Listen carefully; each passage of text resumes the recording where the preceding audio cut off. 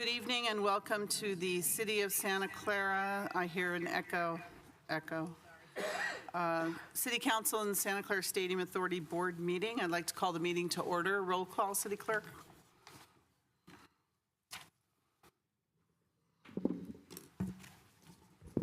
Councilmember Gonzalez. Present. Councilmember Shahal. Present. Councilmember Hardy. Present. Councilmember Park. Here. Councilmember Jane. Here. Vice Mayor Cox. Here. And Mayor Gilmore. Here. Thank you. Thank you. We have 2 items in closed session. City Attorney.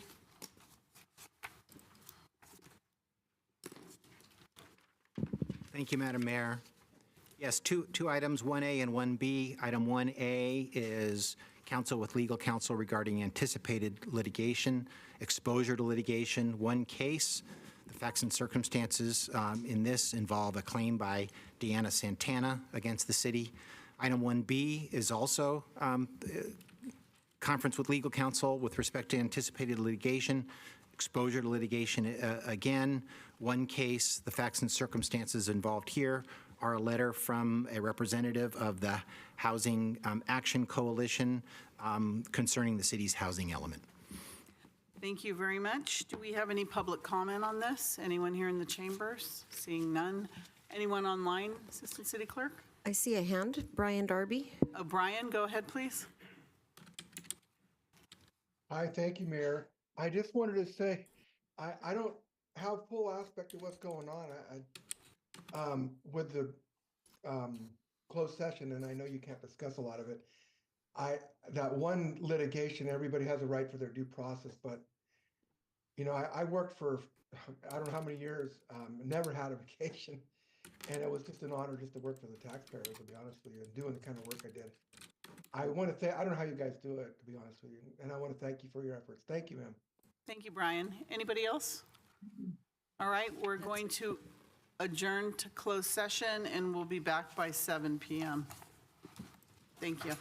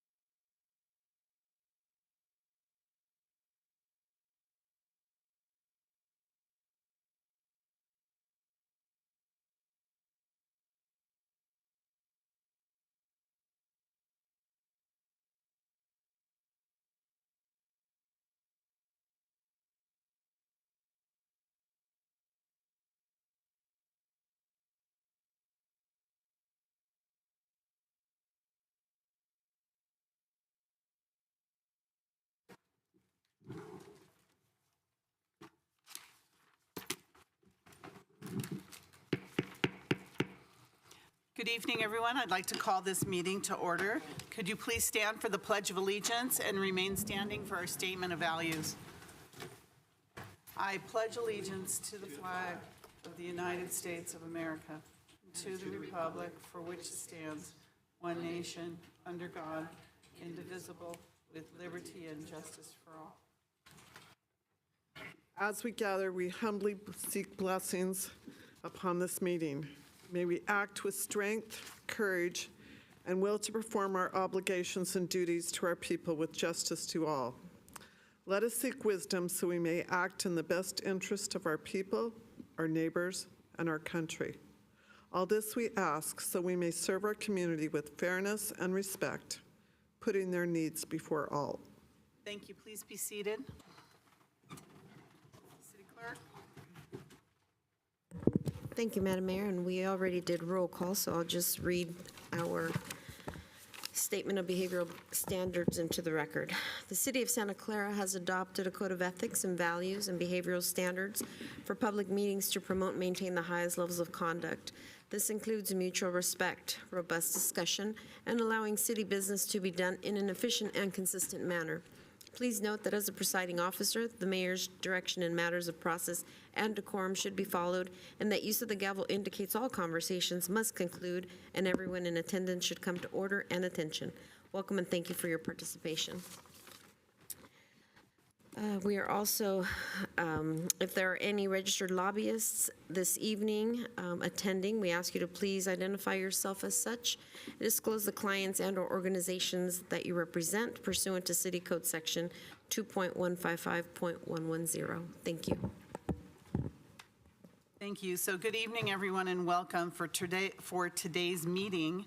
The council's back in session and in person and is conducting its meeting in a hybrid manner. The public is welcome to attend in person, and the city continues to use a Zoom feature to allow participation from your home or office. Members of the public can still join via the link and/or call into the Zoom meeting phone number shown on the screen now.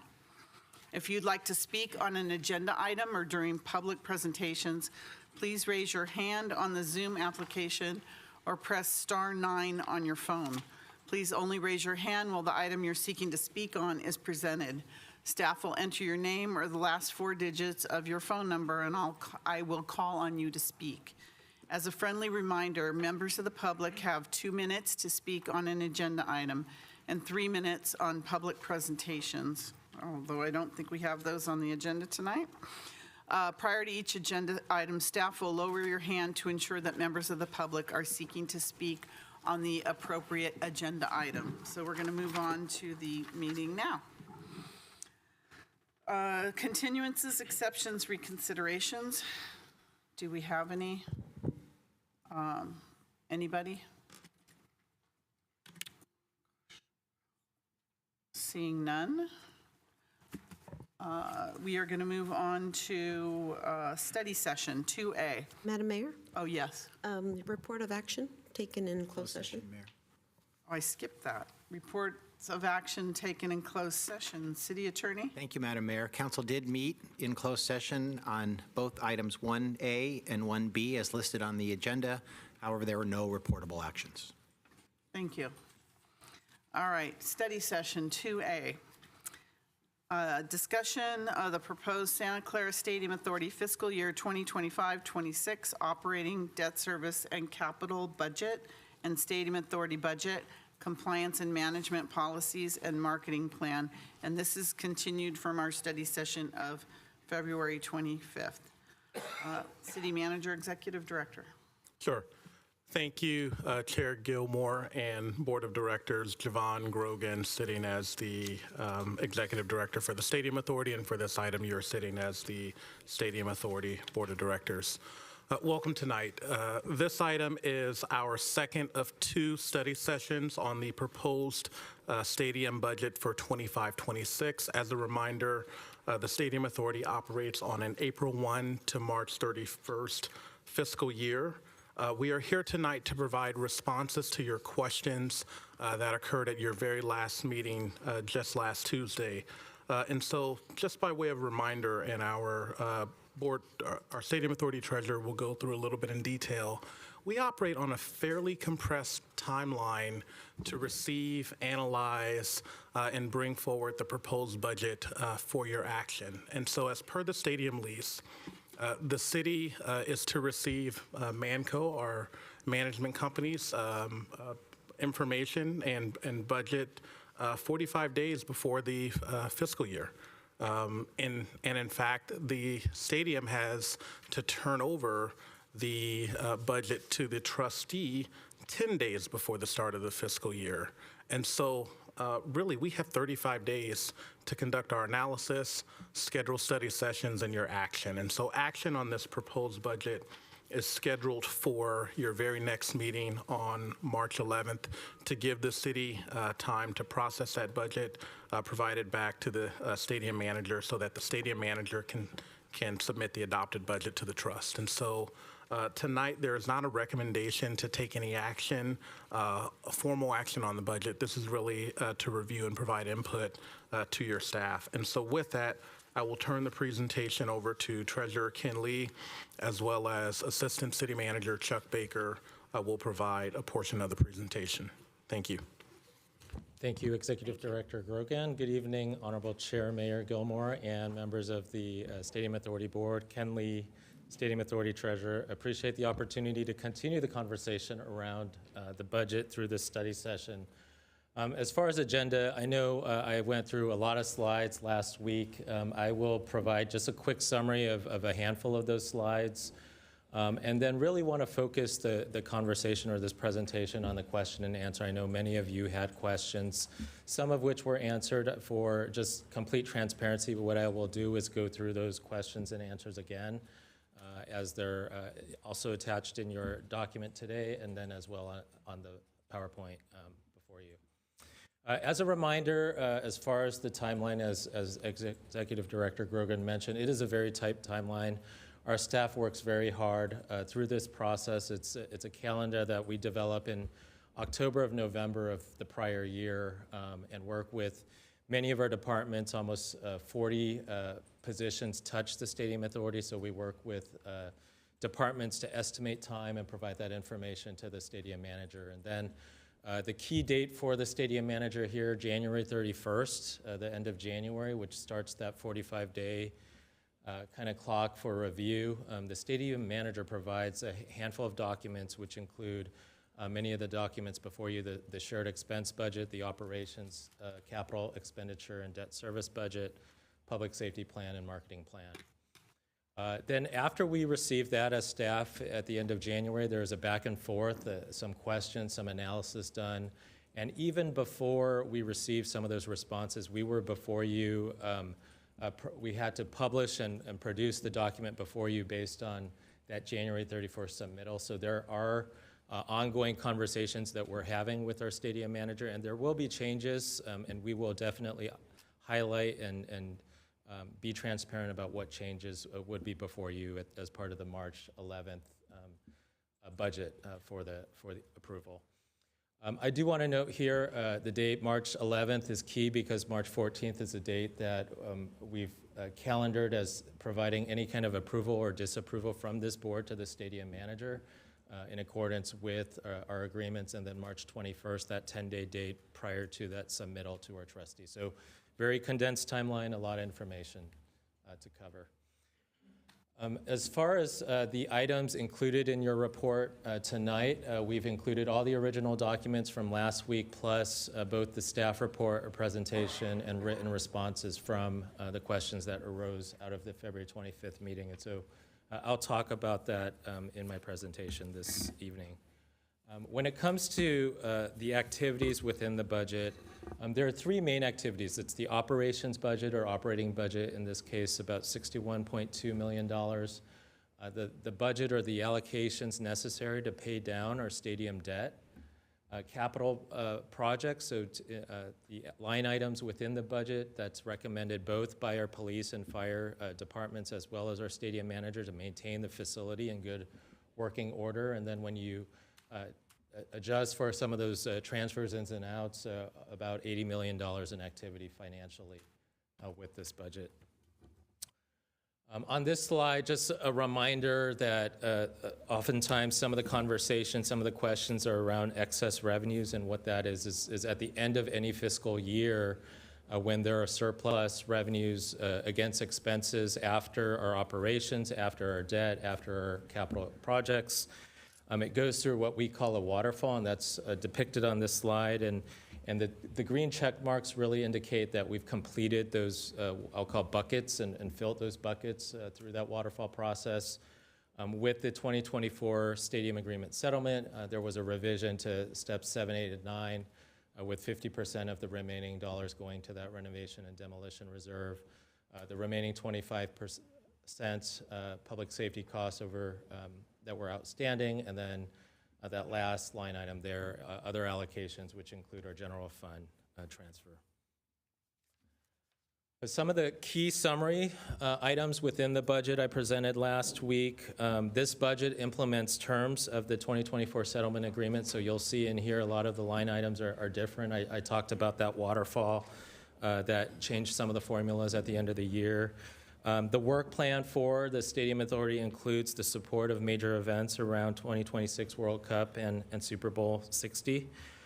The net non-NFL event revenues, and I'll talk about that in my Q&A later in the slide, just lower than the prior 2 fiscal years, but historically at this point in time, because this is right before the fiscal year starts, it's a typically lower projection, and then our hope and with the activity as the stadium manager books events, the hope is that would increase. With regards to public safety cost reimbursements over the threshold, that was a topic in our 2024 settlement agreement. Dollars in this budget are budgeted at $2.1 million, $2 million from a public safety cost reserve. That's from, as I mentioned last week, an additional $4 of our non-NFL ticket surcharge, and then a portion of funding from our discretionary fund. Public safety costs, outstanding balance as part of that same settlement. As we look at the budget, both the current year and next year's budget, payments of about $13 million against that balance over this fiscal year and next fiscal year, and then a projected remaining balance there of $2.8 million at the end of next fiscal year. Direct payments to the general fund, and I have a slide that the question was raised as we compare some of those payments to what was in the settlement agreement. I'll talk about that in my presentation. But in this budget, $6.2 million allocated for next fiscal year, performance rent, excess revenue, ground rents, and our senior and youth fees. With regards to non-NFL ticket surcharge revenue, that is projected to increase $2 million. I mentioned that surcharge increase going from 4 to 8. For certain events, additional $1 million towards our CapEx fund. As we look ahead, we anticipate through the completion of a facility condition assessment, there may and will likely be an additional investment that we will need into the facility, and we'll know more when we receive that document working with our stadium manager. And then the last bullet on this slide, Levi's naming rights. It's the $1.6 million to include the obligation to Levi's as part of the 2026 World Cup matches. That's now with some timing that's offset by the $2.1 million in additional surcharge. So here is the start of a handful of responses around questions and answers, and I will tag team it with Assistant City Manager Chuck Baker. The question was raised around the CapEx reserve. It's projected to drop to a low level, $2.8 million within the budget year. And so how does the additional $1 million factor in, and what are the plans? And so, as I mentioned, a facility condition assessment is underway. Our Stadium Authority staff has walked the stadium with that consultant. At this time, our recommendation is to include $1 million on an ongoing basis. Any of those allocations towards specific projects will come back before the board as part of either a budget adjustment or part of future budget, proposed budgets. And then when that report comes back, our goal really is to evaluate that report and determine what is an appropriate amount to maintain the facility. So $1 million is currently a placeholder for those funds. Then there was a question regarding office space that's in the budget for Manco. I think I'm touching this screen here, so hold on.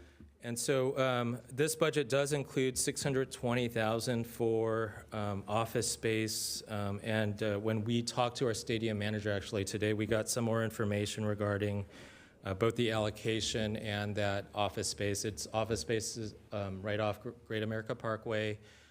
As our stadium manager, as it's written here and as we talk to them, it consolidates their work teams that were across several different locations. And those costs are based on employee counts and the stadium managers allocating the proportionate share to both the Stadium Authority and to Stadco. And so we have asked for additional information. This is an ongoing conversation, but I wanted to provide that additional information we received today regarding this question.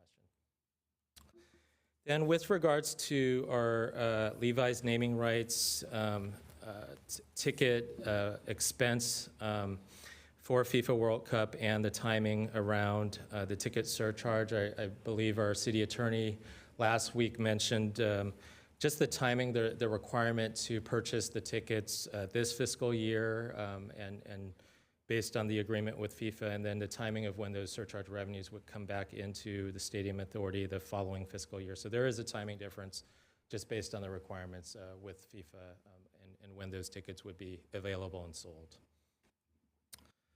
There was a question around SBL sales and service expenses, the level and the need for it, given that SBL revenues are declining. And so in the response, I want to highlight just those specific areas that line item supports includes active sales efforts from selling licenses. So to the extent there are defaulted licenses, they're remarketed and those revenues are received by the Stadium Authority. Support services for existing SBL customers, including collections, financing, a touch point with regards to member support. And then general services such as ticketing, activities. And so the $5 million that's in the budget, we talked with our stadium manager. That includes an assumption that as that sales team produces additional sales, some of those new sales are amortized over a new 10-year period through a financing plan. And so over the last several years, that sales team has hit over $10 million annually with regards to those sales. So that's the sizing of that team is also an ongoing conversation that our Stadium Authority staff is having with the stadium manager, but wanted to provide that information. There was a question regarding our general and administrative costs, why that went up 8% from the prior year, and whether these are city Stadium Authority staff and whether they're subject to CalPERS. And yes, these are, I mentioned a part of my time, a part of my staff's time, over 40 people across all city departments, equating to roughly 8.7 full-time equivalent positions. These are CalPERS employees, city employees that have shared duties with Stadium Authority. And so those costs are up because of revised estimates around staff time needed for Stadium Authority, salary increases based on our both our MOU and merit, and then increased both benefits, health costs, and CalPERS costs. So all those dollars are reflected within the line item. And then with regards to excess revenues, why they fluctuate year over year, and so there's literally hundreds of different variables within the operating capital and debt service budget. So when it comes to revenues exceeding expenses, which drive that excess revenue in any given year, the variations in there could be based on projected public safety costs, could be fluctuate based on operations costs, what the activities are happening during the year. And so that'll go up and down. Our staff now has a model over extended period of time to update based on any change in assumption that we have from year to year. There was a question around the difference, or how does this budget compare to the $20 million that was cited at the time of the 2024 settlement agreement? And I want to show the slide in the upper right here. Just the $20 million was estimated in May of 2024 based on cash, and I want to talk through some of the differences. With regards to performance rent in this budget, because it's accrual-based, two things. One is it adds the 25-26 fiscal year, so that's $2.1 million. And then performance from this year is higher than what was forecasted last May, so almost a full fiscal year ago. So, so that's the difference from 13.6 to the 9.6 originally estimated in May of 2024. And then as we progress through this fiscal year, our estimate for excess revenues to the city's general fund was updated, and so that is higher by about $1 million. So in total, $25 million, both planned for next fiscal year and projected for this fiscal year as direct payments to the city's general fund. What is the source of excess revenues? Why do they fluctuate? I think I talked about this on the prior slide. So as you know, those revenues and expenses differ from year to year as our projected costs differ. That's why some of those fluctuations occur in any given year. And so some of the swings as the 2024 public safety costs outstanding balance as the renovation and demolition fund is filled up, some of those contribute to large swings within that excess revenue transfer to the general fund. With regards to the naming rights CapEx project and why that increased $1.1 million, the initial budget was calculated prior to the solicitation of vendors in that bid. And so upon a competitive solicitation, it was higher due to structural support costs required for the sign, as well as rising material and labor costs. That contract was before the board and approved in December of 2024, but those are the primary reasons why that project was higher from the initial estimate. Now I'll turn it over to Assistant City Manager Chuck Baker to talk about this marketing plan question. Thanks, Treasurer Lee. Good evening, Madam Chair, Mayor, members of the board, members of the council, staff, and the public. My name is Chuck Baker. I'm the Assistant City Manager and Assistant Executive Director for the Stadium Authority. So the question here is, how will the marketing plan be used to increase non-NFL event revenue? It's a great question.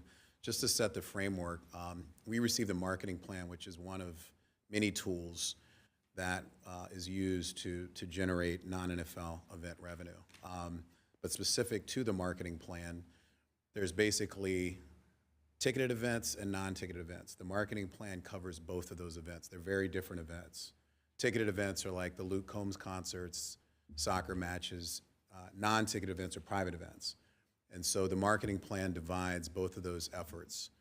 We really want to focus on the ticketed events because they generate the most portion of the revenue and the non-NFL revenue. So when we look at the marketing plan with that lens, the goal is to boost awareness, engagement, and ultimately bookings at Levi's Stadium. That's the goal of the marketing plan. It's important to note that non-NFL revenue has exceeded targets based on a focus on booking higher margin events, events that have perhaps lower costs or can generate higher revenue because of the demographic, right? And that also includes TOT revenue, which we will be analyzing in the future with respect to hotel room bookings. So when we look at the higher margin events, we see that that is one of the pillars of the marketing plan. Another important pillar is targeted advertising to position the stadium as a top-tier venue to attract large concerts and events. And so it's important that we maintain that reputation. And then we have client engagement efforts like showcases and networking events. We also stay active, or they stay active in the industry. Stadium Manager, through conferences and market research, helps to campaign a competitive edge. And then within the strategic framework of these initiatives, the plan then strives to sustain growth and maximize the ROI. Having said that, staff believes the marketing plan should be more comprehensive in nature. And so we feel that it can include more business justification behind the actual strategies, what's driving these strategies, not just the what, but the how behind the strategies. We also want to look at opportunities for growth beyond the current strategy. So the strategy is what it is, but let's think broader and look at other opportunities to generate and maximize this growth. And so we're going to work with the consultant to provide insights on the industry best practices to benchmark regarding revenue optimization strategies on non-NFL events. And then we'll work with stadium manager on discussing opportunities for growth within the business model constraints. Our stadium is unique in that we have our own unique set of costs, contractual obligations, and stadium infrastructure. So that hopefully answers the question. And then I'll go to the next slide, if that's okay, on the SOMP? Sure, okay. So the question here is, why is the SOMP confidential and can it be public after it's finalized? It's important to understand that the SOMP encompasses many documents, and some of those documents have already been released publicly, which includes the budget, or will be released publicly, the budget, as well as the marketing plan. There's many components to the SOMP. And so some of these topics include security, staffing, and equipment, and what we call safety-sensitive issues. And those issues that are in those documents are the reason that those documents are kept confidential. So SOMP covers more than just the document maybe you have received. It encompasses the group of documents. So hopefully that covers that question. I'll turn it back over to our treasurer.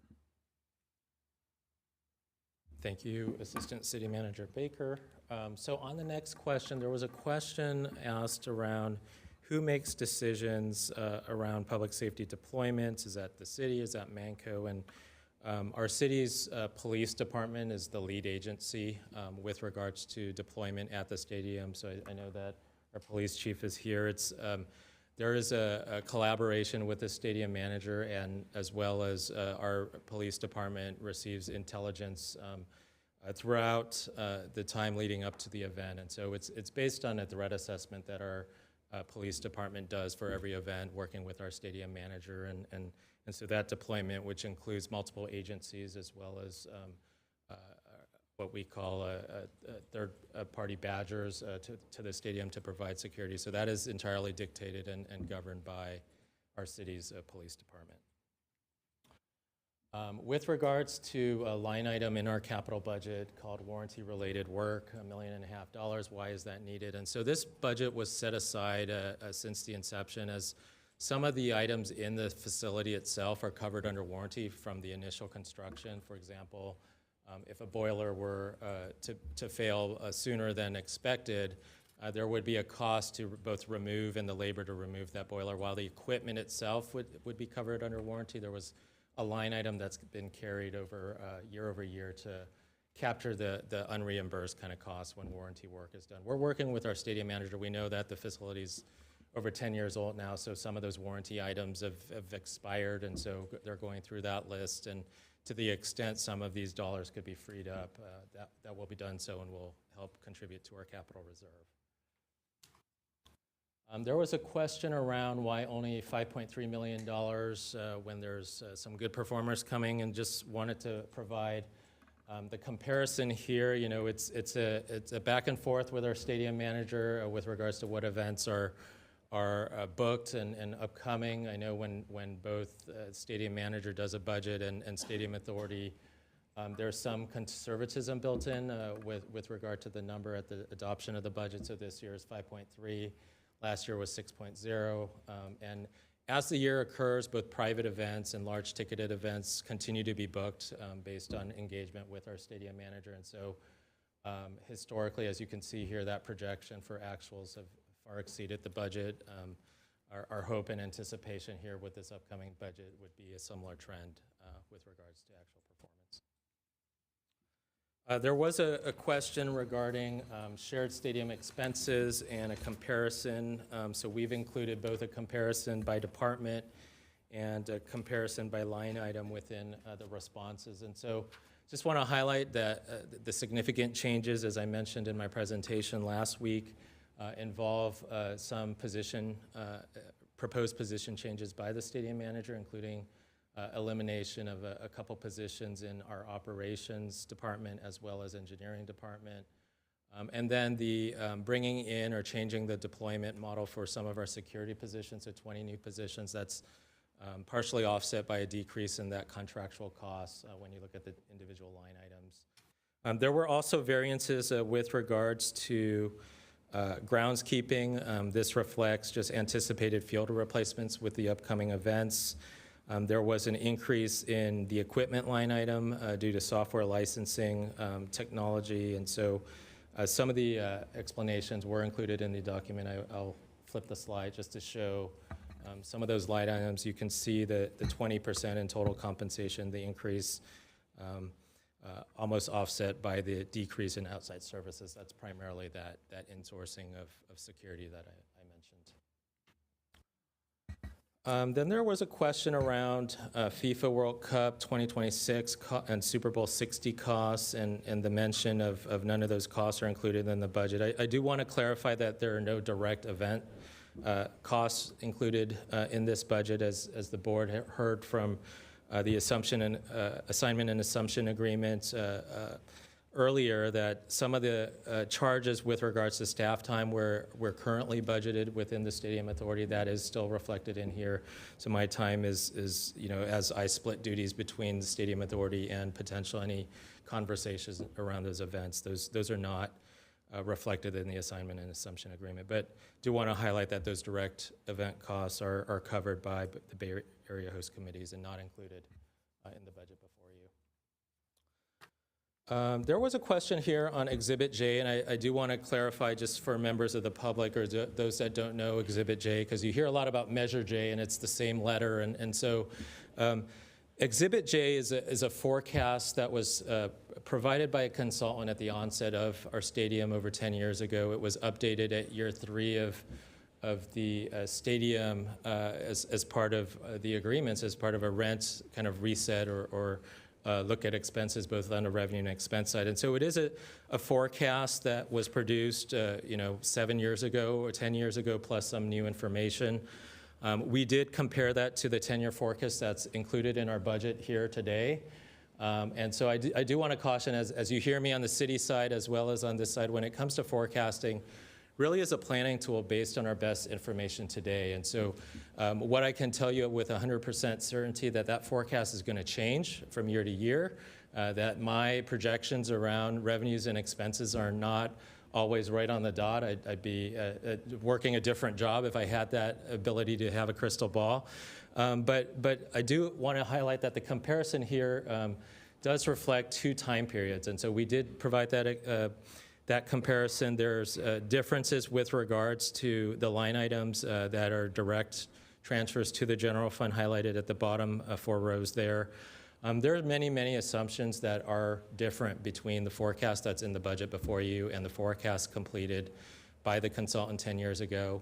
Would require some additional analysis to kind of dig through and figure out what's different. But I can tell you that even with the known items, such as our 2024 stadium settlement agreement, the treatment of public safety costs over the threshold, the discussion around a buffet, those were items that were different from 10 years ago in terms of some of the assumptions.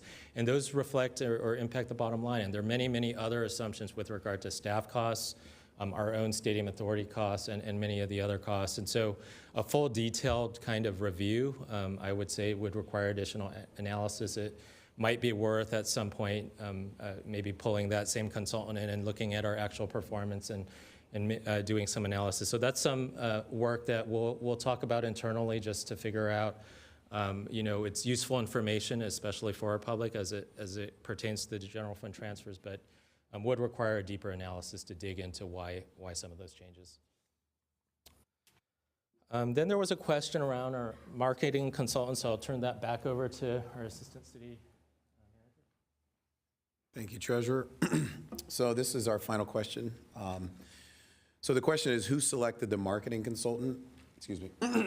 And what will they be looking at? And so in consultation with procurement, we conducted a competitive, fair solicitation process and released an RFP, request for proposals.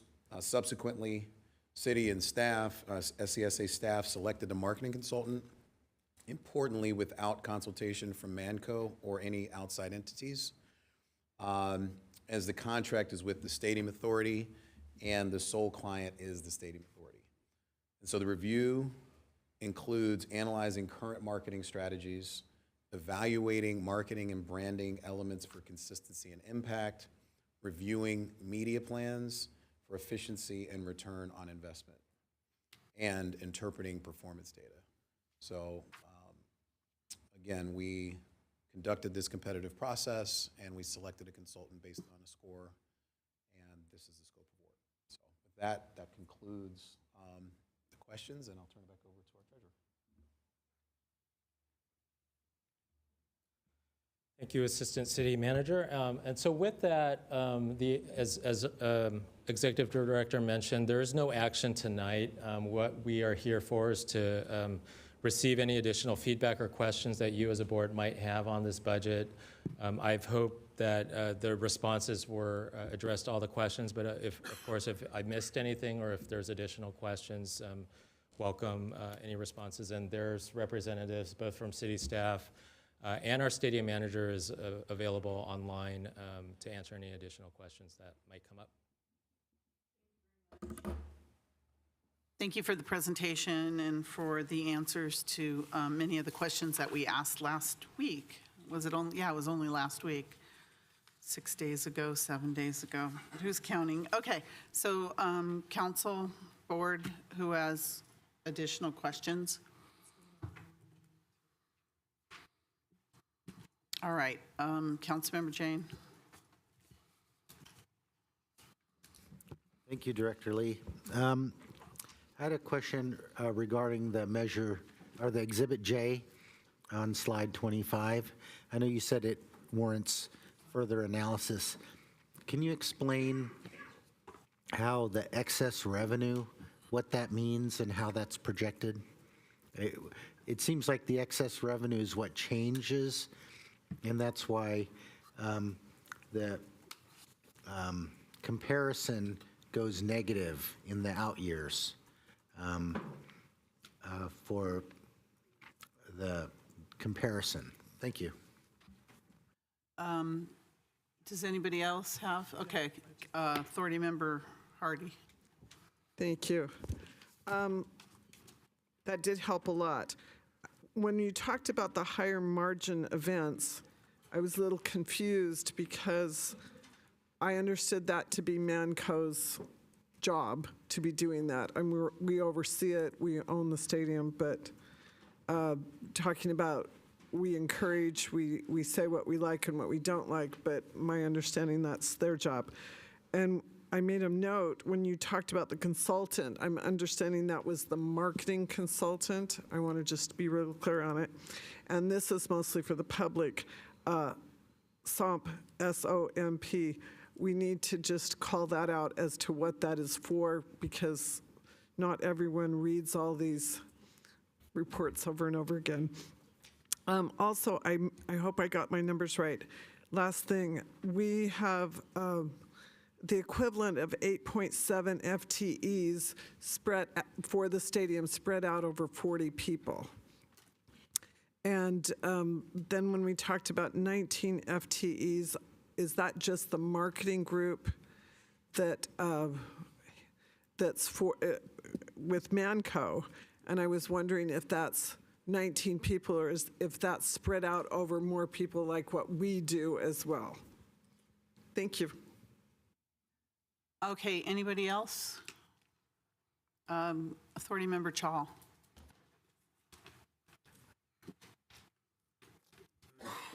Thank you, Mayor. Thank you, Director Lee. One question is about the forecast, the net non-NFL revenue forecast. So we know that there has been traditionally under-forecasted. It is happening. So on the side of, like, forecast is your best judgment what is going to come, basically. So on the general fund side, are we taking the same number, or are we taking a reasonably number which is historically we know that it will be a higher number? Those two numbers can be different because stadium manager is forecasting differently, and as a city financial authority, you are forecasting realistically.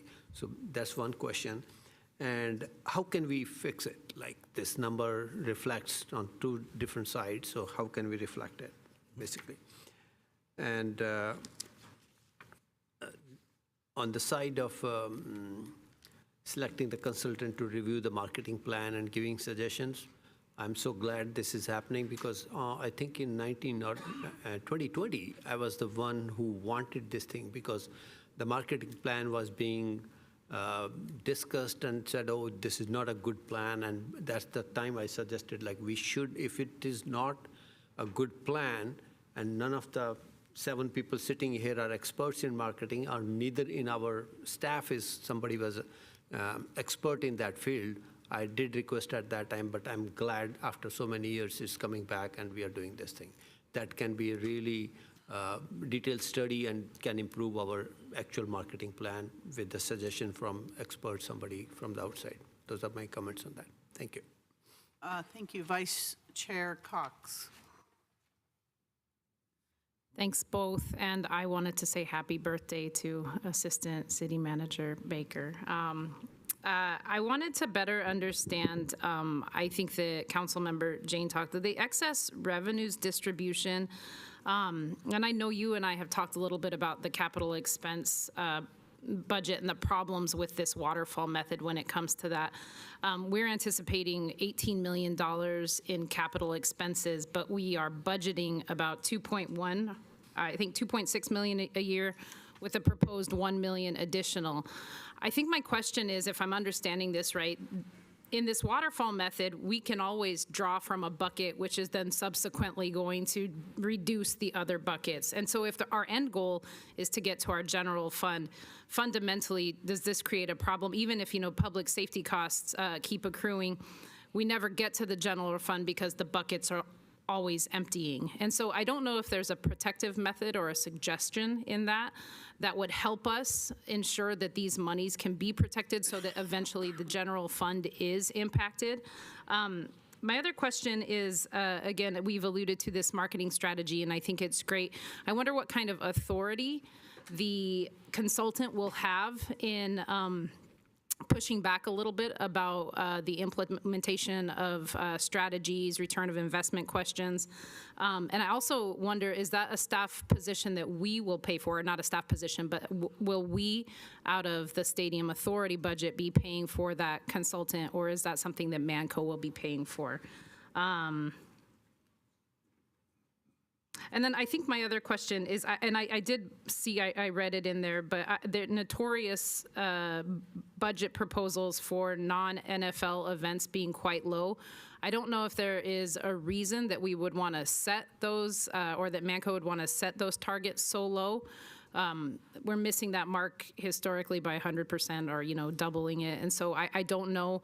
And I did see that there was going to be a working model to try to make sure that that gap was closed. But I want to better understand, how that was missed or why that would be missed. Maybe that's a philosophical question, but I think that's it. Thank you. Thank you. Authority Member Gonzalez. Thank you, Madam Mayor. I just had a comment. I mean, I'm still learning a lot of this, but in my looking at budgets, it's always nicer to be more conservative in the approach. So I want to thank you for being conservative in the approach.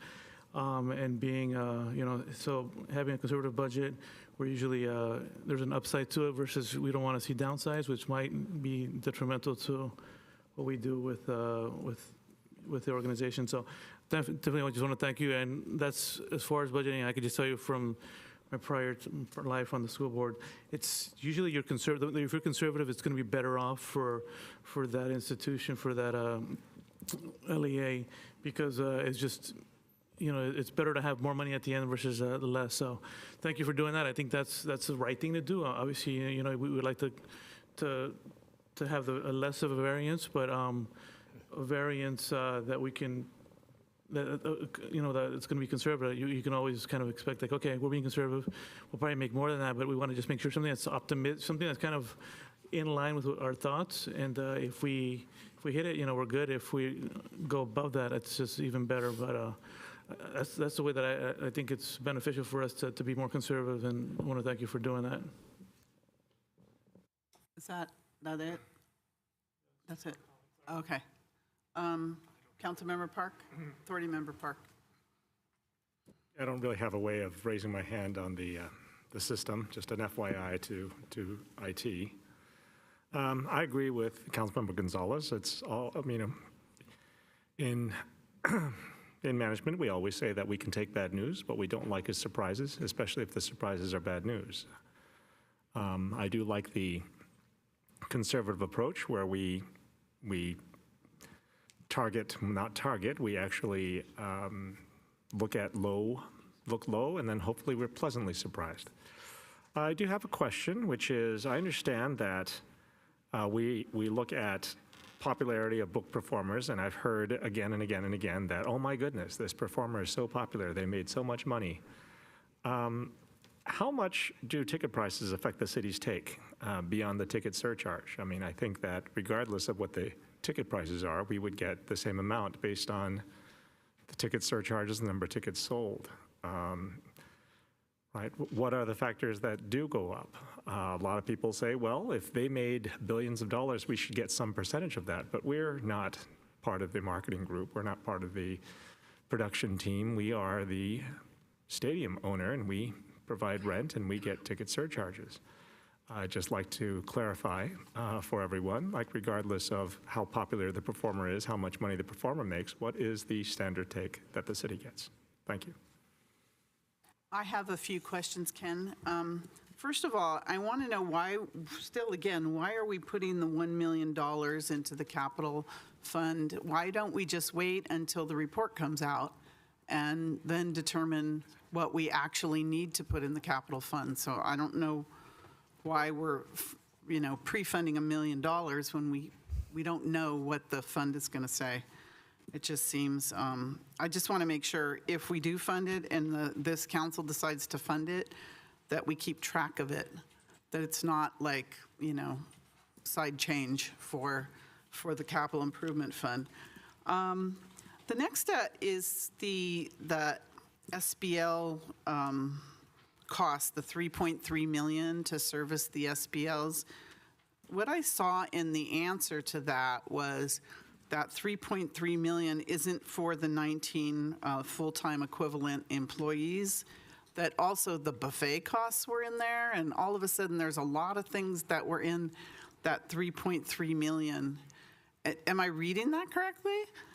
Because it wasn't in last year, and so even if, they're servicing $5 million worth of payments, or even if you said they've, created $10 million and they're working on that budget, 19 people, 19 full-time equivalents is a lot of people, especially when, maybe you can explain too, they have this STR, the secondary market website that facilitates the transfer and resale of SBLs. They actually, looks like they pay the Stadium Authority money, $325,000 annually, and also based on the commissions collected, and also the Stadium Authority receives 50% of any commissions in excess of $650,000. So if we have that's working the SBL secondary market, why are we paying 19 people $3.3 million to do all this? So I would like to have it clearly defined, and don't just throw all these things in a bucket. Oh, it's buffet and it's now advertising and it's this and that. When it says in the budget for 19 FTEs, 3.3 million, could you please just further define it by next week? What exactly is paid for out of that? Let's see. There's a line item called Stadium Fund Trust Reserve, and it went from 5.7 million to 9.5 million. Where does this money come from, and who has access to it, and for what use? Because it went up dramatically. So how is that money used, and who can use it? You mentioned something in your statements, I think Assistant City Manager did, about, because I asked the question, where is the money coming from that is going to pay the costs for Super Bowl or World Cup? And one of you said there are no direct costs for Super Bowl or World Cup, but what about the indirect costs? And I'll give you an example. A team went to Super Bowl this year, and city manager let us know that the Stadium Authority paid for at least some of the trip for the city manager's group. So where would something like that be paid for? The extra money that the Bay Area Host Committee decided that weren't acceptable charges. I think it was, I don't know how much it was, I can't remember, 25,000, 15,000, something like that. But it was paid for by the Stadium Authority. Where would those kind of costs? So they're not direct. Are those considered indirect costs? Because you specifically said, there's no direct costs. So is there indirect costs, I think is the question. And then the new office expense, for the life of me, I couldn't find where it was in the budget. You said it was in the budget, but I didn't see any, besides you telling us at the meeting that there's this new office expense. I couldn't find it in any of the documentation. So my question is, you said it was $650,000 in the budget for this new off-site office expense for Manco. Will that be a yearly amount? Where is it? What kind of square footage? What are we paying? And what would we be paying, which I'm actually not for at all? And why aren't they staying put at the stadium? Because usually you want your property manager staying at the stadium, not off-site. And if they're not staying at the stadium because they've outgrown it or whatever, I know that there are a lot of businesses that have located in our stadium. I'd like to know what businesses are located there, what rent these businesses are paying, and what are we, the public, the Stadium Authority, receiving from those businesses that are located there. I think there's a radio station. There's all kinds of businesses that call Levi Stadium home. So what are we getting out of it? But I don't really have any information on the new office space besides what you just told us, $650,000, and it's somewhere on Great America Parkway. And I think those are my questions. Oh, last thing, the Measure J, the comparison. For the life of me, I have Measure J, the exhibit. Sort of lived with this for years. I couldn't even figure out what you did on the thing. So I'm not going to take the time here, but I'm wondering if I could work through the city manager to figure out what you did on the Measure J comparison, because I can't put two and two together. So that's it. And I think that's it for the questions. Great, appreciate the questions.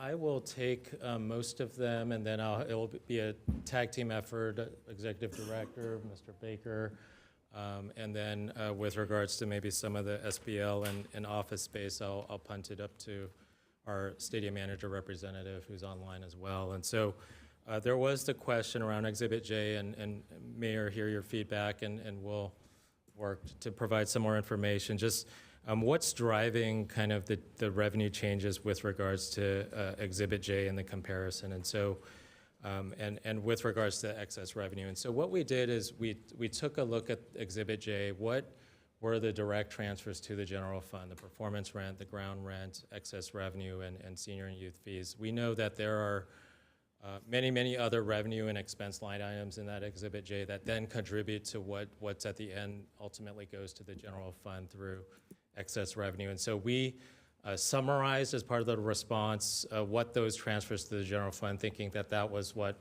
was the most important as part of the Q&A, but we'll provide more information. And so that excess revenue, Board Member Jane, you asked what constitutes kind of the change and why does the comparison go negative? And so excess revenues are driven entirely by projected operating revenues in any given year and projected operating expenses in any given year. With regards to our current 10-year forecast, we have a couple things that are part of that excess revenue waterfall that I showed those buckets on.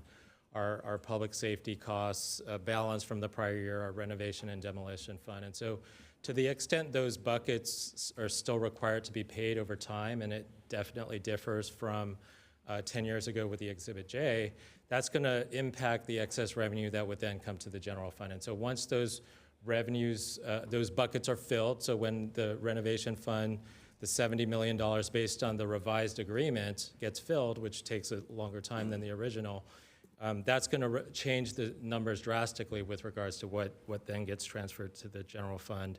Why does the comparison go negative? So in the out years, it's negative because when we look at the revenue against expense comparison and our obligations through the waterfall, we have both higher revenues as well as higher costs. And when you look at the many, many different assumptions, the 10-year forecast is projecting a lower amount from 10 years ago. And we know some of those reasons are because of items like our public safety costs over the threshold, which was not included in the forecast 10 years ago, as well as other items that were included in the 2024 settlement, like the buffet that was not included as well. So there are other costs that have arisen and changed within that 10-year period, and so that's why that comparison is negative from year to year compared to the forecast 10 years ago. Board Member Hardy, appreciate the comment on the acronym. So SOMP, just for the Public Stadium Operations and Maintenance Plan, and that's a requirement of our stadium agreements to both the stadium manager to provide to the stadium authority as well as us to the public. The conversation around FTEs, so the 8.7 FTEs within the stadium authority general and administrative budget, 40 city employees that touch stadium authority. The 19 FTEs that were referenced were specific to SBL sales and services. Those are Manco employees. I know there was in the description that those employees charge based on actual time, so it's not exactly the 19, but if they work on NFL related items, there's a charge back to, I believe, Statco, and so they split their time, but 19, kind of the body count are equivalent to the 40, but not the full 19 that gets charged. Councilmember Chahal, you mentioned just the non-NFL events forecast and you know, when there's a difference between the timing of what we're projecting here versus what we carry on the city side. This is, you know, because of agreements that were settled recently, this is kind of a new number that we're now including on the city's general fund forecast because a lot of the litigation was ongoing. You know, we had kept that money in reserves. To the extent that the actual non-NFL event number exceeds the forecast and through the waterfall and through performance rent, new dollars flow into the general fund, yeah, that's extra money for the city. And I would report that, how that's tracking through my monthly financial reports that come to the council. And then that extra dollars, if there are any, would be realized as part of our year-end reconciliation when we close out the budget every year. And I bring back a report in December. Any additional stadium monies that come through, we would report out and plan for. There is also an opportunity as we're closing out the 24-25 fiscal year and we know some of the numbers for the Stadium Authority.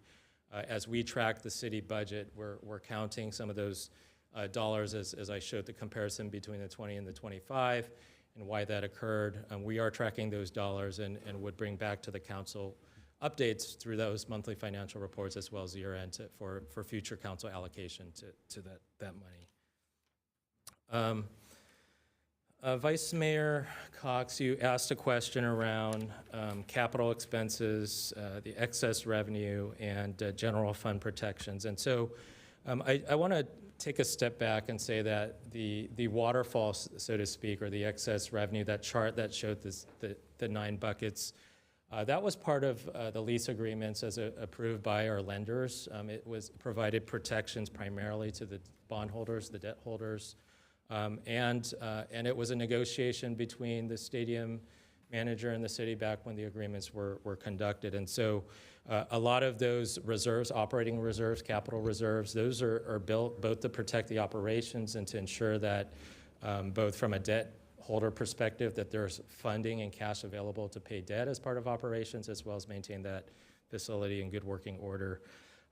Within the capital transfers that are dictated in the contract, there's a base, I believe, $2 million and an additional $1 million through the excess revenue. That's $3 million a year.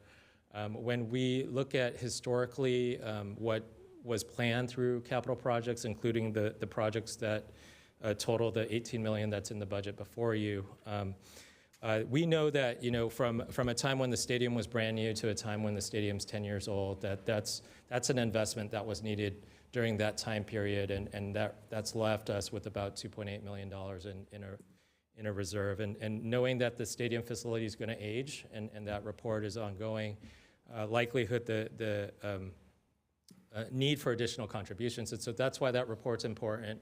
And that's to protect, as a stadium authority, our asset, the stadium facility itself.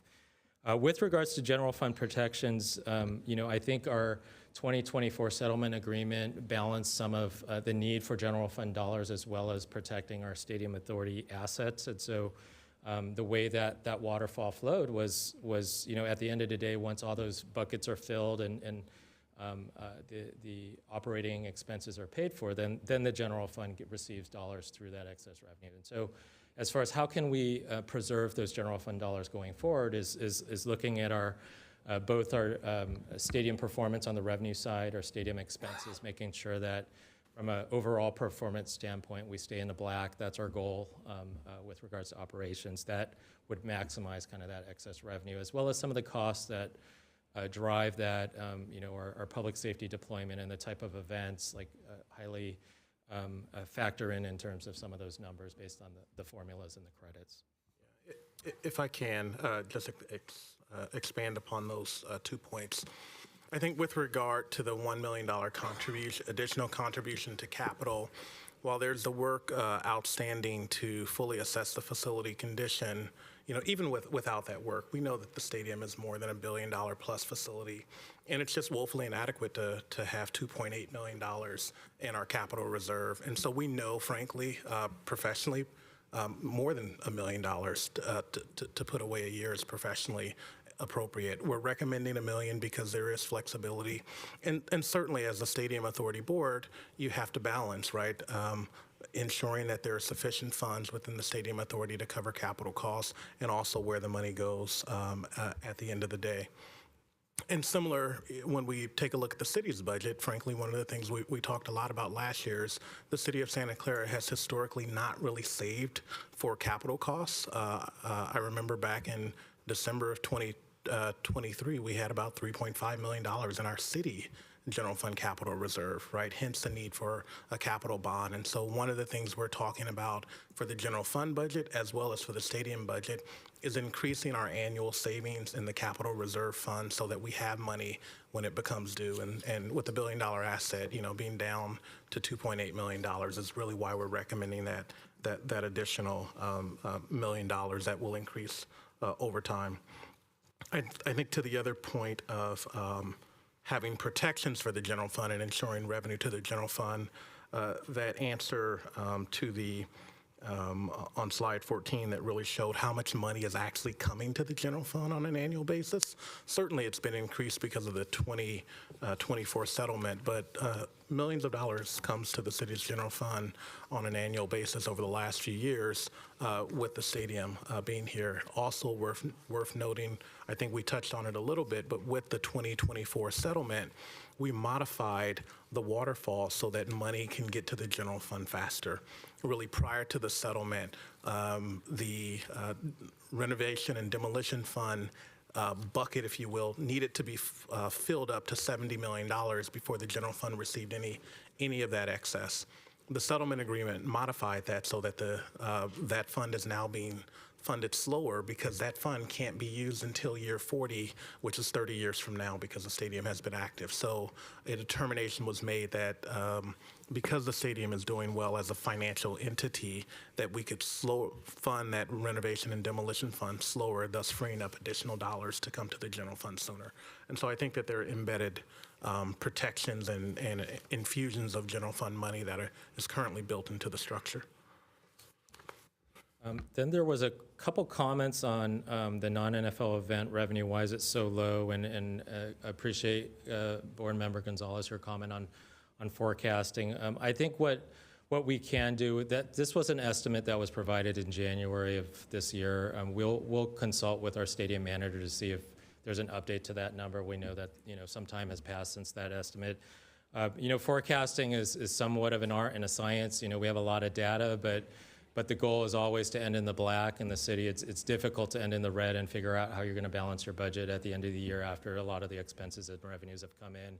So it's always a position to try and end in the black, but also not be overly conservative that you're squeezing, at least from a policy conversation, some of the dollars that could be used within a budget. So as a finance director, as a treasurer, always trying to get that within a variance of 1%, 2%, 3% if we can by the end of the year. So conservatism at the start is prudent, and then as we go forward, we will update as we know more information. There was a question, Board Member Park, just around the popularity of performers and where does the money go and what do we receive. And so that differs based on our contracts with the performers on an event-by-event basis. It's known that primarily the ticket price, the face value of the ticket, that those revenues go to the promoter as part of that deal. What we do receive our concessions, part of the concession dollars, some of the parking dollars, and as well as when some of the revenues and some of the expenses that are covered through that promotion agreement, there is net profit at the end of the day for the general fund. And so those are dictated on a case-by-case basis through negotiations with promoters, but the ticket face value itself goes directly to the promoter. There was All right. On that, I'll just add, I think the question really talked about the popularity events and the popularity of performers. Just want to note that what staff and the consultant are looking into is higher margin events. Because they act as popular, that event actually cannot be as profitable because of all of the things that come along with putting on that event, a la increased security and things like that. And so that is one of the things that we're asking the consultant to look into, is actually higher margin events, not necessarily more popular events. Okay, and then Chair and Mayor Gilmore, you had a question just on the $1 million of additional capital, and I think our executive director covered it. I'm just looking at what's coming ahead, just trying to be prudent to sock money away early. With regards to SPL costs, I do want to have a couple points of clarification. $3.3 million does include about $1 million of buffet costs. Those are costs that align with the 2024 settlement agreement. I want to note that this is the first budget that those costs show up in quite some time. As part of prior budget process, when that was an outstanding issue in litigation, we had allocated that money to a litigation legal contingency, and so those dollars are used to help service the obligations around SBLs. We can break that out as part of the budget from a... Yeah, and yeah, so in the budget for March 11th, we can definitely break that out and show that to be transparent. Sure. But it's a cost associated with the SBLs. Absolutely, and just to provide a note on that, because I know we have 2 new council members, the original agreements for the stadium entered into more than, I think, 12 years ago at this point, called for the Stadium Authority to bear all cost of buffet costs, really a cost that was uncapped, that the Stadium Authority had no control over. And so during the settlement conversations, the settlement agreement capped those costs at $1 million and with an escalator attached to it. And so that's why those costs are reflected here, roughly approximately $100,000 per event, $90,000 per game. So just wanted to provide that history. Then there was a additional question just on the 19 FTE. So that's 19 positions that charge primarily to SBL sales and services to the extent they service our asset, but then as they relate to Statco time, that charge is direct timed over there. I talked about the activities. I'm gonna, with regards to their specific duties, I'll see if Alex, who's on the phone, has any additional comments just on that. If not, we'll work with the stadium manager to provide that in the write-up for the March 11th date. Just to say that if it's 19 positions and you say Statco is, they may be working for 2019. I want further details on that. That's a lot of people to service a very small amount of money. Then there was a question with regards to the marketing of SBLs. And so there's members of the public can buy an SBL in two ways. One is directly through our stadium manager, the Levi's Stadium website. Those are typically purchased at the full price, provides rights for tickets. The STR marketplace, that's the secondary market if there's a SBL holder that wanted to transact or transfer their SBL to another customer, either known or in an open marketplace. That marketplace does provide an avenue based on the demand and the sale price, so that could be higher or lower. And from that sale, we as a stadium authority receive a commission and share that commission. And so that's the two different ways. And so the SBL sales and service staff, from our understanding, are related to SBLs that have defaulted, go back into the pool of eligible SBLs to be remarketed and sold at full price, full market price. There was a question on Stadium Fund Trust Reserve. Why does it go from $5 million to $9 million, and whose money is that? So that is money sitting with the trust that the Stadium Authority has full control over. Lynn Lamb and the team in our finance department manages that cash, and that's in the trust. It comes, we authorize instructions to transfer that money to the Stadium Authority for the paying of operating costs. We also work with our stadium manager with regards to shared expenses, and from that trust fund, it flows, but it's fully in the control of the Stadium Authority with regards to the cash. Now, the $5 million and $9 million is entirely due to timing with regards to some of that cash. So we are required to keep 3 months operating cash within that trust at all times, and then when there's a transfer of fiscal years, it's 3 months of cash from the last fiscal year and then projecting out cash as part of the start of the new fiscal year. And that was, I believe, designed to ensure that from an obligation standpoint, that cash was available for operations, that in an event of emergency, as well as to ensure our debt holders that trust had a cash balance available at all times. And so that fluctuates based on timing. There was a clarifying question on Super Bowl, World Cup, indirect costs versus direct costs, and I'll start it, and maybe our team over here will elaborate. My understanding, in the assignment and assumption agreement, Bay Area Host Committee has agreed to pay for both direct costs the day of the event, some of the planning costs leading up to the event, and as well as some of the costs, administrative costs, for positions that are not budgeted within our Stadium Authority budget. So there are some indirect and direct costs borne by the Bay Area Host Committee. And then so to the extent there are positions such as myself, when I attend a meeting and it involves the Super Bowl, that is included in the budget for the Stadium Authority. I don't know if you want to clarify. Hopefully I got that right. Sure. The assignment and assumption agreement with the Bay Area Host Committee that the board authorized for FIFA has the Bay Area Host Committee covering direct costs, planning, event, and post-event costs. There are a few carve-outs. One of them we've talked about extensively, the Levi's naming rights, which is a contract that the Stadium Authority has with Levi's, who is our naming rights partner for the venue that we own, the stadium. And so there are certain commitments that in the agreement that we have with Levi's that we were unable to assign to another party. And so as a part of this agreement, we are covering those costs. In addition, as the finance director mentioned, there are personnel that are normally budgeted to the Stadium Authority for the normal operations and oversight of the Stadium Authority, like 20% of my time, portion of the city attorney's time. Those costs are not being billed to Manco because they're already a part, are not being billed to the Bay Area Host Committee because they are already a part of the normal stadium operations. There are also costs such as what we called preliminary costs or pre-costs before an interim funding agreement, costs that were incurred for staff time once it was announced that Super Bowl would be coming to Santa Clara.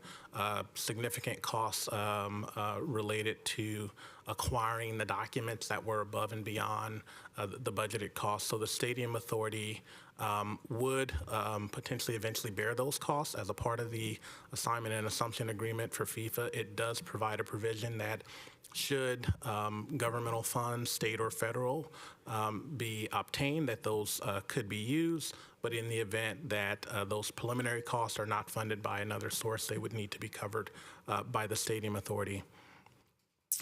In addition, I think the board chair mentioned that there were costs for Super Bowl to attend the Future Host Cities program. Absolutely, those costs occurred and were borne by the stadium 10 years ago when the city hosted Super Bowl 50, as well as in this coming year, the NFL hosts the Future Host City program that typically the venue or the city pays for, where if you're going to host a Super Bowl, there are a series of meetings because right before Super Bowl, you have all of the key players in. And so last year, a few key personnel did go down. I actually think 2 went down last year. A total of 4 went down this year, did not go to the Super Bowl. Flew in to New Orleans for meetings on Thursday and Friday. Left on Friday, thankfully before all the craziness started, but met with NFL officials, New Orleans Host Committee officials, as well as the New Orleans Host Committee. Learned a lot about, frankly, what we're going to be going through over the next a few months. And so those costs were borne by the Stadium Authority's general management and oversight budget, or G&A, general administrative budget.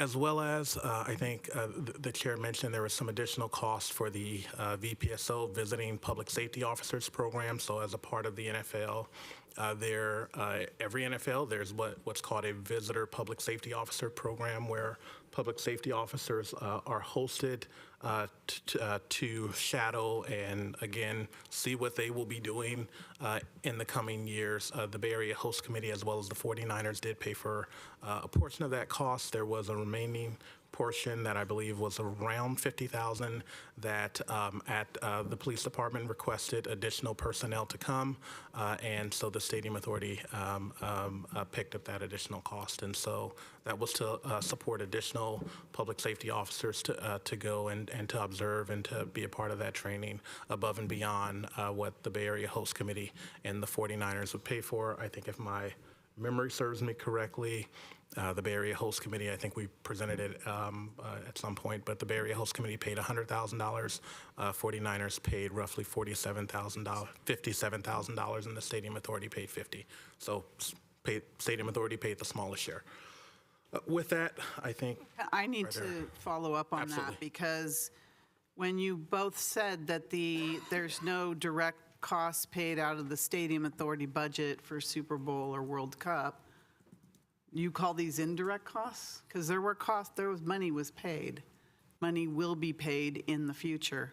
Is it in the G&A account where this money is being paid for these trips and things that aren't covered by the Bay Area Host Committee? Sure. Did I ask the right question? Should I ask, where's the indirect costs for Super Bowl and World Cup? Because obviously there were monies paid, and there will continue to be monies paid from the Stadium Authority. So what's the question I should be asking? Is it indirect costs? Is that what I asked? Madam Chair, I think using the term indirect cost or cost not covered under the assignment and assumption agreement, Yeah, and I think fully in the covers it. future, instead of saying there are no direct costs paid for Super Bowl, that's not real, there's costs paid. Just be, direct and straightforward that where are these costs paid? And then what I also heard was that anything above and beyond what you're 20%, or I don't know, you're 20 or 30%, or I don't know what you are, 20%, everything above and beyond that will be reimbursed by the Bay Area Host Committee? No. Or are you saying no one will be doing additional work based on what they normally do every year? Sure. Because the G&A budget went up, I think, 9%, so is that, Sure. I just want to know how it's going to be funded. Absolutely, Madam Chair. I think as a part of one of the questions and answer, staff articulated the reason for that 9% cost increase, just general cost of living increase, benefit cost increases. There was a paragraph that we went through. I think with regard to the question of staff that are budgeted to the G&A account, or essentially the general management account for the Stadium Authority, staff annually for the Stadium Authority budget or any other fund that we have, there's a budget projection. For example, let's say a position has 30% of their time budgeted to the Stadium Authority. Well, that's a analysis that's done each year during our budget process of how much time they historically spend at the Stadium Authority, how much time we expect they would spend in the coming year, and then we budget 30%. However, staff bills the actual time that they spend. So if at the end of the year they only billed 25% because they only spent 25%, that's what would be billed to the Stadium Authority budget. If they spend 40% and they only budgeted 30%, 40% would be charged. That's important because this coming Absolutely. year will be there's going to be a lot of work for Super Bowl and World Cup. And I just want to make sure if they're above and beyond what they normally, are allocated for, that we get reimbursed for that. Right, and as per the assignment and assumption agreement, any normal cost for staff that provide oversight would be billed to the Stadium Authority. But anything above and beyond, and I'm going to be asking you for monthly reports on what has been reimbursed, what has been spent, so that I want to make sure at least I can keep track of what's happening with the budget. Right. Anyways, And okay. Mayor, just to be clear, as a part of the assignment and assumption agreement, there's, for staff that bill their time to the Stadium Authority budget, there are budget assumptions in there. Should that time increase, the additional time would be charged to the Stadium Authority, and that is our normal process. That is how we operate for any other Yeah, fund. but that's not what the assignment assumption agreement is, that the Bay Area Host Committee said that they would cover all costs, and that was in our guiding principles as well. All costs be covered pre and post Super Bowl and World Cup. So not the Stadium Authority, which is the public, right? Stadium Authority is the public. That the Bay Area Host Committee was going to be reimbursing the city and Stadium Authority for costs above and beyond what they normally do. Now you're saying the Stadium Authority is going to take a lot of the costs of these events?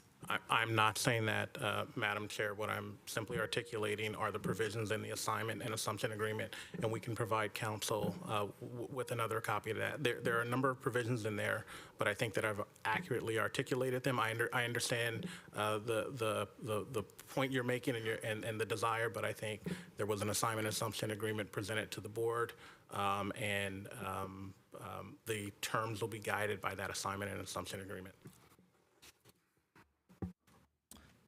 Okay, and then there was a question around office space, and I will answer what I know, and then I'll let Alex online add if he has any additional information, and if there's still unanswered questions, we'll continue to work with them to provide answers for March 11th.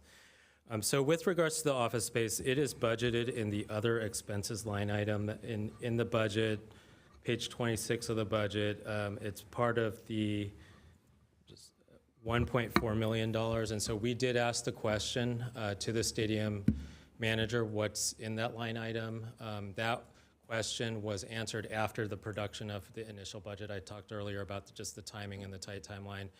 It was revealed that through that Q&A that included office space for what's termed the Stadium Authority's share of office space, and so we know through the Q&A, we had many questions, as did the board, and so we've received some information, the methodology based on employee count and percentage that's allocated to the Stadium Authority.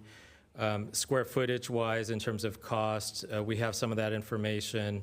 It is less than just the average kind of Class A space cost. I know the office market is depressed, and so in talking with our stadium manager, They felt that from an office standpoint and a lease space standpoint, that those costs were very favorable in terms of locking in from a long-term contract.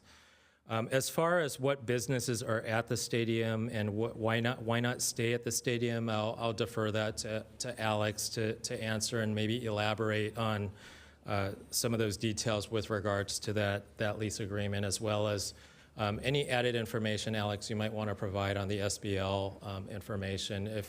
If we don't have that today, we'll provide that on March 11th. So I don't know if, Alex, you're available. Yeah, if he's on, I'd like to get the details of this proposed lease. Sure, yeah. Thank you, Treasurer Lee, for kicking it over to me. As just a very quick intro, my name is Alex Acton, and I'm the Director of Finance here for the San Francisco 49ers. I'm not here tonight to advocate for any particular position, but do want to note that I am a registered lobbyist.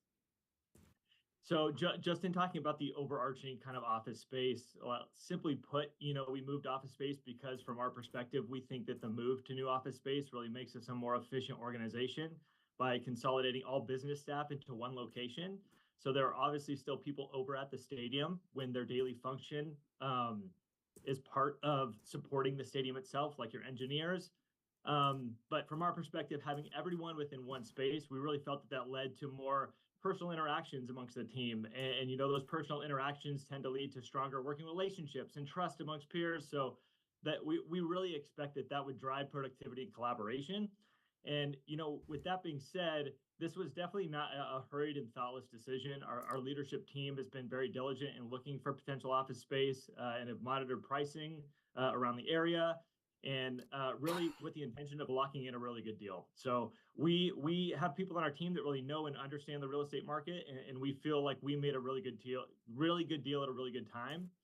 As for the stadium itself and why we didn't necessarily stay in the stadium, we definitely looked inside the stadium for suitable office space, but there's really nothing in the stadium that can space 50 employees in a contiguous square footage manner. So once we determined that we really did not have sufficient space within the stadium, we went through a process to evaluate all the available office space within a mile of the stadium. And really, after looking at dozens of spaces, we determined that the office space at 4655 really provided the best value. On the SBL sales and services side, so just echoing a lot of what Treasurer Lee said tonight, the 19 positions that you see do not necessarily equate to 19 full-time equivalent positions. Those are 19 people individually that track the time that they spend on Stadium Authority related tasks. And that's what the budget is there to reflect. So the SBL sales team has consistently outperformed the revenue target, which includes over $10 million in new SBL sales over 3 of the last 4 years. Many of those sales, however, are financed over a 10-year period, which means that the revenues that sales team are selling are not necessarily reflected in the current fiscal year, but are contractual revenue for future fiscal years. So, for example, of the $5 million that we are looking at in SBL revenue, a majority of that has actually been sold in prior years. So it's an investment more into future contractual revenues, not necessarily a one-for-one when we look at it on an individual P&L. So once the sales actually happen, that's really where it becomes a responsibility of the SBL service team to collect on all those future contracted revenues while really focusing on minimizing defaults. And so if you think of like the actual, let's say, daily tasks of your SBL sales and service team, a lot of it is, invoicing and collecting SBL sales, but a lot of it is face-to-face and virtual meetings with SBL holders that get shared amongst STADCO and SESA. General customer service questions, which can vary on a variety of different topics, whether it be account management issues or updating their account contact information. They're the first line of defense on experience complaints at Levi Stadium. So that's really what that service team does. And from our perspective, the ROI on the servicing function of expenses really should be viewed within the overall context of the nearly $600 million in SBL revenues collected since the beginning of the stadium. Thank you, Alex. Could you detail, going back to the space, the office space, can you detail what that $650,000 you're requesting is for? And what would be, is this an annual payment, or what would be what would we look at going forward? Yeah, no, correct. It's an annual allocation for SCSA and shared Manco employees that are focused on driving revenue to the authority. So that $600,000 is budgeted in 2025, but that would be expected based on employee count moving into the future to be the same allocation with some growth year over year to be allocated to the authority each and every year. So you said you already have your space. What's the total square footage? How many Manco employees are there? And is it for rent?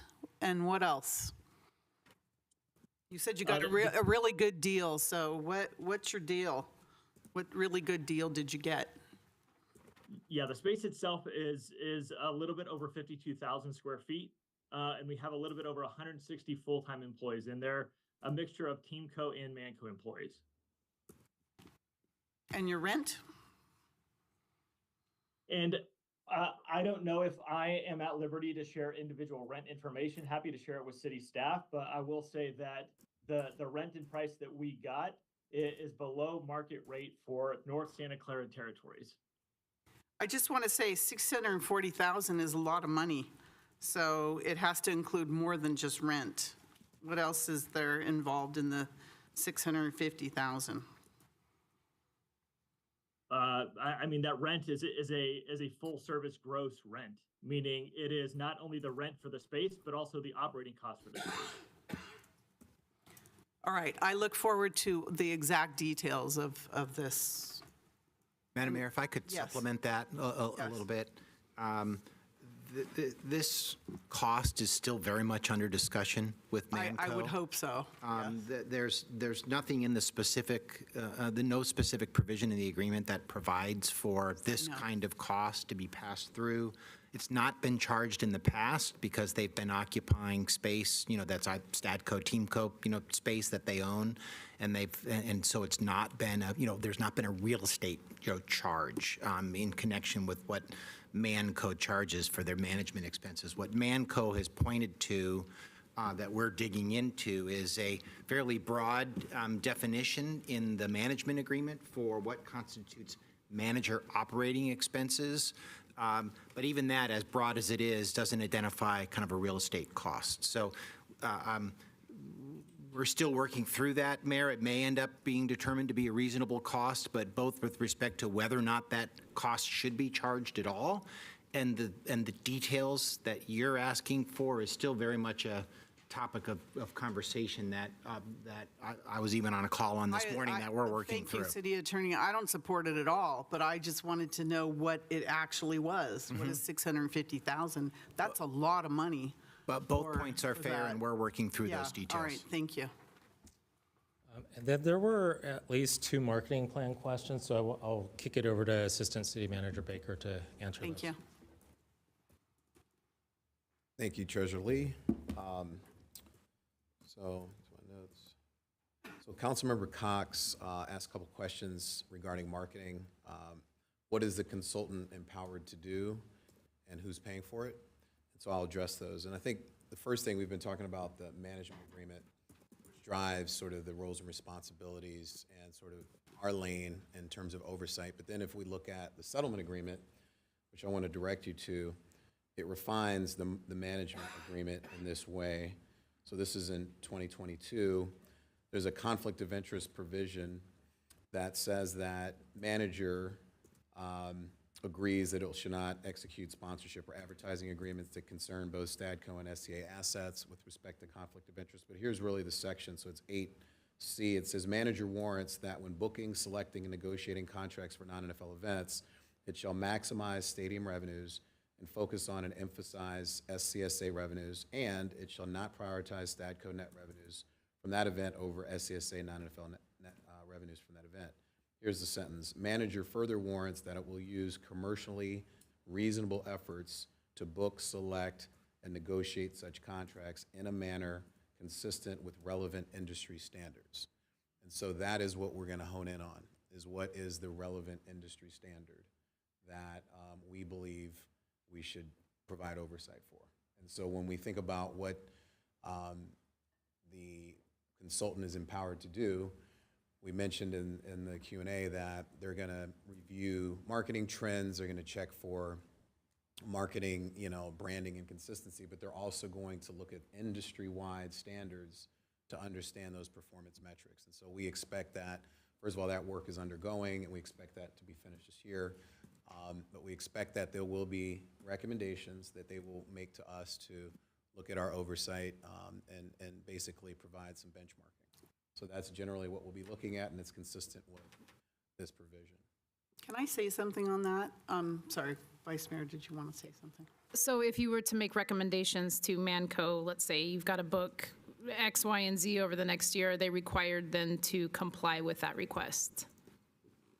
No, unfortunately, it doesn't go that far. It's softer than that. So it's basically providing oversight on their, commercially in a manner consistent with relevant industry standards to book events to maximize non-FO. If I could modify that a little bit, the assistant city manager is absolutely right. There's no provision in the agreement that says if we say or if a consultant of ours says they need to do a particular thing that they have to do it. There's kind of meet and confer, provisions. But I think the standard that was pointed out is the right standard. So if we concluded that based on the input from the outside manager that they were not, how they were conducting themselves wasn't meeting that standard, there is a process that could, is a dispute resolution mechanism that could force changes to how they conduct themselves. But no one specific recommendation out of that would necessarily be indicate or be something that they would absolutely need to follow unless there was a determination that they were operating beneath the standard that was described. Okay, and thank you. And I'm not prescribing that anybody is, severely missing a mark right now. I think that my question is if there's an investment in this, will there be follow through about it? And again, that was speaking to what authority. Certainly great to get input, but if the input's not taken, and that's not just, I'm saying booking X, Y, and Z events, but perhaps, manipulating the strategy, anything like that. So yeah, thank you for the clarification though. I'll give you an example. We hired a marketing consultant a few years ago to look at the Stadium Authority and the existing marketing plan of Manco. And they came back with a fairly decent report, which Ken may remember, others may remember, and you should look at that.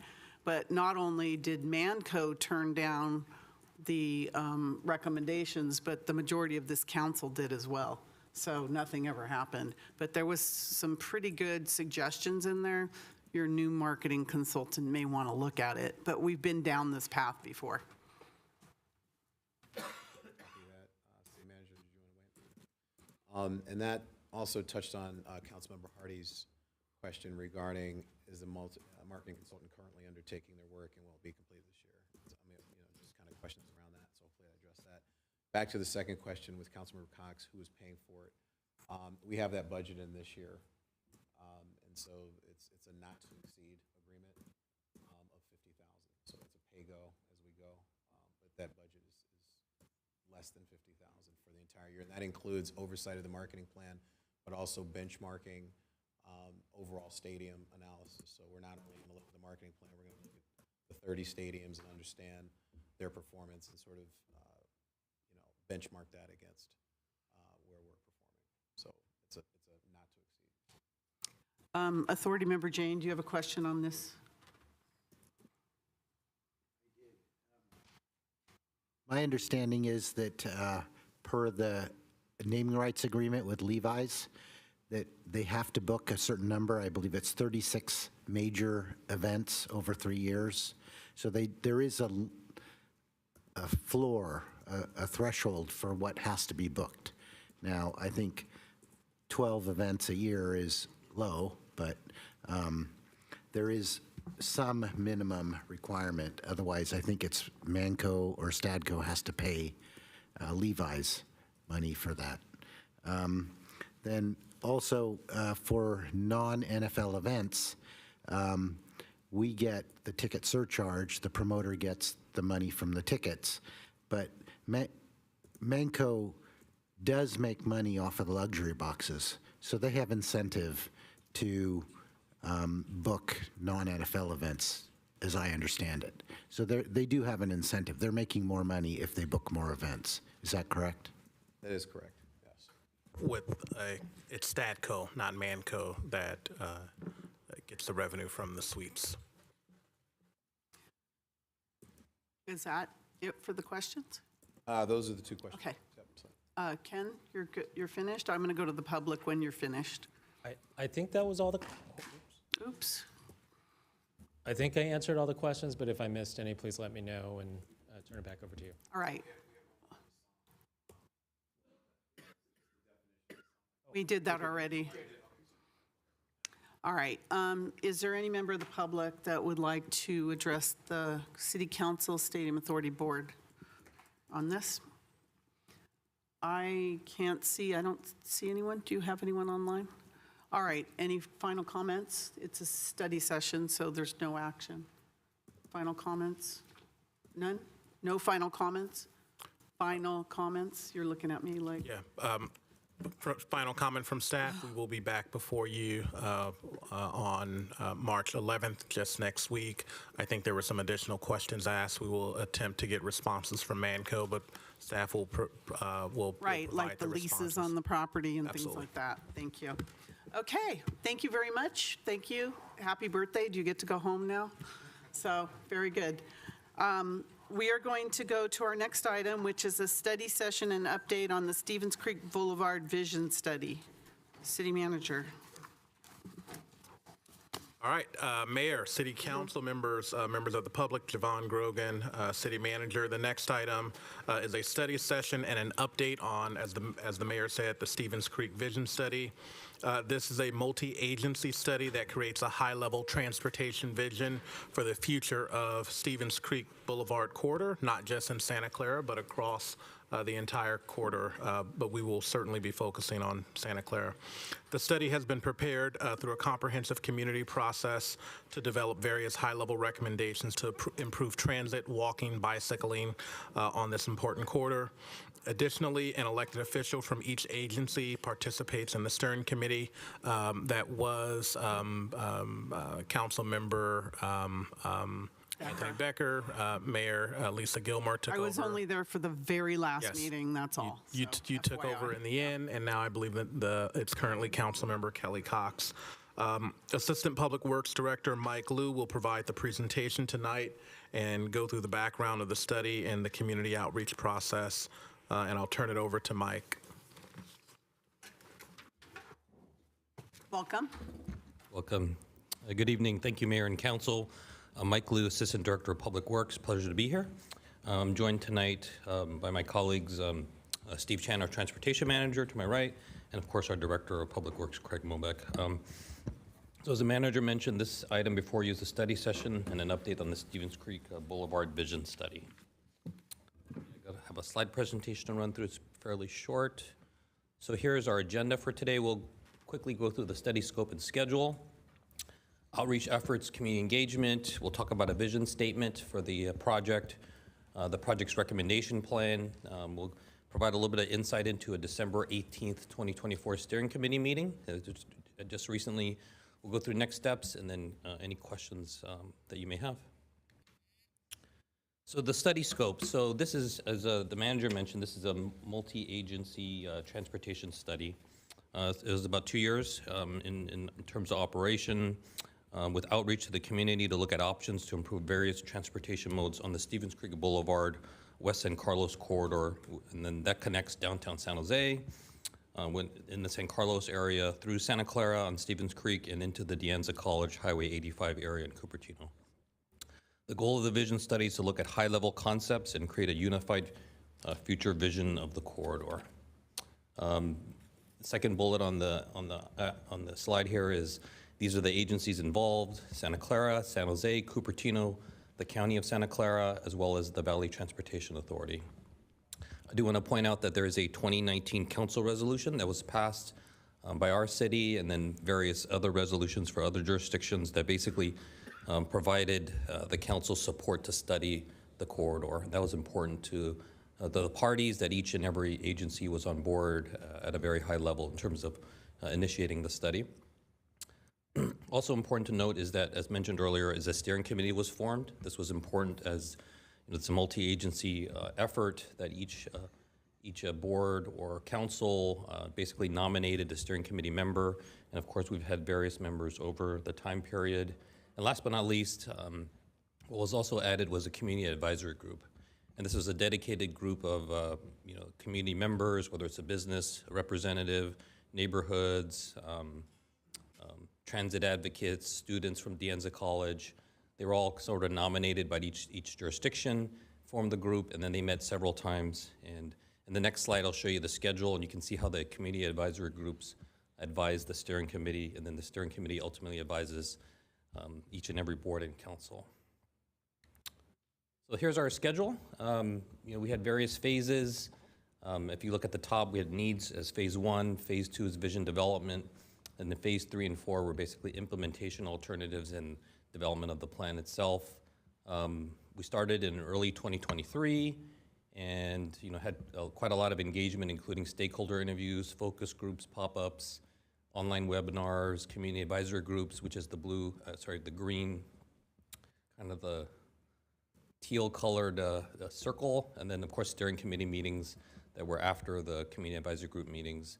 And then of course, this was also, I don't know if I mentioned this yet, this was a constant topic on our Bicycle Pedestrian Advisory Committee. We actually had a member of our BPAC as a part of the community advisory group.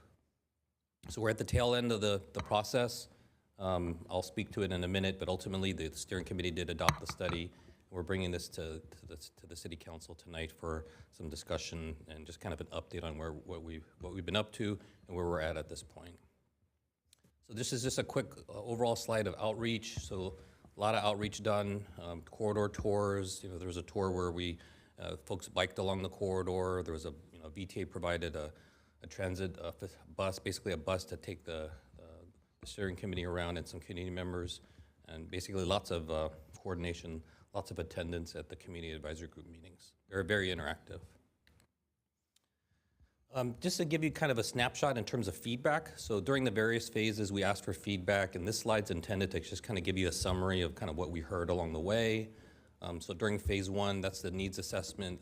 We did hear a lot of feedback related to speeds being too high, some concerns about safety, the need for better transit, walking, and bicycling infrastructure, and then better crossings. This is being able to walk across the street.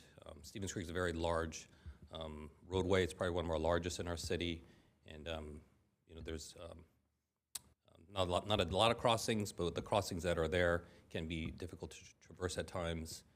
Phase 2 is when we're developing the vision. So once again, this is an overall vision of the corridor.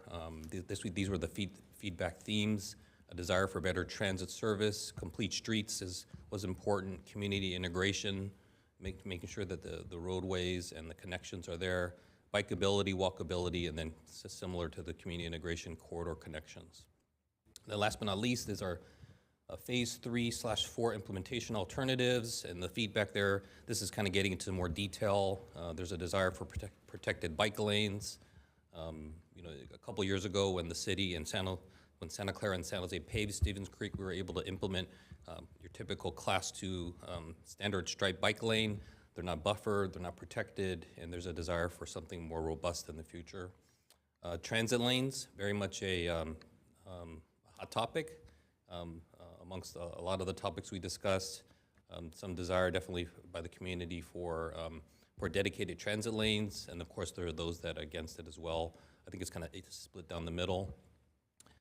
Third bullet is separated transit. So this is beyond a bus facility or even bus rapid transit. Is there the possibility of high capacity transit? And this is really an elevated track or potentially underground system. Once again, a vision study is what we're trying to tackle here. Not necessarily design it right now and build it, but ultimately kind of get the consensus amongst the various agencies in the community in terms of what would be a great vision for the corridor. Shade trees was a big topic, very specific, and then of course better crossings. So we did spend a lot of time in the beginning settling on a vision statement. This is a 2-slide vision statement. I'll just cover the highlight here is that ultimately folks wanted a safe and enjoyable roadway for travel for people of every age, ability, and chosen mode. And then a little bit more detail here on the second part of the vision statement. Definitely a desire for high-capacity transit, stress-free and enjoyable walking and bicycling environment, safe and efficient travel, and then, of course, connections to neighborhoods and businesses.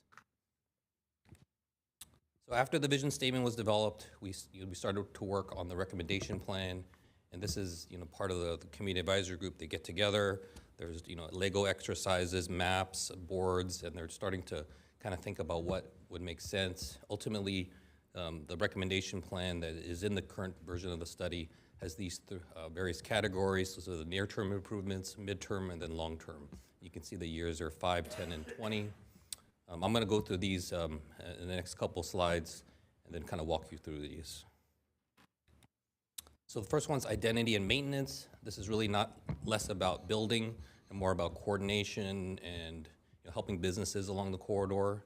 So a desire definitely for some opportunities for joint advertising and branding, street cleaning and maintenance, see if there's a way to better coordinate that, and then community business resources, making those available for businesses along the corridor.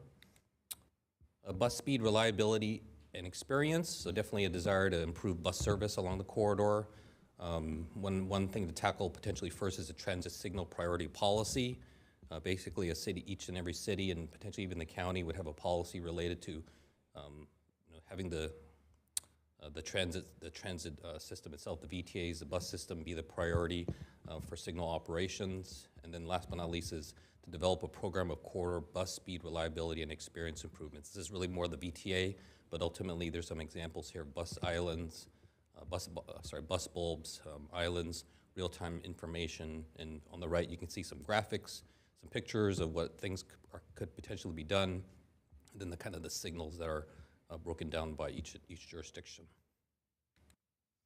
Corridor walking and bicycling. So this is the recommended steps here are better protection for cyclists, building out the sidewalk width as much as possible with development, implementing shade trees, and then last but not least is basically implementing to the best of each jurisdiction's ability their bicycle and pedestrian plans outside of the corridor. Right? And you can see the slide on the right basically kind of tries to indicate for all jurisdictions, these are what we have, and this is what each one's kind of looking to do in the short term. Intersections and crossings, so really looking at better crossings or enhanced high visibility crossings, maybe some protected intersections, curb extensions, and potentially looking at new crossings for barriers and key hotspots. And last but not least is a high capacity separated transit system. Obviously this is the biggest potential item with years, could be years in the making, and really what the slide's intending to show, if you can see the two pictures, if we were to do some type of elevated guideway, similar to light rail in other parts of the South Bay, it could potentially look like that on Stevens Creek. And then you can kind of see the timeline there. So something like this needs a lot of momentum and support in order for it to even get off the ground running. So I did want to touch a little bit about our December 18th, 2024 steering committee meeting. So this was our latest steering committee meeting. It's after a long 2-year process.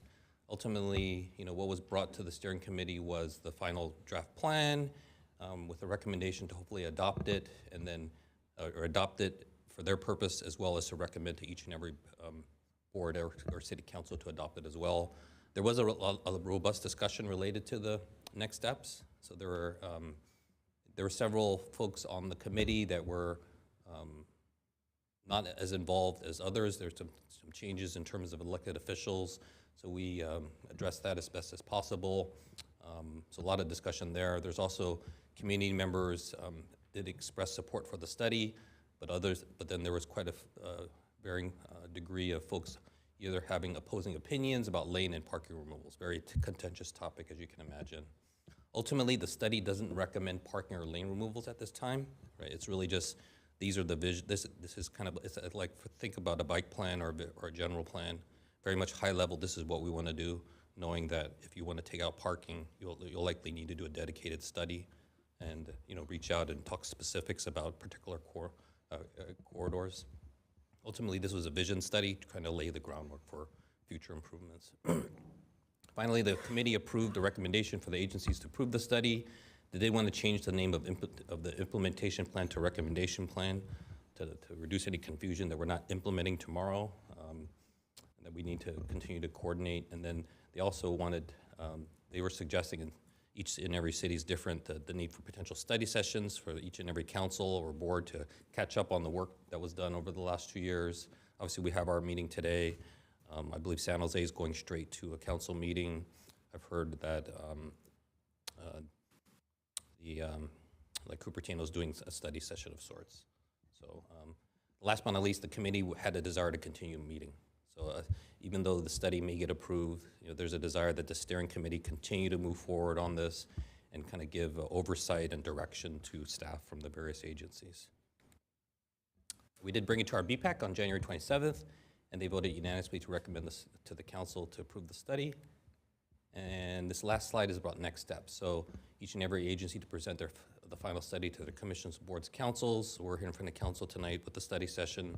Hopefully, if all goes well, we would be back in front of the council in the mid-2025 for approval. And last but not least is we're going to attempt to reconvene the long-term steering committee meeting, potentially, hopefully, in the next couple months. And then, assuming we can get everybody approved, then we would start laying out near, mid, and long-term plans. And that is my presentation. Thank you. I have to say, I attended the last meeting, and of all the representatives on the committee, there was only one member that had been there the entire time. The other three, the representative from the county and me from the city of Santa Clara and the representative from the city of Cupertino, were all brand new on the committee, and that was our first meeting.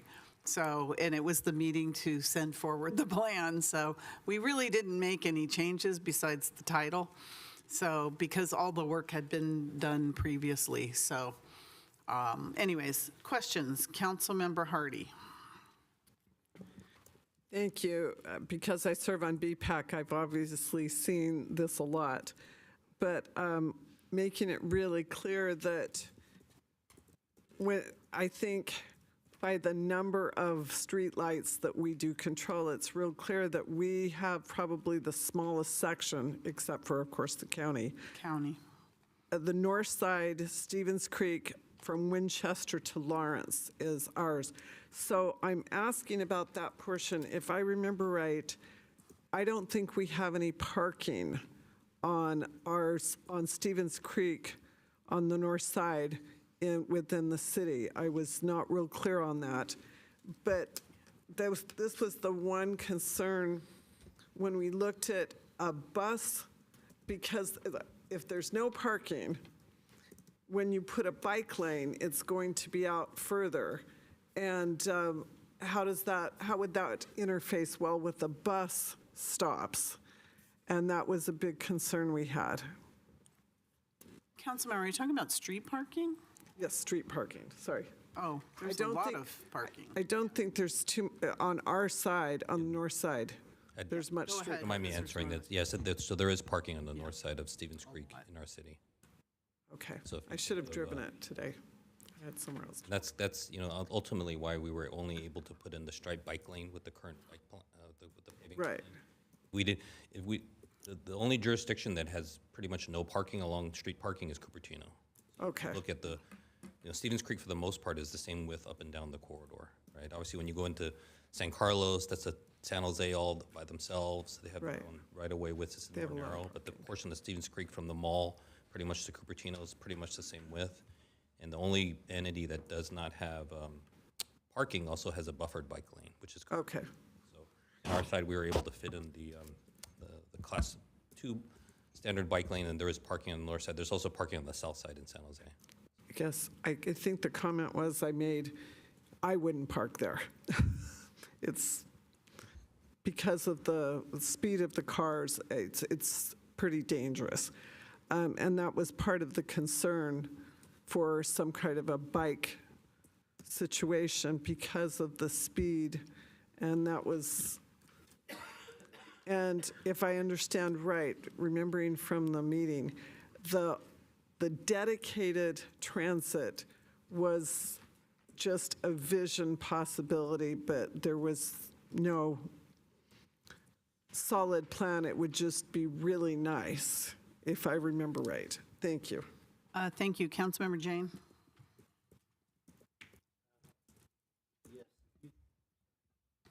If you could go to slide 12, I didn't understand what this table was on slide 12. Could get the presentation back up. And then I didn't see any targets, like what is the existing average bus speed, and is there okay, for here, what are those numbers, current and planned? Is that miles of trail, or is that, what is that? I believe that's miles, yeah. Miles of trail. But on this corridor, you don't have 52 miles. It's 'cause this is the surrounding areas. So this is intended to represent like the surrounding areas. There's actually a backup slide that has a map that shows that. I see. Didn't include it here because it was too much detail. But ultimately, the intent of this slide is that in addition to looking at Stevens Creek as a corridor and doing things on Stevens Creek hopefully eventually, that there's definitely a desire by the community to not just focus on that, focus as well on the making connections from the other. So if you're going to bicycle on Stevens Creek, how do I get to Stevens Creek from, Got it, yeah. for instance, Pruden Ridge? And then I didn't see any discussion about expected VMT reduction. Are there targets for how much we want to reduce VMT? And then the other thing was that what is the average bus speed, and what kind of speed are we looking at trying to achieve with TSP? I don't have any other questions, so go ahead if you'd like to answer. Yeah, the study doesn't get into that level of detail, Councilmember. It's really more about, when you're looking at, if you consider for a second our bike plan, it has some goals, but it ultimately is really more about building out the network and looking at options and knowing that there's further study to be done. Definitely a desire for bus speed improvements. And in terms of the VMT, that wasn't studied in any capacity, but from the information we have related to our bike studies and things of that nature, anytime you're able to build a facility that has a potential for VMT reduction. So as I mentioned earlier, the study doesn't recommend a particular improvement in terms of like in the near term, but ultimately if those projects do move forward and there's further design, further study needed, then that information will be presented, especially with in relation to bus speed, right? Definitely want to, understand, as a city, as much as it's the VTA's operation, we would want to understand, like, if you're going to improve bus speed, what does it mean relative to, bus islands? What does that do for the system? What we do understand is when a bus boarding island is built, and that's really where basically the bus doesn't go park and come back out. It basically stops mid-lane, picks up folks from an island, as you saw in the picture, that has the potential to speed up bus service. And but definitely VTA is interested in doing that in a lot of cities, and especially in our city in Santa Clara. We had discussed that, if you recall, in relation to the El Camino Real specific bus boarding islands being something that would be a benefit to that demographic wanting that rides the bus. So I know a couple more questions. On El Camino Real, by putting high-density housing there, we got a VMT reduction.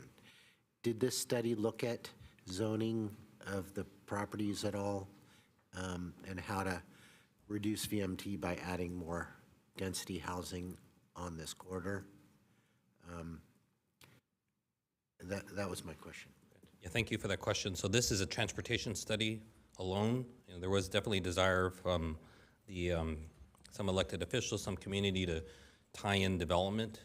So obviously the notion that development and transportation go hand in hand. Ultimately, land use is a very difficult discussion, and we didn't want that derailing this partnership that we developed, right? I mean, I'd be remiss if I didn't state that, having been here for several years, the study is, a great testament to the cooperation that cities and agencies can have if they have the proper vision and the goals, and then of course the support of the elected officials. So, I think it's a great opportunity for us to, have a vision for a corridor that, for all intents and purposes, is really much split up, right? I mean, as mentioned earlier, Stevens Creek is split down the middle of the street. San Jose on the south side, Santa Clara on the north side, and you can see the differences in terms of some of the land use changes as well as some of the transportation. So As well as the quality of pavement on Stevens Creek. You can tell the difference. ultimately, we do want to have that partnership, and we know it's definitely important. So, but yeah, this was not a land use discussion. I mean, I think there's definitely there were some steering committee members that wanted ultimately some consistency amongst the cities, and that could potentially be tackled in terms of land use. That could potentially be tackled as a separate item. We've alerted our planning department that that was discussed, but it hasn't really taken off from that point on. Vice Mayor Cox? So I understand this is a note and file tonight only, but, and I haven't attended one of these meetings yet. I think the last one was in December. But if we're looking at this from a vision perspective and what we anticipate it being, is this slide going to be kind of our best litmus test for that? Feedback says we want protection for cyclists, to build out sidewalk width, we want more shade trees, pedestrian plans. If then it comes back to council for acceptance of the plan, we would need to fund it, build subcommittees, and start talking about all of these elements. But what I want to understand first is that kind of the synopsis of what the vision with community involvement and what the staff has put together. Am I understanding that this would kind of be the overview? Yeah, so this is an overview of the study, right? The study's probably about 50 pages long, a lot of detail on there. Ultimately, what we're presenting tonight is kind of the general, kind of the overarching topics, like for instance, protection for cyclists is the key thing. If I go to this last slide here. So if it's approved by each and every city, as well as the boards, then we would reconvene the steering committee meeting group, right? Everyone's hoping that it gets done in the next couple months. And then the staff working group would continue to meet. During the study, we were meeting every 2 weeks on a Wednesday, just to stay in touch with everything. And then the goal would be to lay out near, mid, and long-term plans, obviously looking for funding opportunities. I think it's it's very powerful if we can get a joint application from 5 jurisdictions that get along, applying to the MTC for a grant to study something. That's very powerful in my mind. So that would be the plan, is ultimately what's in the study itself. I walked you through the near, long, midterm, and long-term items. There's an Excel spreadsheet that's a checklist, and that's something we would be tracking and trying to lay this out in more detail. So unfortunately, there is no funding at this point for improvements, but funding is to some degree there is funding out there, but you have to have a plan. So this helps us get there. So Michael, I know you had mentioned it, but the next steps is to keep moving ahead. Would that also require a new contract with the consultants that were facilitating this committee? Because are they done now? And then is that we all have to work together, the county, the San Jose, Cupertino? At this point, the consultant's work is pretty much done. Right? I think they've wrapped up.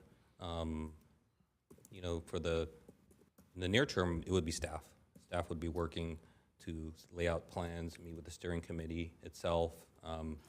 We did hear recently that the VTA may be interested in taking a leadership role in terms of trying to maybe dedicate some more time to this. So ultimately, we're definitely interested in continuing to participate. Obviously, some of these improvements are, as mentioned, Santa Clara's probably got the smallest component here relative to Cupertino and the VTA with the bus system, but definitely want to be a stakeholder as we move forward. What's important for our city is that when you look at the Stevens Creek corridor on the Santa Clara side, when you look across Stevens Creek, there's some major development planned by San Jose, major development in many areas, which will change dramatically traffic counts and other things on the congestion on Stevens Creek, which will affect us dramatically. So I think that more cars, more people, less safety, those are issues that we have to deal with. I'm looking on our side of Stevens Creek. The development potential is probably pretty small, except for maybe some long-term, small businesses, but we have car dealerships and shopping centers that are not that old and other things. So we're almost pretty set on our side, maybe a couple of smaller infill projects, but across the street from us there's going to be dramatic changes. Understood. So, okay, so I don't, Vice Mayor Cox, you're still on? Okay. Councilmember Chahal. Madam Mayor, thank you. Thank you, Michael, for the presentation. I don't have any questions, but I have some comments to make. I know the vision statement itself says the reason has changed, worldwide innovation has happened, but we are not changing the way actual transportation should be changing as demanded by the number of people we have and the innovation taken place. So that's very correct. And the rule doesn't apply only to Stephen Creek Corridor. It applies to basically much bigger reason. So the issue is like, as a holistic approach, VTA or the agency have to take into account a lot of factors like transit signal priority.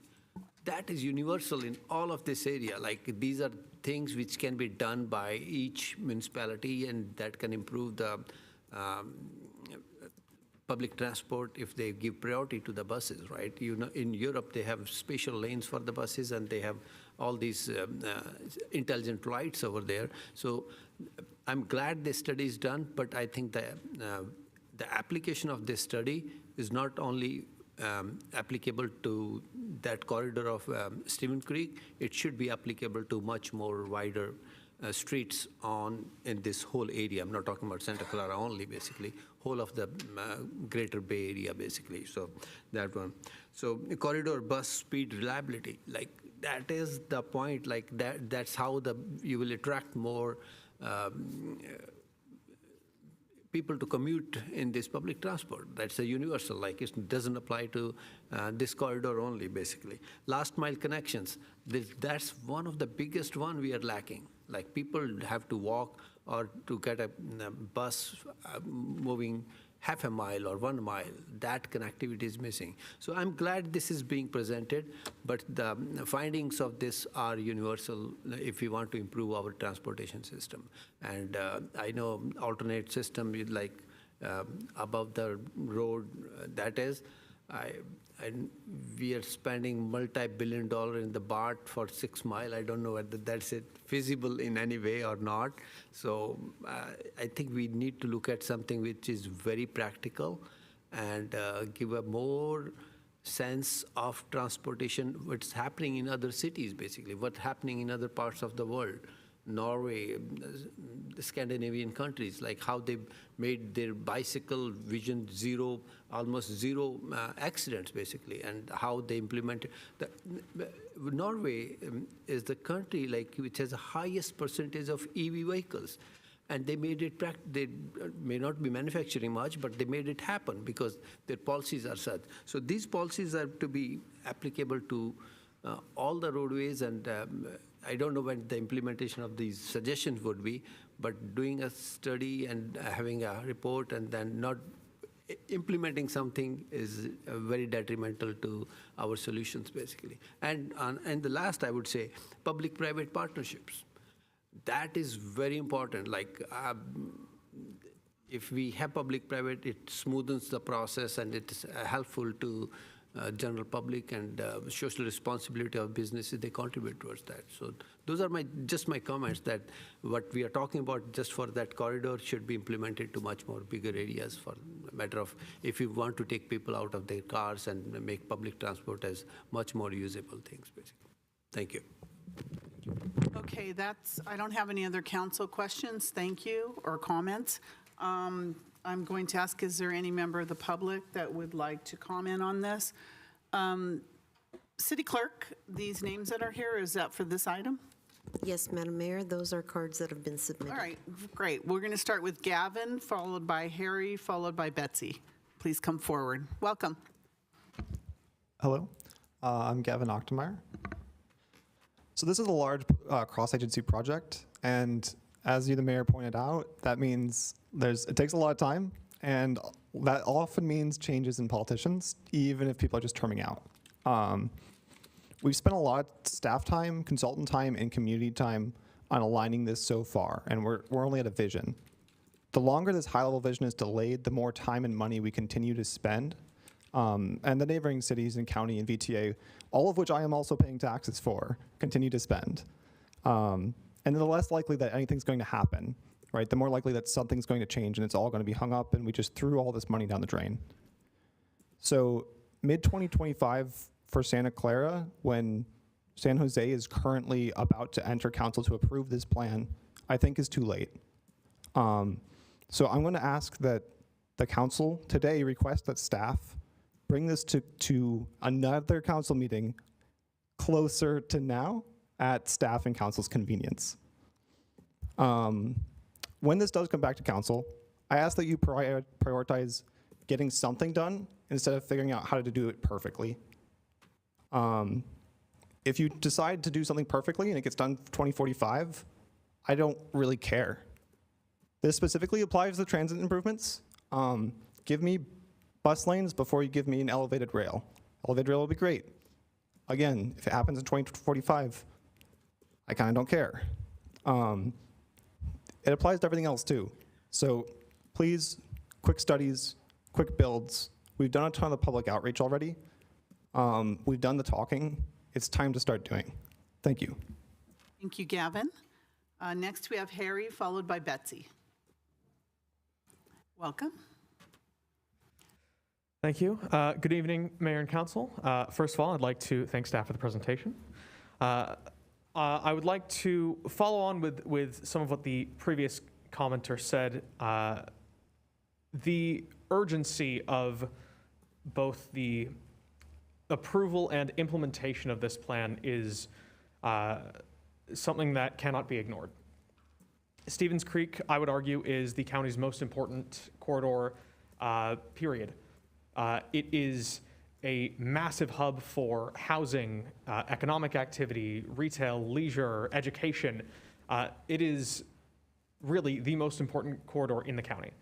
And it is woefully underbuilt for the purpose that it serves in terms of capacity, in terms of transit, in terms of non-auto modes. So as soon as possible, we need to have protected bike lanes on that corridor. We need to have dedicated bus lanes on that corridor because the speed improvements are estimated to be up to 25% in the recommended plan. That is huge. Between De Anza College and Diridon Station, a 25% speed increase is huge. That is, as what Councilmember Jane was saying, a really important way to reduce VMT and to make high-density housing more palatable and more financially feasible as it would require building less parking. This is a project that I know I've told just about all of you is probably more important than my education. Please support it. Thank you. Your education's important as well. Harry? All right. Betsy, followed by Brian. Welcome. Good evening. Betsy Magus. I'm on the Bicycle and Pedestrian Advisory Committee for the City of Santa Clara and for VTA. I am speaking for myself tonight. I rode on both of the bike surveys and attended several of these meetings. And I would like to thank the cities for getting together and on this key corridor and the consultants and staff for all the work that they've done. I'm glad that we're getting together and we need to keep it up. I would like to reiterate the need for high-quality, safe sidewalks, protected bike lanes, which is different than buffered, and fast, frequent, reliable transit on the entire length of the corridor. Right now, we have stuff that ends at the city line. Bus lanes could get transit moving faster and before I'm 70 years old. If you see everybody driving, if you want to see everybody driving, it's because of how hard it is to get around any other way. And to reduce traffic speeds and volumes, it's pretty much necessary to reduce the number of vehicles and the number of vehicle lanes. For environment, equity, and safety, I hope we will all adopt this vision and continue to work within Santa Clara and with the other cities and agencies to make Stevens Creek a corridor that serves people rather than just cars. Moderating car volumes and speeds will also help with the placemaking efforts, including reducing traffic noise and emissions for stuff like outdoor seating in cafes and restaurants. A report on the website doesn't keep anybody safer. We need to adopt the plan, and then we need to follow through, do our part, and build to the plan. Thank you. Thank you, Betsy. Brian? Is Brian online? Yes, can you hear me? Go okay? ahead. Yes, go ahead, please. Thank you. I think it was a great report. I agree with what everybody said. I have sort of a novel idea that might, and it won't cost any money, it might cost people a few seconds, that all of us in cars could like obey the traffic rules. Be nice, turn our blinkers on, don't try to cut in front of people who are crossing the street. And that would be a great way to start this before all these fine projects are implemented. I hope my fellow citizens will hear this plea. Drive a little slower, and it's not worth another human being getting hurt. Thank you. Sorry. Thank you, Brian. Do we have anyone else that would like to speak on this? If so, please come forward.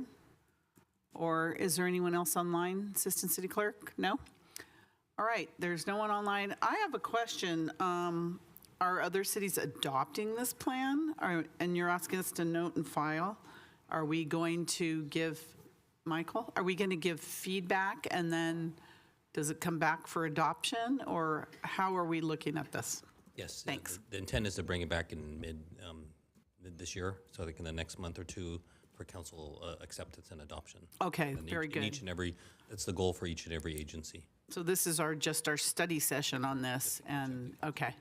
And is San Jose adopting it now? I believe San Jose is someone moving said that? forward with adoption. Okay. you know, Did they have their study session already on this? I No. believe they determined they didn't need a study session. Okay, I think they dealt with it a different way. okay, very good. All right, is there any other Vice Mayor Cox? I think I just want further clarification on that. If this is a study session, what will happen between now and the next meeting? I don't know that we had a body of questions, and it doesn't seem like there is enough like direction put into the vision study that would even have us making decisions on anything concrete.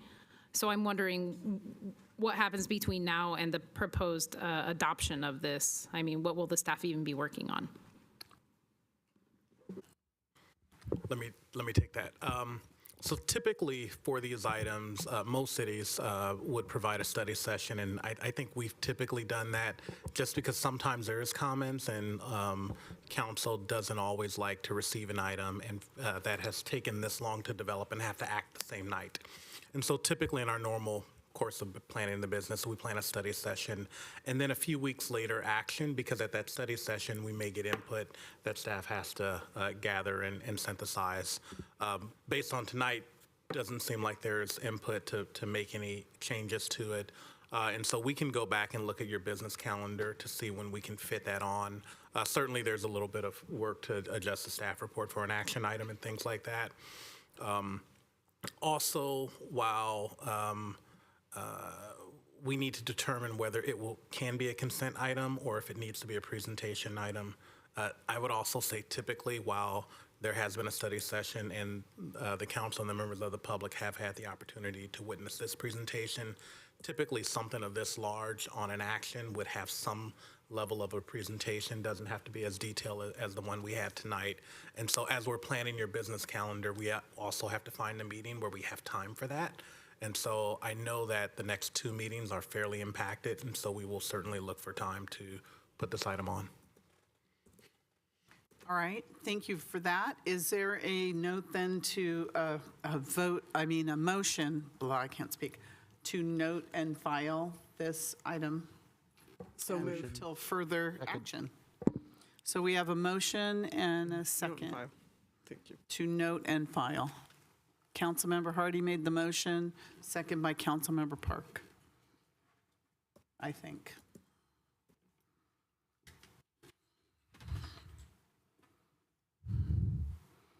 Please register your vote.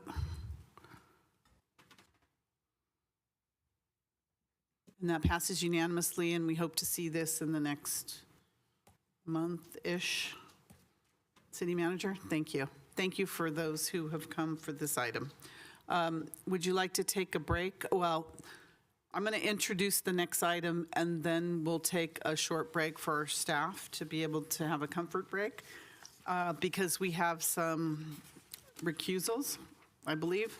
Item number 3, action on resolutions accepting the De La Cruz Boulevard, Lick Mill Boulevard, and Scott Boulevard Bikeway Planning Study, selecting preferred design concepts, and, as appropriate, taking related actions regarding parking and curb modifications. Let's see, I'm going to go to the council members now. Let's see, we're going to start with Councilmember Gonzalez, followed by Chahal, followed by Cox. Madam Mayor, I will be abstaining because I live on the Lick Mill, proximity to the Lick Mill bike lane, so I was advised to take, to abstain, so I will be viewing you all remotely. We're going to make sure you watch us, okay? I'm going to ask you a question for you to call in. I'm kidding. All right, Councilmember, or Vice Mayor Cox. I'll also be abstaining or recusing myself from this due to my residence on Scott Boulevard. And Councilmember Chahal. I also have property close to Scott Boulevard plan.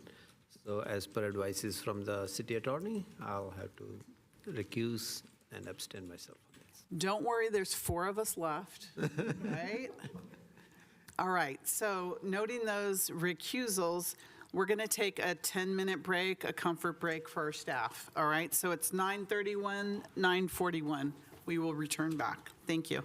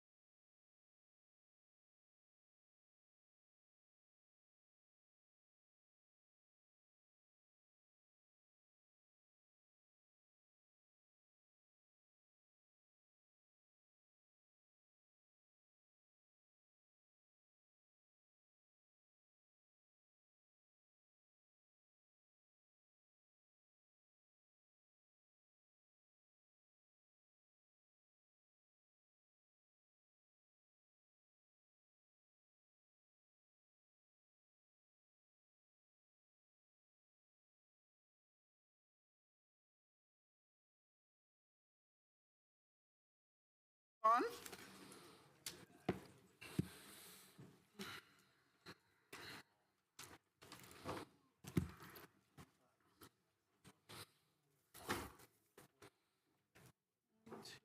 Okay, so we're on item number 3, which is action on the resolutions for the parking and curb modifications, bike lanes, bikeway planning study. City Manager. Thank you, Mayor. Thank you, Council. Unlike our other items, this is an action item, which is the De La Cruz Boulevard, Lick Mill Boulevard, and Scott Boulevard Bikeway Planning Study and selection of a preferred design concept. This study is grant funded, and it considers options to implement enhanced bicycle facilities on those streets that were mentioned. All 3 quarters lack dedicated bike facilities, and through a comprehensive community process, various roadway cross sections were developed to implement bicycle improvements. Again, this study is complete and will be presented by Mike Liu, our Assistant Public Works Director, and I'll invite Mike to the podium. Welcome back, Mike. Thank you. Appreciate it. Once again, Mike Liu, Assistant Director of Public Works. Once again, with Craig Movick, our Director, Steve Chan, Transportation Manager, and also wanted to mention our traffic consultants that were supporting us on the project, Adam Dankberg and Zach Escabel from Kimley Horn. So wanted to appreciate their time here. Yeah, as mentioned by the manager, this is a bikeway planning study.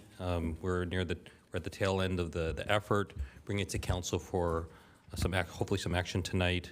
I do want to mention that there is funding for design and construction. So if we can, if a decision is made, then we would be moving to those phases to hopefully implement the project. I do have a presentation to go through. I'll try to get through this as quick as possible. Okay, next slide. Here's our agenda. Similar to the presentation we just gave related to Stevens Creek, we'll give you a little bit of indication of the study area, the schedule, outreach efforts, potential roadway cross sections, some comparison summaries for you to see how the options weigh, community and BPAC feedback, and then next steps, and then of course Q&A and a recommendation. So here's our study area. So we have 3 corridors: De La Cruz from Montague Expressway to West Trimble Road. We have Lick Mill Boulevard from Tasman Drive to Montague Expressway, and then Scott Boulevard from Arquez to Saratoga Avenue. De La Cruz and Lick Mill are about the same mileage, about between 1 and 1.5, and then Scott is actually a longer corridor at 4 miles long. As you see on the graphic, each roadway was kind of subdivided into smaller sections in order to look at options there. There's some varying characteristics of the roadways as you travel them. Next slide, here's our schedule. So we started this in 2024, and then trying to wrap it up now. We do want to try to complete the project and move into design as well as construction. Community outreach was done, and of course, several BPAC meetings. Just a summary on outreach. So thousands of postcards mailed, use our typical City Hall news, city emails, social media. Street project signs always very important with QR codes. Our website is definitely a place we use as well. Community workshops, surveys, pop-up events, and of course, very many BPAC meetings. You can see on the right, staff attending the tree lighting ceremony as well as community meeting actually in this room. Okay, I'm gonna jump to the roadways. So here's De La Cruz Boulevard, and here's a kind of a slide with some of the existing characteristics. So once again, Montague Expressway to West Trimble Road, 4-lane roadway, 64-foot wide, posted speed limits 35 miles an hour. There's residential to the north, a school as well as a park, and then office industrial. So the corridor changes as you go from north to south. Okay, next slide, and we'll jump to the cross section. So this is going to be broken out by the various sections. So this is De La Cruz Boulevard, Montague Expressway to Montague Park. Here we have 3 roadway cross sections. So this slide shows the 3 existing conditions at the top. As I mentioned earlier, 4 lanes, 2 in each direction, parking on both sides, no bike facilities, and then the 2 options below, implement bike facilities. The first one does that by removing a lane of traffic in each direction. That gives us the space to install a buffered bike lane on both sides, as well as a 2-way center turn lane, which is pretty typical for 2-lane roadways. And then the bottom option, the 4-lane, it does implement buffered bike lanes, but in order to do that and keep 4 lanes, we would be removing parking on one side. Here's the next section. This is Montague Park to West Trimble. Here we have 5 roadway cross sections. The reason for this is that the bike plan for this section of De La Cruz recommends protected bike facilities because this is a commercial corridor versus the section we just saw, which is residential in nature. So let me walk you through these. Similar existing cross section of four lanes, 2 in each direction, parking on both sides. And then here we have 2 two-lane options. So the first one is what you saw a minute ago, 2 lanes, buffered bike lanes, center turn lane. And then the second one below that is parking protected. So we've talked about this in council meetings before and seen that with other bike studies. Parking protected is basically the parked vehicle acts as a protection. It moves the parking away from the gutter or the sidewalk, and then the bike lane is actually next to the sidewalk, as you can see from the graphic.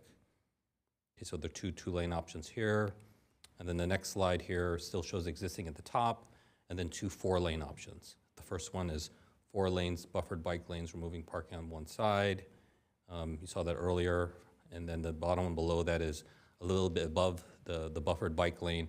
To implement a protected or a buffered bike lanes, we would need to, protected and buffered bike lanes, we would need to remove parking on both sides. So a little bit more removals in terms of parking.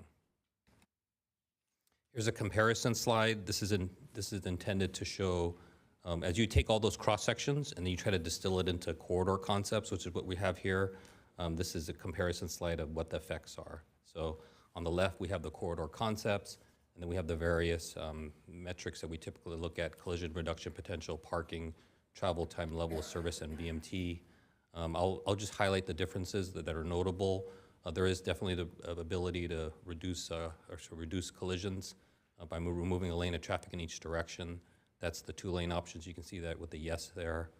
In terms of parking, current parking, overall parking for the area is at 66% available. And as you can see, as we start to remove parking with the various options, that availability of parking does decrease. Travel time, we're adding potentially, by removing a lane of traffic, we're adding, upwards of 12 seconds, not a substantial amount of travel time increases. And then level of service remained the same in terms of what was substandard throughout each and every one of these options. And then by implementing bike facilities, and this was discussed earlier, there is a potential for a VMT reduction at about 10,000 or 9,700. This is community feedback, and for the various options, we had folks vote kind of your preference in terms of the corridors.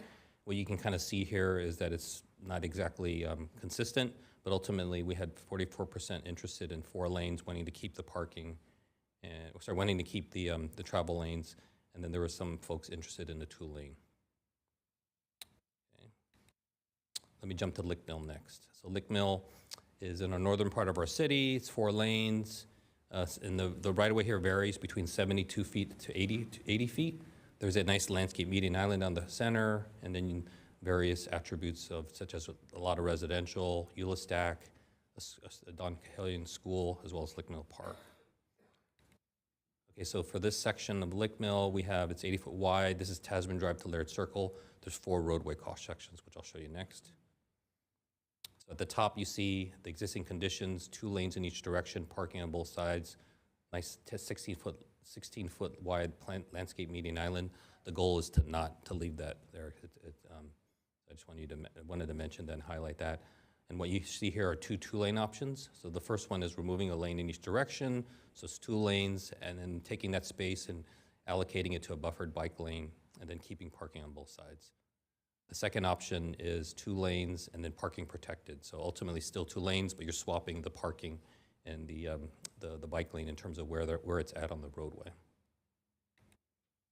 And then the other option here is 4 lanes. So 4 lanes, protected and buffered bike lanes, remove parking on both sides. So this is, you can see there's 4 lanes, and then you're removing parking to basically accommodate the bike facility. And now we go to the other section of Lick Mill. This is Laird Circle to Montague.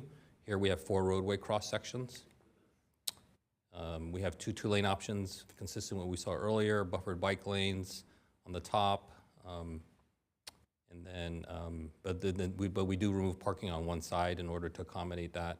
This is the section where the right-of-way is narrower. So the section of, this section does not have parking on the east side of the street today. So that's why this is 72 feet. The other one was 80 feet. 88 feet is typical parking space width. And then the bottom option here is 2 lanes, protected, buffered, and parking protected. You see there's a kind of a combination of things to be done here. On the right side, it basically stays the same, but the left side, you're basically swapping the parking with the bike lane in terms of where it is on the roadway. And last but not least, we have Laird Circle here. And what this is 3 lanes. So it's a bit different, but on the top, you can see we have 4 lanes of traffic. And because of the space constraints on the right side of the drawing, where there is no parking available, the only way to implement a bike lane is to remove a lane. So the goal of this one is, if we want to install a bike facility, then we do need to remove a lane of traffic. But then if we wanted to preserve as much vehicular capacity for lanes, then we would have 2 lanes going southbound and then 1 lane going northbound. And then it would just be for this section. Here's a comparison summary of the various options bundled as concepts. And you can see here that the parking, obviously the first 2 don't change the parking very much, the 2 lane options. The 3/4 lane option, that one actually changes it dramatically, removes parking down to 0%. And then we also see travel time changes are not very significant. Level of service is pretty similar, although it does change it within, but ultimately there are not any more added to the substandard level. And then VMT reduction is about 16,000. And then here's the community feedback. You can see there is pretty strong support for 2 lanes and parking protected bike lanes for this portion for Lick Mill Boulevard. And now we're on to Scott. So Scott is the longest corridor. I'll be spending a little bit more time here. Ultimately, it is Arquez to Saratoga. You can see on the map here, it goes from the northern part to the southern part, mid part of our city, stopping at Saratoga, 4 miles long. And the roadway configurations vary. So some sections are 4 lanes today, some are 6. And you can see the right-of-way changes in terms of its dimension. Obviously, the northern part, north of the Caltrain tracks, is commercial. We do Cross Central Expressway. We also have the Scott Overpass, which is over the Caltrain tracks, is notable. And then we have other uses as we head towards past El Camino, past Homestead, into Saratoga. So Arquez, we'll tackle the easy ones first. Arquez is central, 2 roadway cross sections. And here, this is probably the easiest slide. Existing conditions, 2 lanes in each direction. We do have a bike facility there today, 6-foot straight bike lane. Because we have sufficient space within the travel lanes, we can actually fit in a buffered bike lane with no problem. Potentially even looking at a protected one, depending upon driveways and things like that. So but ultimately this was what was discussed at the community level. Next section is Scott Boulevard. This is Central Expressway to Martin, 2 roadway cross sections again, very similar to the one you just saw. This one actually has 5 lanes. So there's 2 lanes southbound, 3 lanes northbound, center turn lane, some typical bike lane there. We could install a buffered bike lane here as well by narrowing travel lanes, keeping all the traffic lanes one thing I didn't mention is along these sections of Scott that I just went through, there's no parking on both sides. So it's much a commercial area. And last but not least is Martin to Monroe, 2 roadway cross sections. This is the overpass. So currently there's 6 lanes of traffic with a center median island, narrow 2-foot median island, 5-foot bike lanes on both sides. And the recommendation here, or the option, is 4 lanes. So removing a travel lane in each direction. This section, ultimately, the southbound through lane, the southbound 3rd lane turns into a right turn pocket, so it doesn't go through anyways. And then on the north side, if we were to remove traffic, move a travel lane, that would provide us the space for the buffered bike lane there.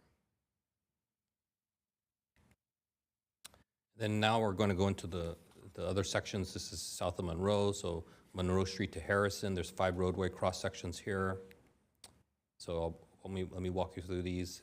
Existing condition, this is Monroe to Harrison Street. We have 2 lanes in each direction, 4 lanes total, a center turn lane, and parking on both sides. And then here we have various options. So we have a 4-lane option. This implements standard bike lanes, keeps 4 lanes of traffic, keeps the center turn lane, but installs the bike facility by removing parking on one side. The next option is 2 lanes, buffered bike lanes, parking on both sides. Pretty straightforward. You're ultimately removing a travel lane in each direction that provides a space for the bicycle facility. Next option here is 3 lanes. So what we have here is the potential to keep a lane of traffic heading northbound. This is what we felt made sense. And what that means is you have 3 lanes of traffic, 1 southbound, 2 northbound, parking on both sides, and then 5-foot standard bike lanes. And the last but not least is 3 lanes buffered bike lanes, removing parking on one side. This is obviously removing parking, keeping 3 lanes, and to provide us that space for the buffer. Next one here is Harrison Street to Homestead. Right-of-way starts to narrow up a little bit, or this is about the same as before, 70 feet. 4 roadway cross sections here. Very similar to what you saw, 4 lanes, standard bike lanes, removing parking on one side, 2 lanes, buffered bike lanes, parking on both sides, remove a travel lane in each direction. And then this last option here is 3 lanes, standard bike lanes, parking on both sides. Okay. And then Homestead to Saratoga, this is the last of the cross sections. 3 roadway cross sections here. This section is a little bit different in terms of existing. So this one you have, it's 64 foot wide, which is a pretty typical number for us. We saw that with Benton and Monroe and all those other corridors. It is 2 lanes of traffic in each direction, no center turn lane today, and parking on both sides. So what we have here is a 4-lane option, and that keeps the 4 lanes of traffic and removes parking on one side to provide space for a 6-foot standard bike lane. And then the next option is 2 lanes, buffered bike lanes, parking on both sides. Pretty straightforward in terms of what it's trying to do, remove a lane of traffic in each direction to provide space for the buffered bike facility, as well as install a 2-way center turn lane that doesn't exist today. So here's a comparison summary of this one, and once again, we take all those cross sections and bundle it into these corridor concepts. What you can see here is that definitely collision reduction potential. Overall parking on Scott is different. It's 38% available, so lower than the other corridors.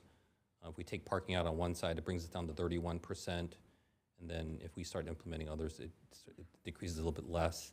In terms of travel time, the travel time increases were about 28 seconds roughly.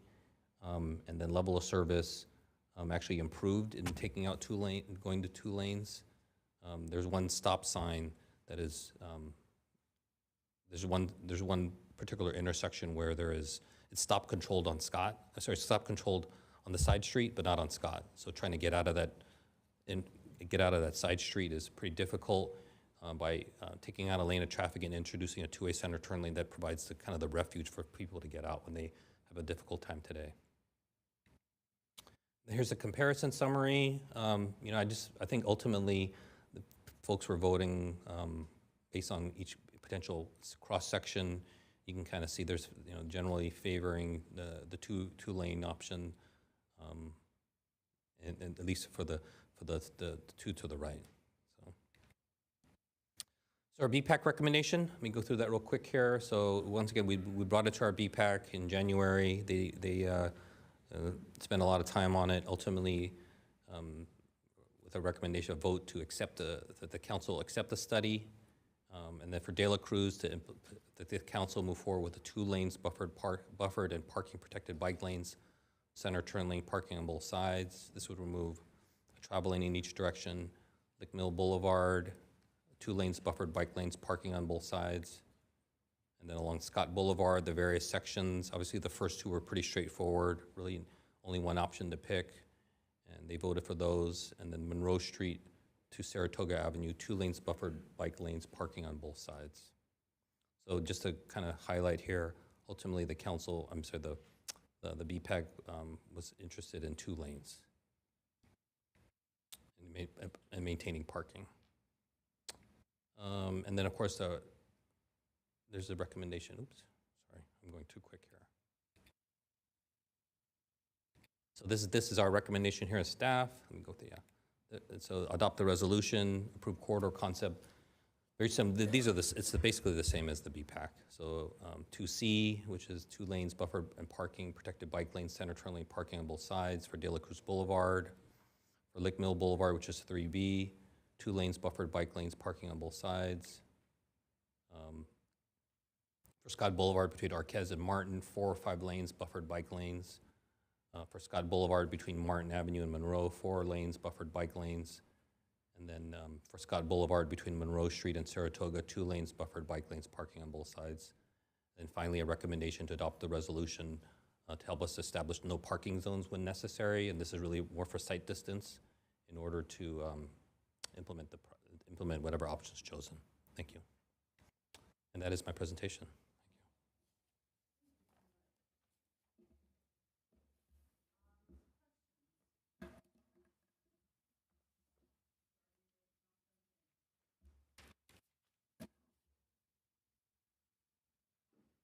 Well, I was pleased to see that there was one section on De La Cruz with parking protected bike lanes. That's the BPAC recommendation? Is that not staff's recommendation? Yeah, staff's recommendation 2C on De La Cruz. 2 lanes buffered and parking protected bike lanes.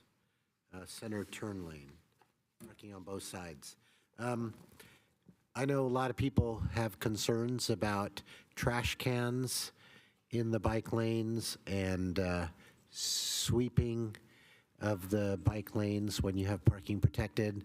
But I know that they're all over San Jose, and I enjoy parking protected. So I wanted to understand what the city would do to alleviate those concerns about trash cans and sweeping. Thank you.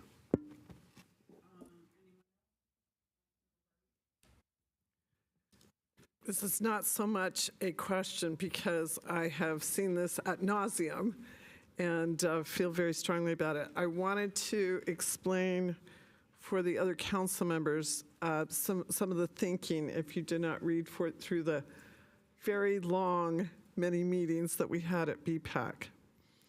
The basic idea was to, where there is parking on the street, to keep that, and that to go to 1 lane or to reduce a lane and have a turn lane in the center.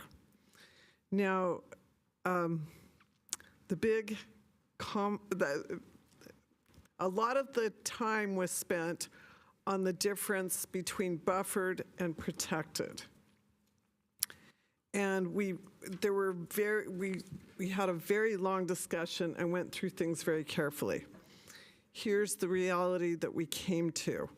One of the gentlemen from our senior commission who bikes, and it is a trike, he's found the same thing that I found, and we found that those of us that are more seasoned citizens did not like putting the bike lane closest to the curb because it is sloped and it is much harder for a wider type trike to navigate that, and especially at the intersections where you have the drain, it's sloped even more, and I personally twisted my knee pretty badly and still have some problems because of that.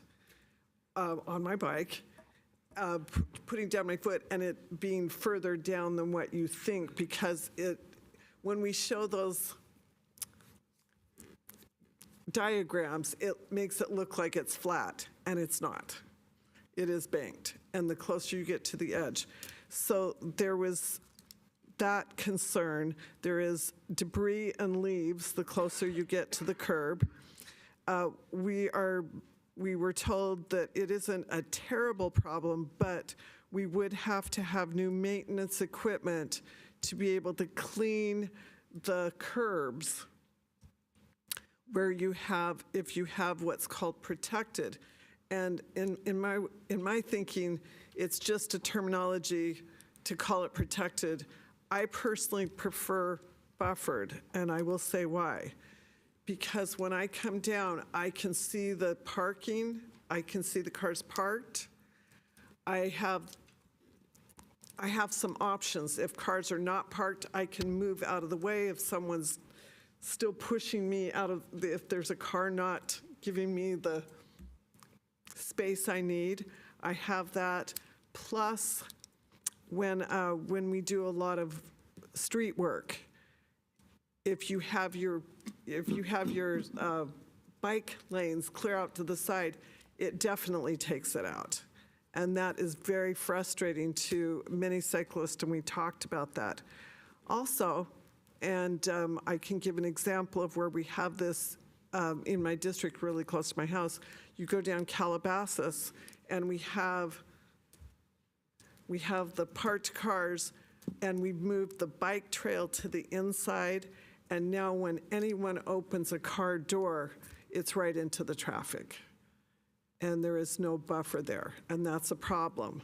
And I will tell you, as a car, I have to move over all the time because of that.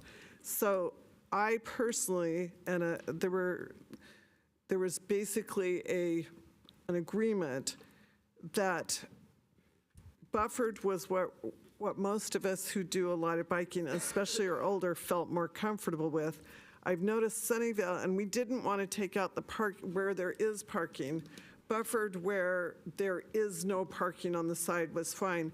I did notice that Sunnyvale has taken out parking on one side and then taken parking out on the other side. So their lines, if you notice, are switching quite a bit. And I think that's not helpful. And I don't want to take that tact with our infrastructure. I want to make it simpler and easier. And I like the fact that the buffered bike lanes also show that you are reducing collision concerns, which is something I think we all want to make certain we do. Thank you.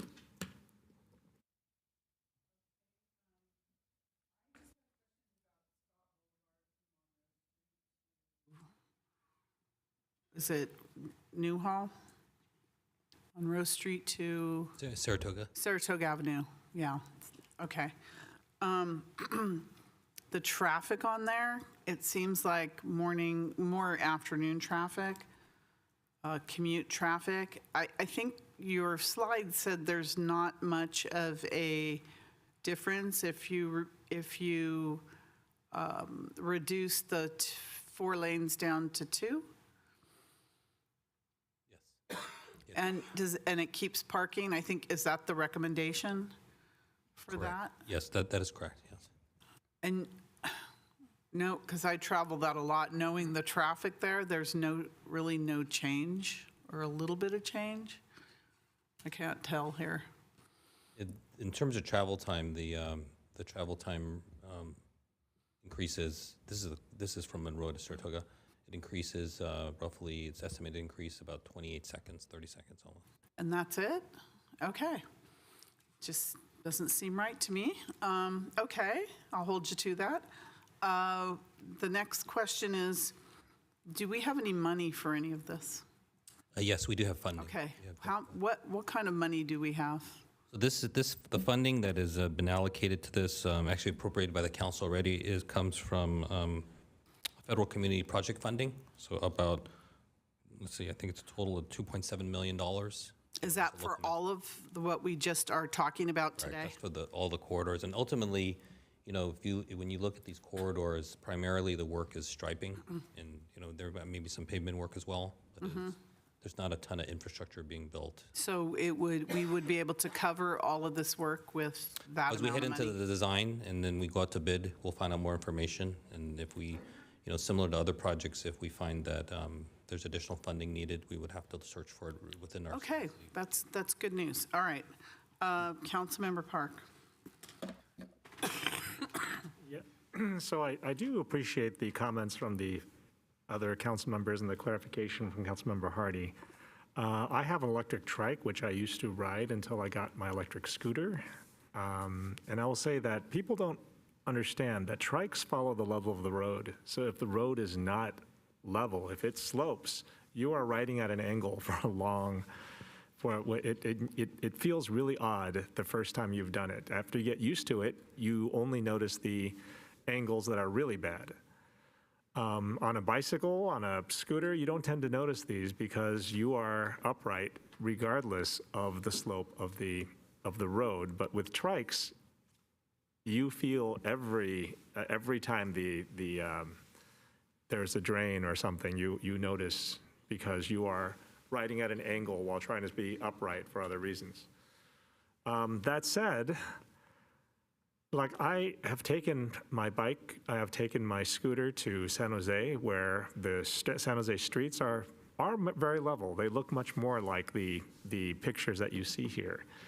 And my preference is protected bike lanes. I mean, the thing that I really like is if there's a car coming, if there's a car having a problem, I can get out of the way in a direction that has no cars. This has been very important. I've had to bail on several things because of an immediate problem, not even in front of me, on the side of me, that I would just had to be very aware of. I mean, in a perfect world, we would have flat, level roads and we can have protected bike lanes, but I do understand the problem with, the edges, the streets near the curbs being not level, having a lot of debris in them. The other thing I will say is that depending on the type of scooter you have, if your scooter has smaller wheels, you tend to notice every deviation. You tend to notice the debris on the road much better than you do with a bike. On a bike, I can run over sticks, I can run over a pile of leaves and not even worry about that. I would never attempt that with my scooter. So keeping the bike lanes clear is very, very important to me. What I'm saying is it's really difficult for me to say one is better than the other because, well, depending on what you're riding, the experience is very different. That said, and I notice every time somebody has a scooter, because my first thought is, ooh, what kind of scooter do they have? Every time they have some kind of device, when I see a longboard, I think, ooh, what kind of longboard is that? Whenever I see a one wheel, I think, ooh, that's really dangerous. What happens if you have to bail? I used to have a one wheel. I've had to bail several times. I don't have a one wheel anymore. That said, my other concern about, and we don't really talk about removing parking, but when we're reducing lanes along Lick Mill, I'm going to tie this back into the stadium. When you have stadium events, Lick Mill is the go-to taxi parking, Uber parking, friend pickup park, let go and pick up parking.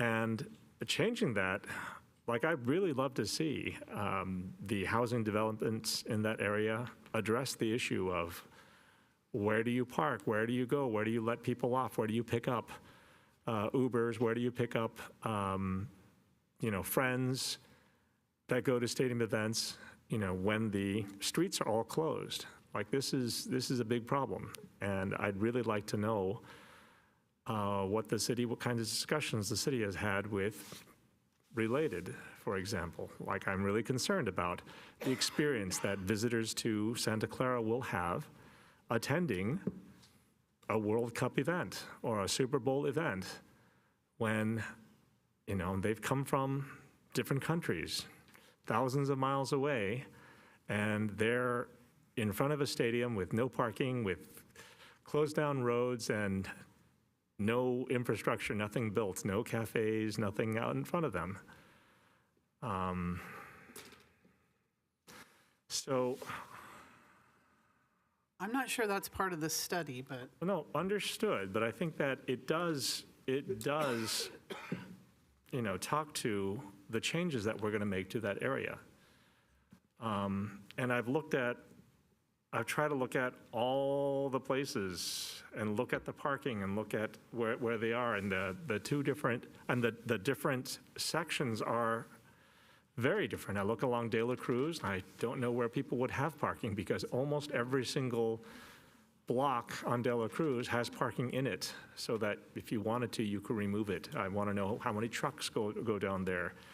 When I look at Lick Mill is, again, it's the area for drop-off for the stadium. I know that won't always be the case, but like we have to be very concerned about how we affect that area while we have no immediate plan for parking and drop-off. Then I look at Scott. I look at all these things, and again, it would be really nice to see a grade, an actual level grade for each of these,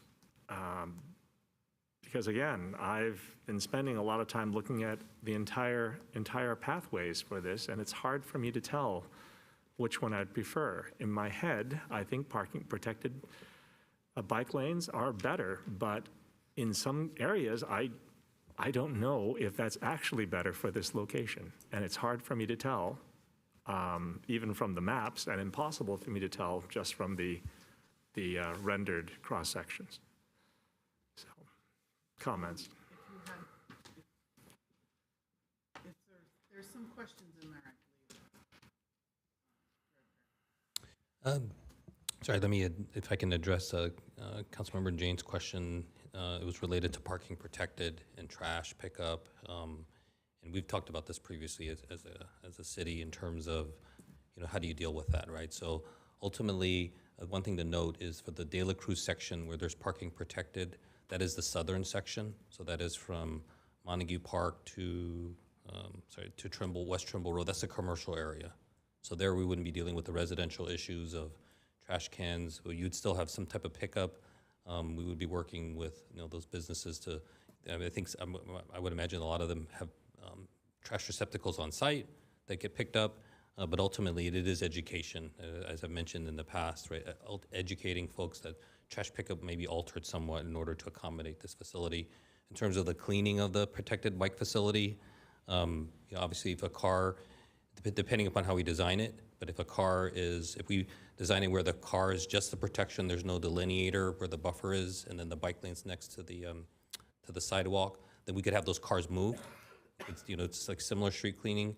Cars removed, clean the roadway, and be done with it. If there is protection put in the sense of a delineator, then as mentioned by our chair of our BPAC, and we've mentioned in the past that ultimately, depending upon the level of that type of facility we have in our city, we may want to invest in a smaller street sweeper of sorts. In the short term, as we start building it out, we're going to likely contract that work out. And there might be something in the upcoming budget to help us address that as a department. But it's and that's what a lot of cities are doing. They're investigating what those devices cost, that equipment costs, and they're going to make a decision ultimately when's the best time to buy one relative to just contracting the service out. So that would be the goal there. Councilmember Park had some questions in relation to stadium events. Ultimately, this study didn't cover stadium events from the perspective of ride share and things of that nature. Each and every stadium event, as the council is aware, is tightly managed by police department with public works in terms of access. So if there needs to be improvement in that, that's probably the best venue for that in general. The option that staff's recommending does not remove parking on Lick Mill, so it wouldn't affect the parking. It would be effectively removing the travel lane. And I agree with Councilmember Hardy, simpler is better.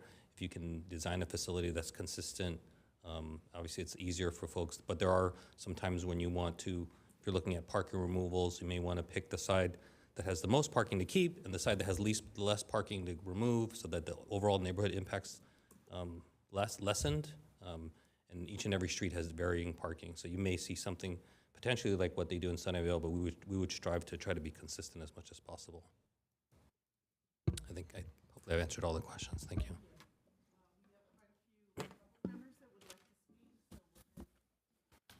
We have quite a few public members that would like to speak, so we're going to start with our public members. I'm going to call Gavin, followed by Kevin. Welcome back. Hello, thank you. BPAC got it right for Scott and De La Cruz. I'll let others elaborate on those. I live in Rivermark. I cross Lake Mill every day. I crossed it near Don Kelly on school this morning.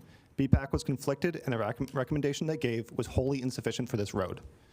Putting parking on the curb means that cars have to be able to enter the bike lane, potentially into me, and it increases the crossing distance for pedestrians, for kids to cross the street to go to school. A crossing seen as so dangerous that this morning there were 3 crossing guards present to get those kids across one street. Staff found that parking is barely used and that car travel time would increase by a couple of seconds if a lane was removed. I'm asking that you recommend that staff go beyond and do both of those on this road. You can still retain adequate parking availability for the nearby park and natural area if we keep if we remove parking and a lane only northbound and keep parking southbound. So I'm asking that you do that. That will give us more space in the natural area, Eelstat. It will keep adequate parking. And I'm asking that you put a parking protected bike lane southbound. There's no trash issues here because these are large apartment complexes or natural space. It'll minimize the crossing distance. It'll expand access to the natural area. It'll protect cyclists. And it'll reduce long-term road maintenance by having less road. At least, if you can't do this, I prefer a parking protected bike lane. A painted so-called buffer does not protect me from drunk driver at night. These bike lanes are wide enough to avoid sloping or trike issues. These are, again, a whole lane and a half we're removing here. It's not on the curb. That is a legitimate problem in some cases. Long-term, we can raise these into real bike paths, separated, not a problem. The public outreach is clear. People prefer parking protected bike lanes. Thank you. Thank you, Gavin. Next, we have Kevin, followed by Vivian. Welcome. Hello, my name's Kevin Kwan. I'm an epidemiologist for the County of Santa Clara, but I'm here just representing myself. Data is my business. I look at hospitalizations, overdoses mostly, and ironically, traffic collisions, and I'm pretty sure that the data for the traffic safety came from like the statewide integrated traffic related system, or SWITRS, and I use that data set regularly. I think one thing that data doesn't really show is the near misses that happen on Lick Mill. I ride Lick Mill to get to work. I cross the street over to Rivermark in order to get my groceries. And because of the location near the school and where the crossings are, there's always near misses. I've seen kids get yelled at by people in cars when, you know, there's like a close call. And, you know, in the morning, you know, as was stated earlier, there's always 3 crossing guards. I wave hi to them in the morning. But in the evenings, when, you know, the kids might be playing at the school, they're crossing over, or bicyclists are going over, there's really no one. And that issue is only exacerbated when there is an event at the stadium. At that point, when you hit the light to try and cross the street, it's more of a suggestion to slow down, and oftentimes you will stand there either on a bike or on your feet trying to cross the street, trying to get to the other side as cars just ignore that light the whole way. But regarding the bicycle situation specifically, I fully support fully protected bike lanes because as a cyclist, the biggest danger on the road is going to be a vehicle. And having that physical separation is going to stop any potential collision that might incur. Thank you. Thank you, Kevin. Next, we have Vivian, followed by Kevin Keller. Welcome. Thank you, Mayor and Council. I had one question on the recommendations on 6E, if that is the concept K, and I wouldn't mind seeing the slide again on that if I could. So I strongly oppose item 6E, removing 2 lanes of traffic in each direction along Scott Boulevard to leave only 1 lane on each direction is short-sighted, especially with a proposed El Camino specific plan calling for 4,300 residential units in just over 3 miles along El Camino. This will generate 4,000 to 8,000 cars, an average of 145 to 290 cars per city block.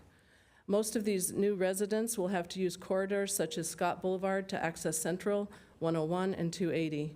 The demand for traffic lanes and bus lanes is increasing, not decreasing.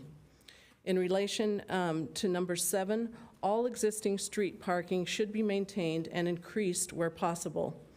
The research for determining the feasibility of bike lanes was done prior to the state mandating that cities cannot require any residential, commercial, additional dwelling unit developers to create any parking spaces. Having street parking is and will continue to be essential to residents and customers moving forward. This is the only parking, this is the only parking that the city of Santa Clara still has control over.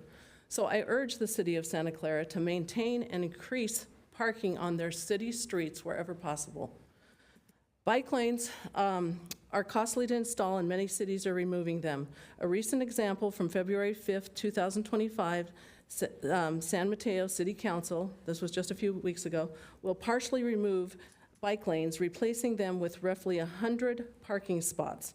Other cities, San Francisco, Washington, D.C., Baltimore, Boston, many cities continue to remove bike lanes. Thank you. Also, just one. I have to say thank you very much. Thank you. Just use white paint instead of green. Thank you.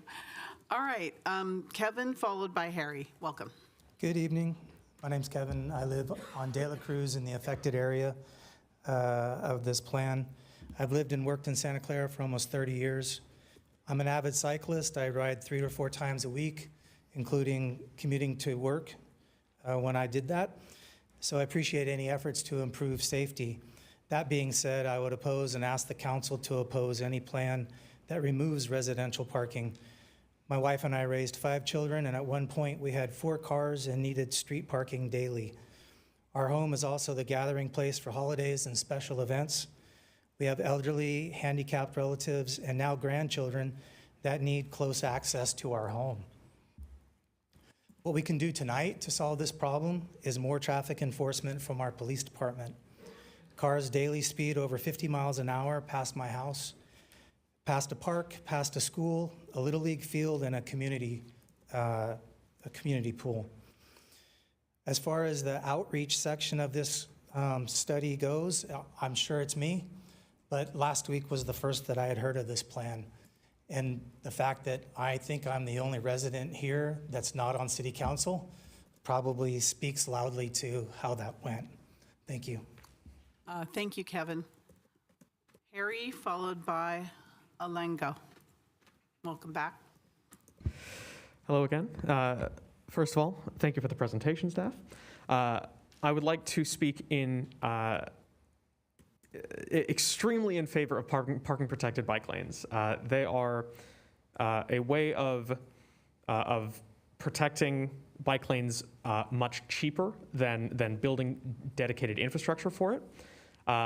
It is also important to recognize that street parking is fundamentally storing a private good on public property, and making sure that that private use of public property is serving a purpose beyond just supporting one private individual is a good way of balancing that use of public property for the public good. I would also like to note that the wonderful Betsy over here says this a lot. Plastic is vertical paint, and paint is not protection. I highly encourage, wherever possible, the use of steel or concrete bollards. Not only can they be made to look quite nice, as has been seen in other cities, for example, in London, where their street bollards are Greco-Roman columns, which I think is quite nice. They're also much physically tougher and better protection. I noted that when I was in London to visit my dad a few years ago, whenever I saw a bent steel bollard, I realized that is a life saved. That is someone who did not get crushed by a vehicle because the bollard was there. So it is very, very important to have protection of any kind for vulnerable road users, especially cyclists who are interacting with vehicles pretty much at all times on city streets. Thank you. Thank you. Alengo, followed by Michelle.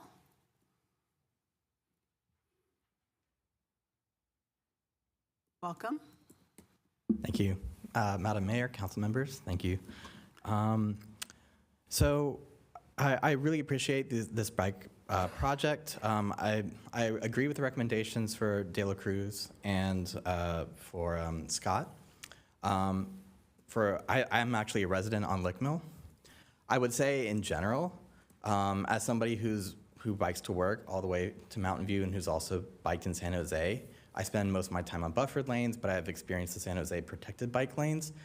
And if there's ever an option where you can have the protected bike lanes, it is much, much better. So please, please, please, if you can. I was listening to Councilmember Hardy's concerns, and it makes sense, but I think the benefits far, far outweigh the costs. Because it's just the peace of mind of knowing that you only have to deal with the open road and maybe the debris is different than if you have parking on one side and cars, fast-moving cars on the other. The cars are not necessarily going to avoid the bollards, and I know that because I drive in North San Jose in the area, and I see them go into the bike lanes when they want to, whenever they want to. But there's actually another problem, which is coming from the other side, if you're a biker, because the parked cars might have a person in them who opens the door, and then the bikes hit the door and they go flying, and this happens enough that there's a term for it, which is getting doored. So there's a double problem there, and I think that I see a lot of kids in the neighborhood who are using electric scooters. So again, I think I'm really glad that this project is happening. I think it's more than just bikes and scooters. It's about livable communities. So again, really grateful. Please, please, please have protected bike lanes if possible. Thank you. Michelle, followed by Hesham, and I think Hesham's online. Okay, welcome. Thank you. Really appreciate the presentation. Now, I'm a resident, live right off Lick Mill, and I am not a cyclist because it terrifies me. Protected bike lanes would make all the difference to me. Buffered bike lanes, that would be an improvement. I might think about it, but the cars there are so fast and so sloppy right now that I don't do it. I go over to Guadalupe. I can get certain places from there. Otherwise, I'm on foot, and just getting across that road is terrifying. So another point that I wanted to make, Ulistock is an incredible little gem in Santa Clara. If we can slow traffic on Lick Mill, more wildlife will utilize Ulistock, and it will be even more beautiful. I have a PhD studying wildlife biology. It really matters, the level of noise, the level of confusion. The farther the cars are away from wildlife, the happier the wildlife will be.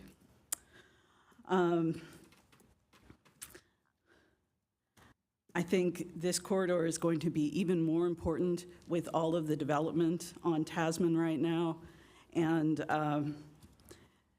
as a thoroughfare, especially when the Guadalupe Trail is flooded, really useful, but only useful if it's much less scary. And protected bike lanes are what will make it much less scary. Buffered will help, protected way, way better. Thank you. Thank you. Hesham, online. Unmute yourself. There you go. Welcome. Thank you. I'm a Santa Clara resident and I live on Lick Mill Boulevard. Now, regarding the plans for Lick Mill and De La Cruz, I have two questions. The first one is echoing concerns about Levi Stadium traffic when there are events. The traffic is just very high, and as a resident, I'm concerned that the reduction of the lanes may cause more congestion. The second question is, as a bike rider, I usually prefer to go on the Guadalupe Creek Trail, which runs next to Lick Mill, all the way from Tasman to Trimble.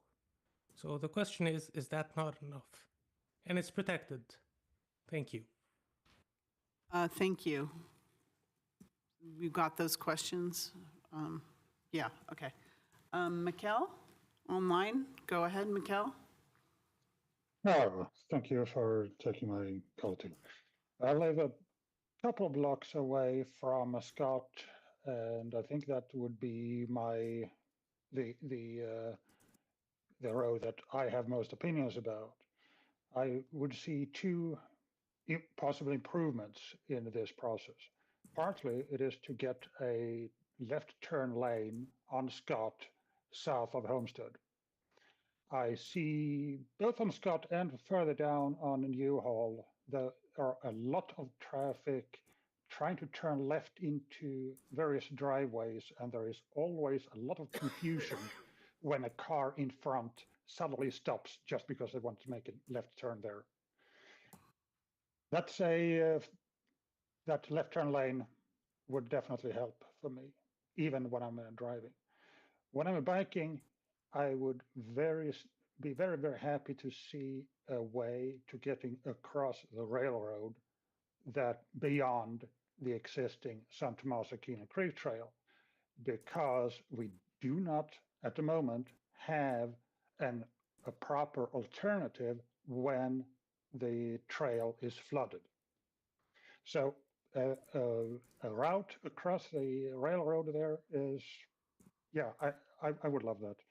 That would give me also a way to get to the new bike lanes that San Jose and VTA and Caltrans, I'm not sure who is doing that, it just built underneath or over 101. So yeah, I think that the bike lanes on Scott would help me a lot. Thank you. Thank you. Is there anyone else that would like to speak on the issue? Please, have you spoken, Betsy? Oh, okay. On the last one. All right, thank you. I'm sure I put a card in, so it must have gotten lost. Betsy Magus, I am a BPAC member speaking for myself. Please support the staff recommendation with, if possible, protected bike lanes on Lick Mill. We have a lot of folks here tonight who live, work, and bike on Lick Mill, and I defer to them. I would like to thank the staff and consultants for a lot of work on this project on an accelerated schedule. If we can accelerate this one, maybe we can accelerate some more next time. I saw all of you last October at the opening for the De La Cruz 101 interchange. Some of you were alarmed to learn that I'd arrived there on my bike by way of Scott Boulevard and Central Expressway. Scott was the scarier part of that ride. Although Scott has nominally a lower speed limit, there is no dedicated bike facility on some parts, and there are many conflict points at driveways and intersections. It was scarier, but it was also refreshing to be able to travel directly and not to wind around a selection of different side streets. I'm sure I see other people biking on Scott with no bike lane for the same reason I end up there, which is it goes where I need to go. All three of these streets have elementary schools on them. All three streets have more and faster traffic than is anywhere near ideal for a school zone. The way we make streets safer for walking and biking is to build for slower speeds and lower volumes. We're going to need a sweeping solution very soon, no matter what we do with these particular streets.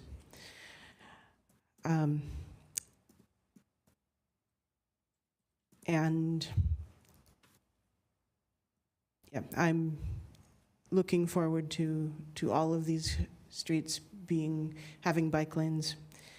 And I think that the two on the north end are good candidates for protected, not just buffered bike lanes. Thank you. Thank you, Betsy. Is there anyone else that would like to speak?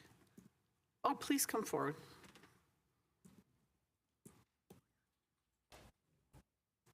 Welcome. Hello, my name is Victoria, and I live in the Lick Mill area, but I also commute when I commute on bike, I use a Scott heading towards Sunnyvale. As a biker who would love to bike every day to work, I would love protected bike lanes. Part of my ride that I do when I started biking to work is actually using the trail as much as possible to avoid the roads, because we all know like the most dangerous thing for bikers on the road are actually cars. But that made my trip 1 hour versus if I take the more direct route on surface streets, it's 30 minutes. But on that route, I am terrified that a car will hit me given the speeds that cars drive. And even when there are buffered bike lanes, I'm terrified on my left, the cars will hit me, but I'm also terrified on my right if a car will just turn out without first looking to see if there's a car, or if someone will open the door and I will crash into it. And I have had near misses where a person will not look before they are exiting into the road. So that's why I am a proponent of protected bike lanes. And I do appreciate your comment about, and yours as well, about the surface, the roads being slanted, but maybe perhaps that's not necessarily an issue with like protected bike lanes, but maybe we might need to do some infrastructure improvements on the roads to maybe, make it, even. And bike lanes are cheaper than vehicle lanes in order to maintain it, because you just have less weight, physical weight on the road. So I am a proponent, and I hope you do consider protected bike lanes, whether we do remove vehicle parking or not. Thank you. Thank you. Is there anyone else? I think everyone's spoken here. Anyone else online? I don't see anyone else. Comments from the council? Councilmember Hardy. You saw me taking my notes. I, too, whenever possible, ride the trails. That's the best, and I find it the most fun. I can get around the most. I appreciated the comment about Eulistat. I was on the commission that first pushed for that, and have never regretted the fact that we have Eulistat. It is a gem. I was up there just today by Don Calajon Elementary on purpose in a car watching the safety officers. There were 3. And didn't see any problems. Of course, I was only there for a while, but there were 3 safety crossing guards, which is after school. And I always tell people, because I work at the high school, it's the 15, 20 minutes before school and about the 15, 20 minutes after, and then there's nothing the rest of the day. It's a reality. I want you to think about, and I thought about this a lot, everyone who's spoken here did not mention taking children in trailers behind your bike,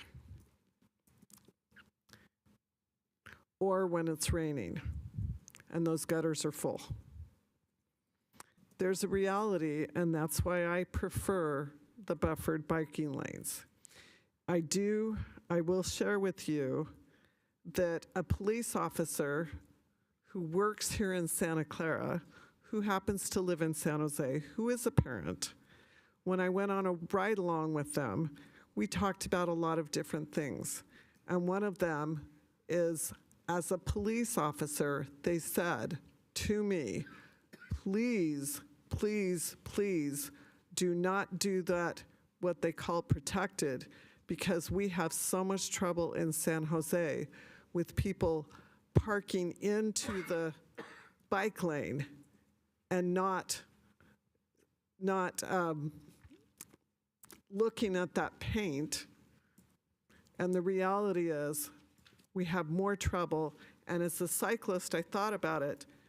I don't have any options. If I'm next to the curb and a car is on the left side of me, I don't have options. If I'm in a buffered, I can move if there's no cars in the parking, or if I need to, and there's no traffic, I've moved into the lane.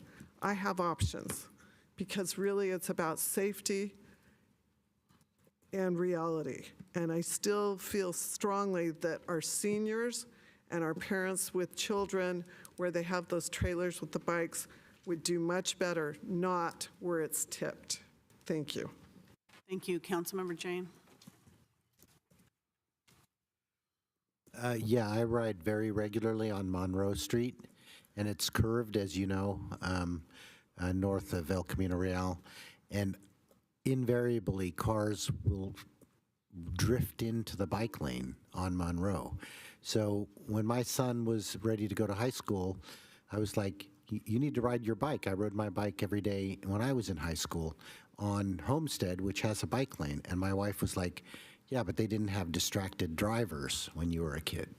And so, as Harry mentioned, when you see a bent steel pole, that means somebody didn't get hit.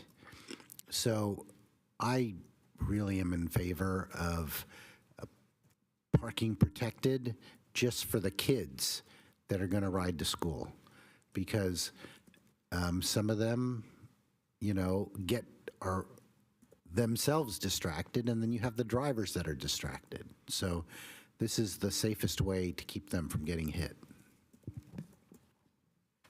I want to ask Mike, are any of your recommendations requiring parking removal from the streets? I didn't think so, but I just wanted to double check.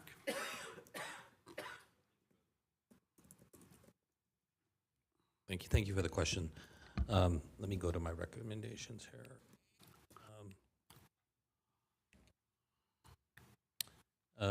For the most part, no parking removals, with the exception of potentially this 2C De La Cruz, because with parking protected, we want some sight distance.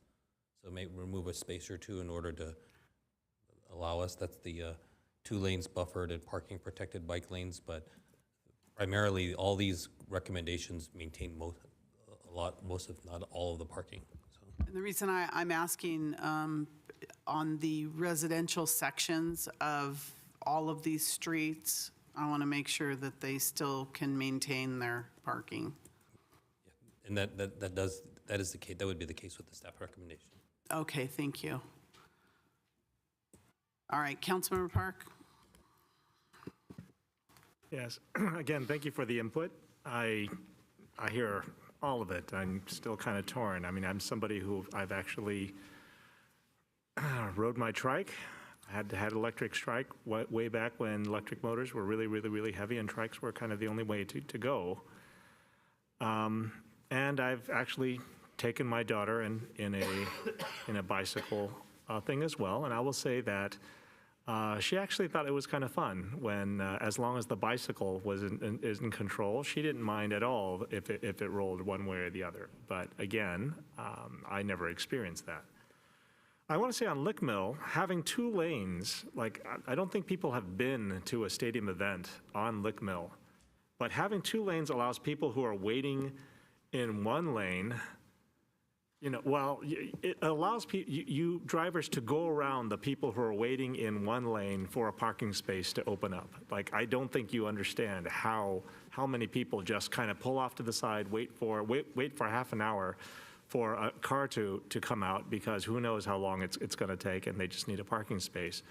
And by not having a second lane so you can go around a car stopped in a lane waiting for a parking space to open up, I don't think people have experienced that. And again, I'm hoping that the actual solution is we actually make the area in front of the stadium, the areas around the stadium, good, so that we don't have to close down the streets. People don't have to go on Lick Mill to pick up their friends, family, et cetera. I'm hoping that there'll be a real solution for this, right? And again, as someone who has gone to San Jose a lot of times, a few times with my bike, but most of the time with my scooter, like, the protected bike lanes are just a great thing. Like, I don't even worry about that. And if you've been on the ones near, around City Hall at least, they're wide. I mean, the parking spaces are huge. There's a lot of space out, and they've got the bollards up. I don't know if they're plastic. I've never hit one. I think they look plastic, but I don't know if they're something covered. But the point is, the cars aren't going into those as much, right?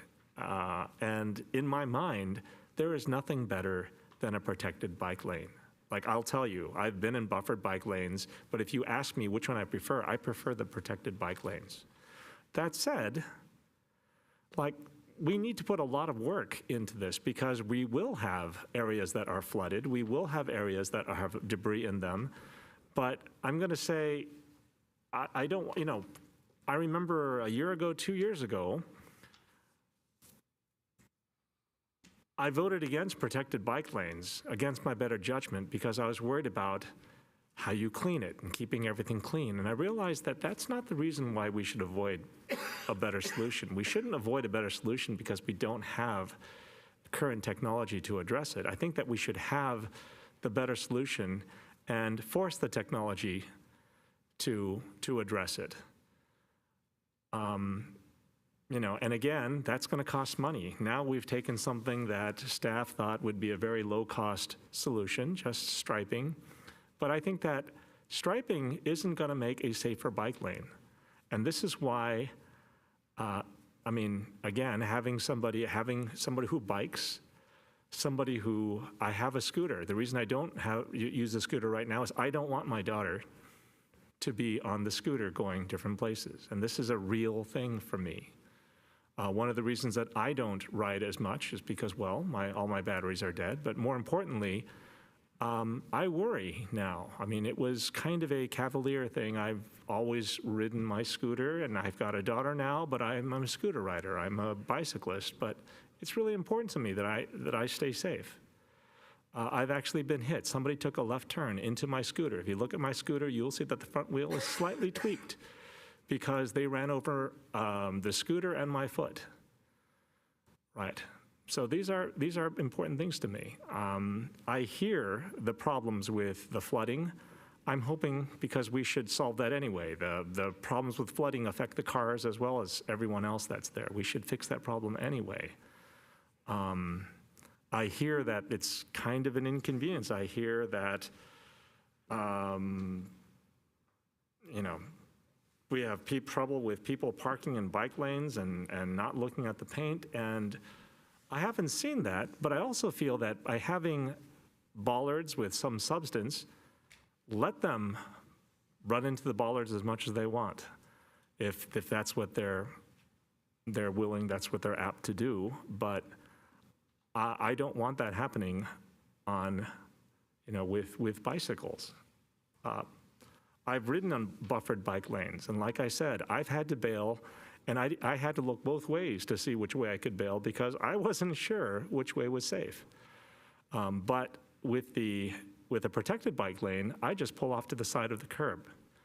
Right? In the worst case, I've actually had to jump the curb and go on the curb, but at least that was an option that felt a lot safer than having to look. And I had a near miss where the car immediately next to me just made a turn, didn't even see that I was there because I don't think they were even looking. That said, I don't know how I can not support protected bike lanes if we have that option. I understand the concerns with that, but I feel we need to fix those concerns regardless of whether we have buffered bike lanes or not. And at the end of the day, I'm a firm believer that protected bike lanes are safer, right? If you have a buffered bike lane, cars can just as easily go into buffered lane. In fact, more easily go into the buffered bike lane, and I've experienced this. Thank you. All right, is there a motion? Council?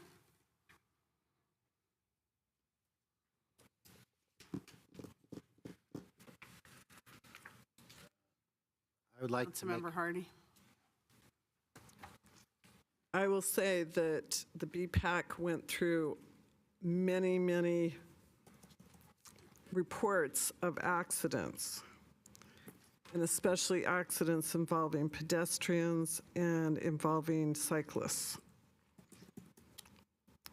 The unfortunate reality is sometimes it was the cyclist that was partially at fault because they were doing something that wasn't safe. In almost all cases, the motorist was at fault. When you talk about the downtown San Jose, I pulled out of the parking lot there at downtown San Jose the other day and noticed a bike going down the left side of the street, and they were only using one hand. As I passed them, I saw they were carrying a dog in the other. You can't make this stuff up. there's only so much we can do to protect people from bad decisions. We felt like Calabasas would be the best way to move that lane to the inside. And the thinking was, well, it'll be safer. Well, the problem is, it's where the bike lane is where all this stuff from the tree is dropped and where the roots are. And so it's not as smooth. And so a lot of the kids who I see, because I drive up that way from Cabrillo and Wilcox, go on the other side where there's no space. Happened just this morning again. So I think I like the idea of consistency. And I think that makes it much better with what we've been given. We can put in all these buffered bike lanes and put in the protected in the places where we do not have parking. So I'm going to make a motion for staff's recommendation. I will second that, but I wanted to clarify something. All right, Councilmember Jane. So the BPAC recommendation on De La Cruz is 2 lanes buffered and parking protected bike lanes, center turn lane, parking on both sides. That is also staff's recommendation. Staff's recommendation is exactly the same as the BPAC recommendation. So I wanted to clarify. Exactly. And that's because there's no parking. It would only take out a tiny bit of the parking. And that is, we looked at that, and because it is commercial and the cars go too fast there. So thank you. So I'm seconding the motion. Councilmember Park. Yeah, so, I mean, if I take a look, I mean, it's a kind of a long motion because there's a lot of parts to it. And we have the buffered and parking protected bike lanes, buffered bike lanes, parking on both sides, buffered bike lanes. And again, I really want to get to a point where we're safe. I mean, people say we can only do so much to promote safety. I say yes, and I think that having physical barriers in the way is one of the things that we could do. I know that we have slopes. I know that we have flooding. I know that we have debris. But these are issues that we need to solve. These are not issues that we need to say, well, what can you do? Let's go with a worse option because, well, it's not as convenient as having the safer option. I don't know how this is going to go, but I'm not going to support this motion. Thank you. We need everyone on board. I do know how this is going to go. So if you don't support it, then there is no action. We have no plan and we have no action because I would support the motion. If that's the way it's going to be, that's the way it's going to be. Councilmember Park, unless you reconsider right now, there is no action. I mean, I think that if people can tell me why a buffered bike lane is safer, I may reconsider. But what I'm hearing is that, you know, it's unsafe regardless. And what I'm hearing is there's debris that we have to deal with, and there's water that we have to deal with, and there's other things that we have to deal with. But and I used to go from my house to either Lawrence Station or Santa Clara Station, and then go to San Francisco on the train, and then go up San Francisco.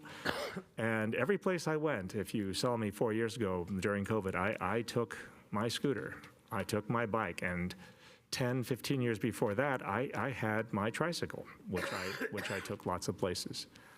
And the only times that I felt safe were during the times where I had a protected bike lane.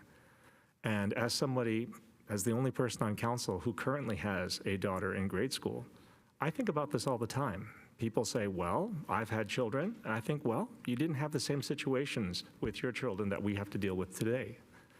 And when people say they do, I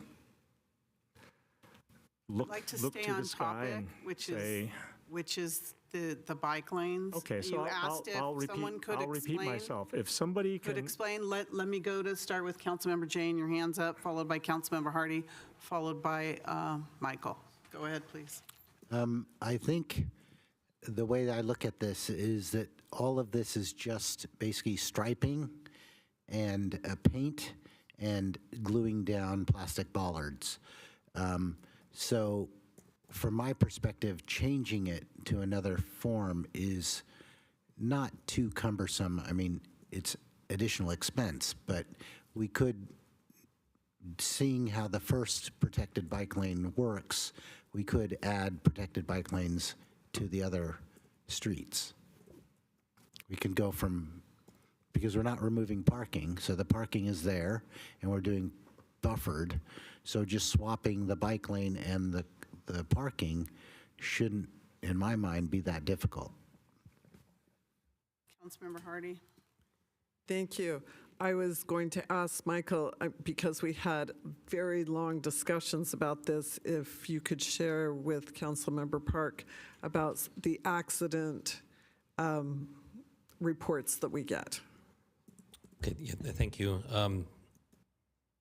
First, I wanted to mention, I think I mentioned it before, remind the council and the public that, you know, this is related to federal funding that we received, and so we do want to utilize that funding. So ideally, if a decision can be made, then we could proceed to design and construction. Very important for us to not lose that funding, right, ultimately, as a city.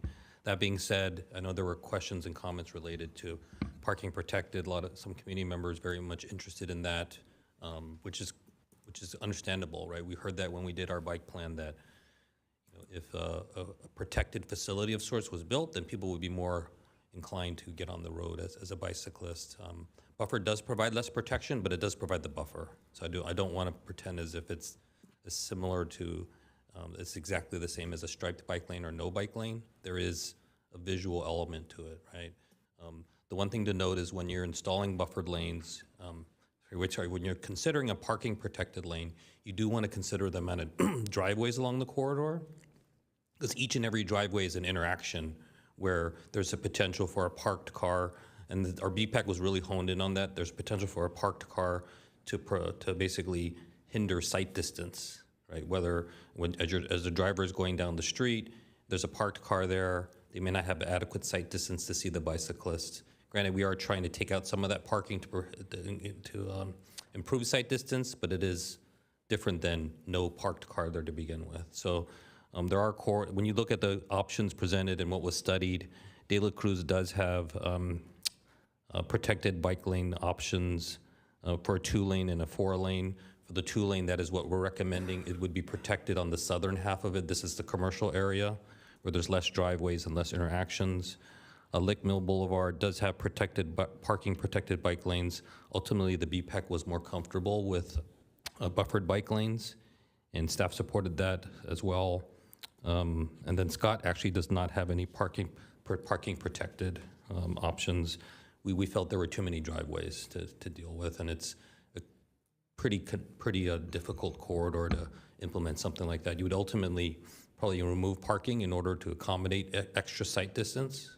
Because, you know, ultimately what we're looking at here is there's sight distance for the sake of just having it in general, and there's sight distance because you're changing the way parking is done. So in that latter situation, you do want to probably do a little bit more, and that's going to result in less parking for Scott, in addition to just the driveways. So I did want to mention those in terms of kind of some of the responses. Thank you. Councilmember Hardy. Thank you. I had forgotten about the driveway situation, because that was a lot of the discussion when you want to know about safety, because by moving you out further from the car, you are more, it's easier for a car backing out to see you, and it gives you more of an option. And if you're worried about safety, this was a lot of the concern we had. Okay, thank you. Councilmember Park.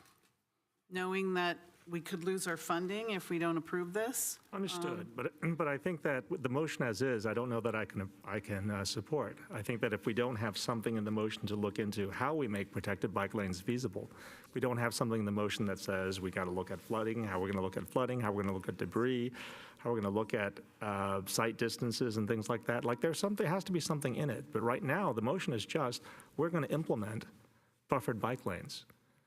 And I would like to say, if the impasse is, we'll lose funding if we don't get this approved, I'm willing to approve it, but I want to add something to the motion that makes it possible, makes it feasible, so we don't continue to have this discussion. This discussion has always ended up with, we're going to do buffered because of these issues, and we're never going to improve the streets to the point where we can get protected bike lanes.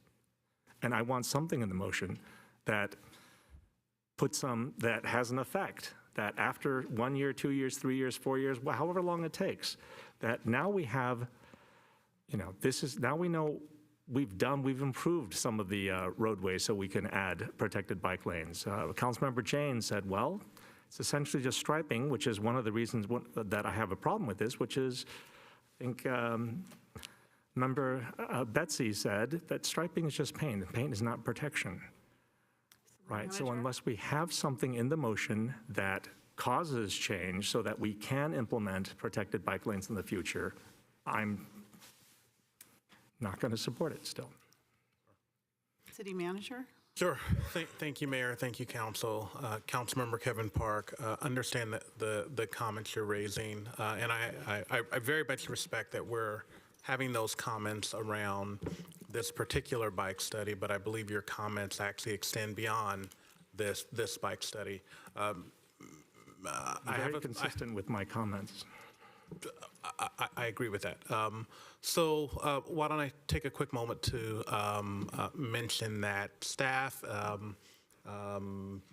led by me, has had some initial conversations about taking a step back and looking at developing a council policy around bike lanes. As you know, we've had a number of these bike studies where we go through very intricate detail on each study. While every area is unique, one of the things that we can do is develop a council policy around what are your preferred treatment options in certain conditions.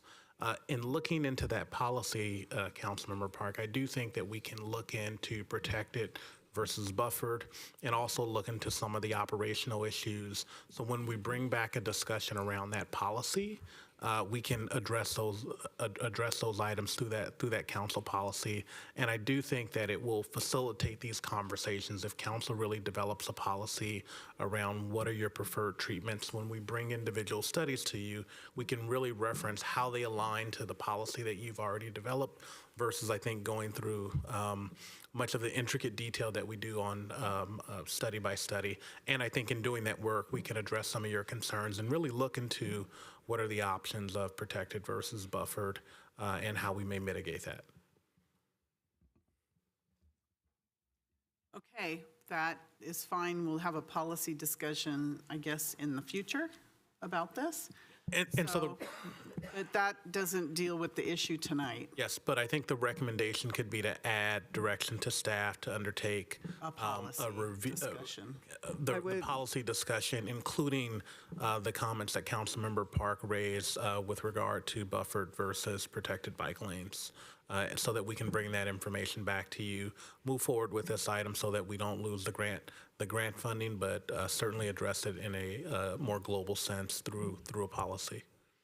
Understood. I would be willing to add to the motion to have staff come back at a later date of the differences between the safety concerns between protected and buffered.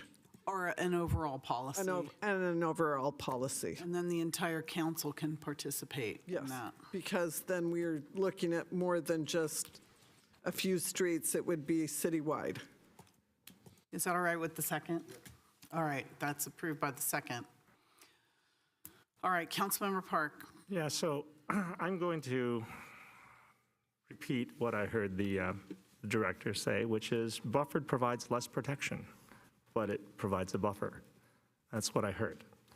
what I hear from Councilmember Hardy is have staff come back at a later date about the differences between buffered and protected. I don't think we need another report on the differences between buffered and protected.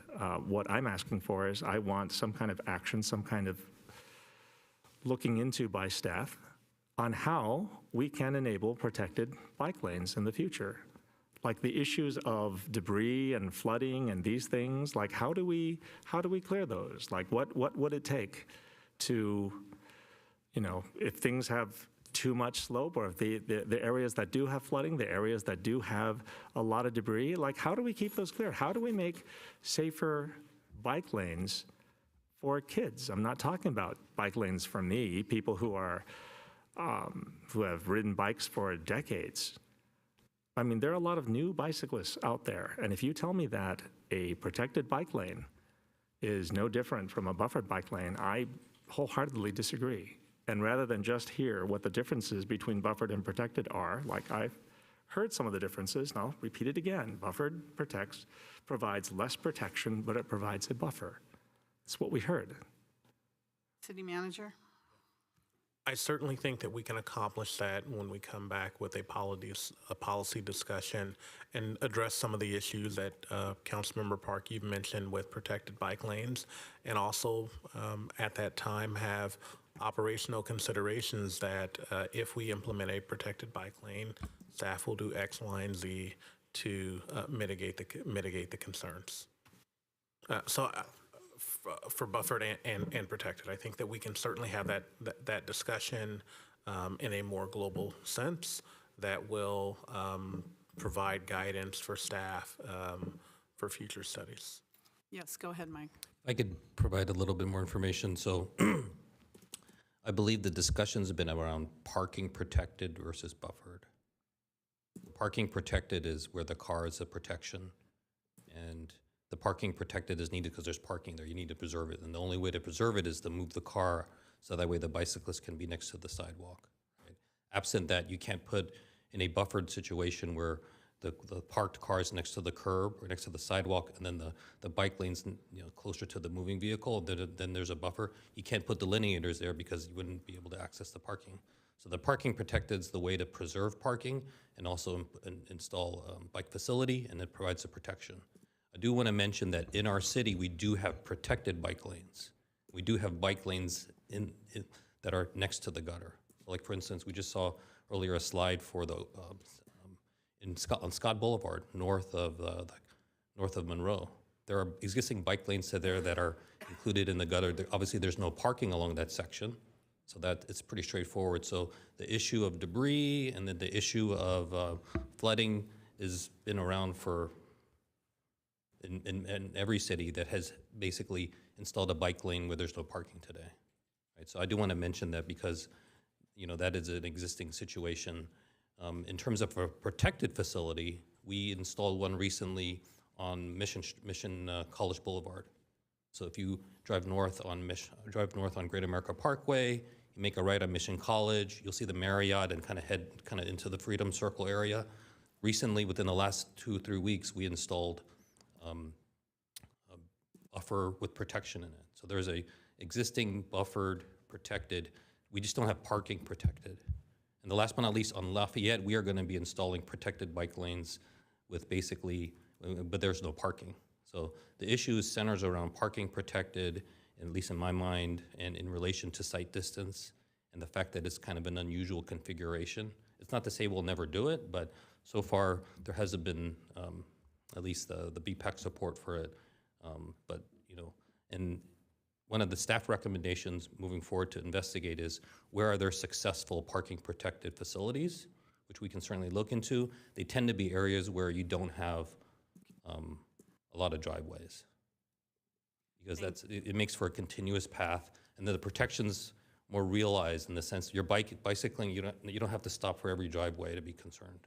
So I just want to offer that because there are bike lanes currently in the gutter area, and we've done protected bike lanes already, and we're going to be doing more. Parking protected is really what we have not done yet.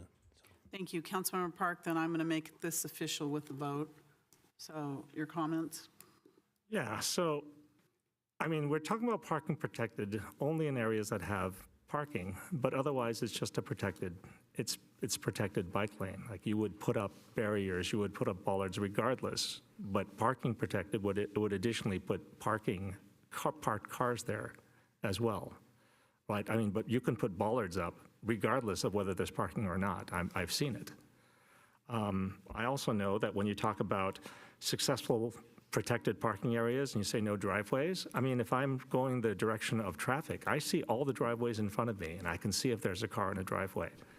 I understand that there's a little bit more interaction, but I don't recall a time where I've not seen a car in front of me. And if I think that a car is even close to pulling out, I will stop and I will wave them through. And if they say, no, no, no, you go first, I will wave them through because I prefer to be in a situation where they are not there, even if they see me. I hear the other members on this council wanting to push this through, and I understand their concern. We don't want to lose this funding. But again, I'm hearing very light support for eventually supporting protected. I don't want more studies. You know, I don't want things that end with just studies. I don't mind having studies if the end result is this is how we make protected bike lanes feasible, right? And if we don't have that, then we're just going to be at this place again and again and again. I mean, I can tell you all the times that we've had this discussion, this exact discussion where I've said, well, I'm going to give in because, well, convenience, well, it's getting late, well, other people are doing this. But again, I think that one of the outcomes that I'd like to see is in the future, we have more protected bike lanes where we are not having discussions on flooding and debris and cleaning because other jurisdictions have purchased smaller street sweepers and they've solved this problem. You know, if it requires that we have better infrastructure so that we get safer, we get fewer deaths, we get fewer accidents, then that's what I think it needs. That's the kind of outcome that I would like to see. But just kicking this down the street, I don't know that I can support this. I would like to hear something more than just have staff come back at a later date, tell us the difference between buffered and protected, and come up with an overall policy. I would like to see a way that we can, a year from now, 6 months from now, 3 years from now, even 5 years from now, implement protected bike lanes without this discussion of, well, we have debris, well, we have flooding, well, we have slopes, well, we have this. If we identify the bike lanes, if we identify the roads that we want to have bike lanes in, if we identify the areas that we want children to be biking, to go to school, then we need to work on those areas and find how to make them safe, not just buffered. And again, I'll repeat, buffered provides less protection. Okay, we're but going at in least we have a circles now, buffer. Councilmember Park. It's not a circle. This is the same. It's a circle only because no one has listened to my initial, and I have not wavered from this, my initial statement. All right, so I just want to say, and I'm going to call for the vote, just to make it official. The staff has put a tremendous amount of work into this project, you know, months and months of work. The BPAC has put in a ton of work. There's been community outreach. It's gone on. It's a tremendous effort to put together this recommendation. I appreciate all the work that has been done. This is an opportunity for us. We've got a well put together plan. We've got the funding for it. And unfortunately, we're here with 4 votes that need to take place. I don't know, City Manager, I'm going to call for the vote, and then I'm going to leave it to you to deal with this so that we don't lose all the work that has taken place and the funding. Sure. Thank you, Mayor. And I too don't want to lose the $2.7 million in grant money for this project. But Councilmember Park, I know your concern about another study, but let me try and be clear. I think that as Assistant Director Liu mentioned, that there are some concerns with parking protected bike lanes. We can certainly look into that and when we bring back a policy, bring back operational considerations that would need to be put in place to allow for parking protected bike lanes. I totally understand your comment that other cities have done it. We're at a point now where there are some concerns and some questions, and we need to fully look into that. And so the other thing is that we can move forward with this project. It is striping. If at a later date we determine that there is a mechanism to change the project, we can look into doing that. But staff is committed to coming back to the city council with a policy and operational issues so that so that council has the ability to implement parking protected bike lanes. Now, at this moment, I can't tell you when we will come back with that. I really need to work with staff and balance out their workloads, but we do have a priority setting process coming up, and we can attempt to provide additional timeframes on when that work can be done.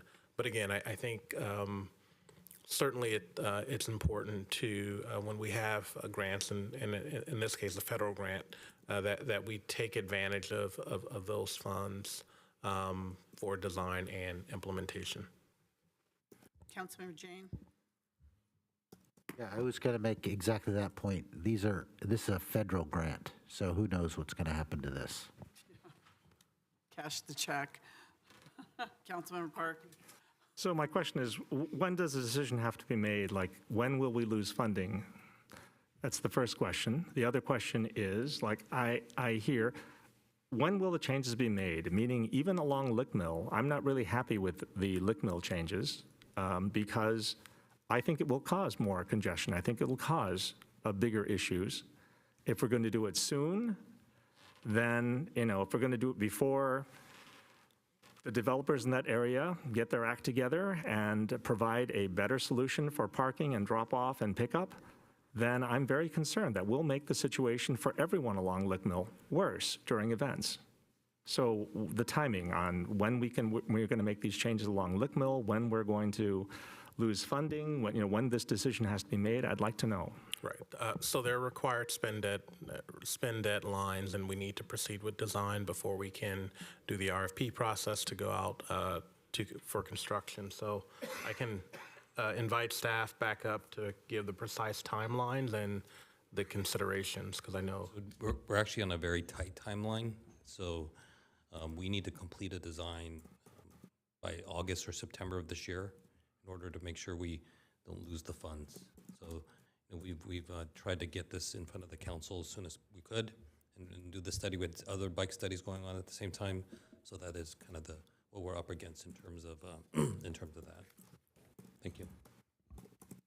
And when can we have a study on what it takes to make protected bike lanes feasible? And if we're going to have this thing, well, it's just striping, we can consider it at another time. That only works for me if we actually have a schedule to consider this at another time. Right. Saying that we can consider another time doesn't give me any confidence that we will consider this in a time that's useful. So I believe on April 2nd or 4th, we have your priority setting meeting. What I can commit to is coming at that time and providing a time frame.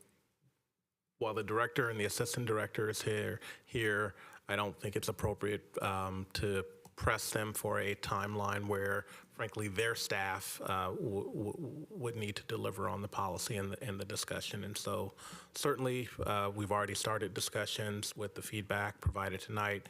We can go back and refine that and develop a schedule that we can inform you on at your priority setting process. I just don't have the ability to do that right now, but I totally understand the concern that you don't want an indefinite amount of time, and there's a desire to have an operational model and address these concerns so that the council has an option to implement parking protected bike lanes. Okay, I mean, I'll say it. I think that this council is very intent on pushing this forward, and I would like to use the funding as well. Right now, I do have an opportunity to state my opinion very strongly. I think the council would like to push this in front of a committee for the rest of the council, in which case I think that I will probably get outvoted in pushing a protected bike lane over a buffered bike lane. I'm pretty sure of it. I mean, I've been on council for more than 1 year. At the same time, I don't want to see a study on this is what it would take. I want a study on how to implement protected bike lanes. This is what we're going to do, right? This is something that it's not just a priority. It shouldn't be a priority that we come up with. It should be something that the city says, this is what we're behind. This is what the city supports. I think it's sad. It's a little unbelievable. In the city where what's possible, the center of what's possible, that it's not possible to have safer bike lanes for people who are not expert bikers. For the staff and for council to have a very narrow view about, well, we want this funding. I want this funding too, but I don't want a bad project. People say a project is better than nothing, and I think, well, that's not necessarily true.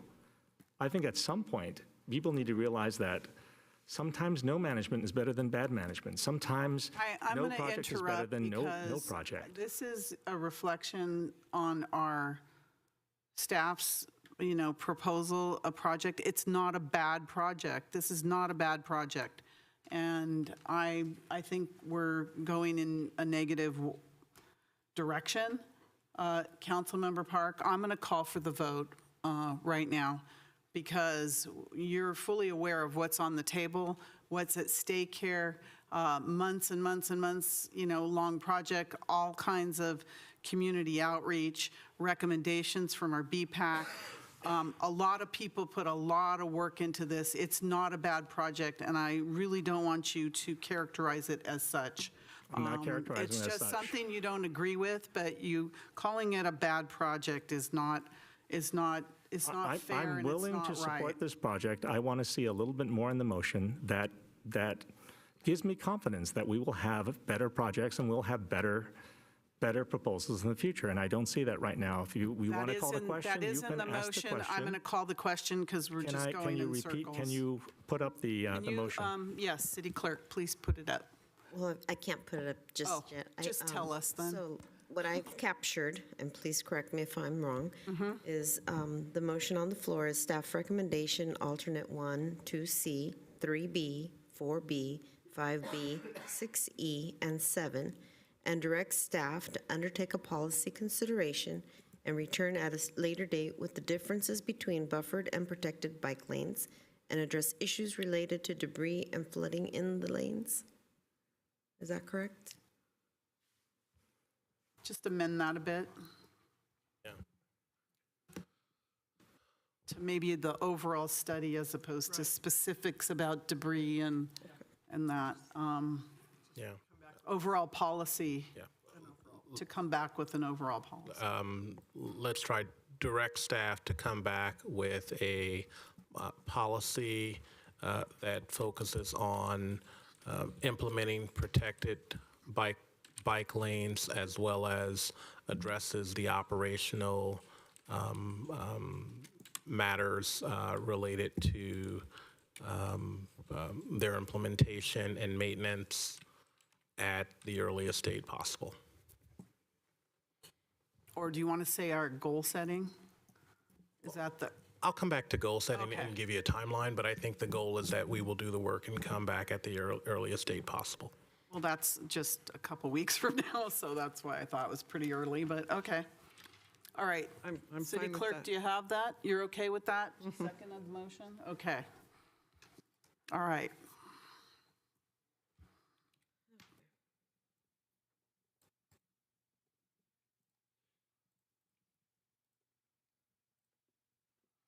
Please register your vote.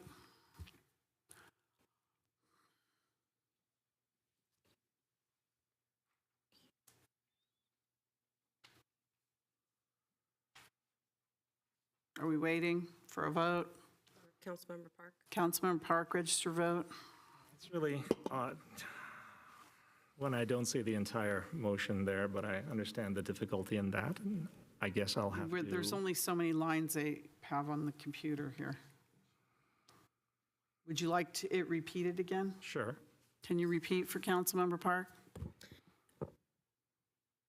Okay, staff recommendation, alternate 1 through 1, 2C, 3B, 4B, 5B, 6E, and 7, and direct staff to come back with a policy that focuses on bike lanes and addresses the operational matters related to implementation.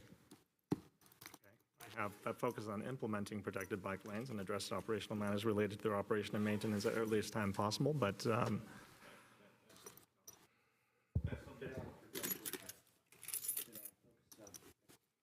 yeah, and it says on implementing protected bike lanes, not just study on protected bike lanes. So this is just a draft. We will make sure we go back and. Understood. So as long as I've got agreement from the city manager, I will support this motion. And that passes 4-0. Thank you very much. Thank you, everyone, for coming. Thank you, city staff. Sorry about that sorry about the late hour. Thank you for all your hard work. We appreciate it. May I have a motion to adjourn the meeting? Second. Motion second to adjourn. City Clerk, when you're ready.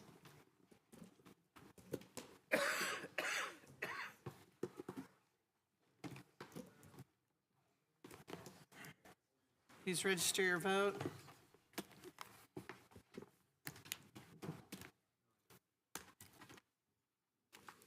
This passes 4-0. Meeting adjourned. Everybody get home safely. Thank you.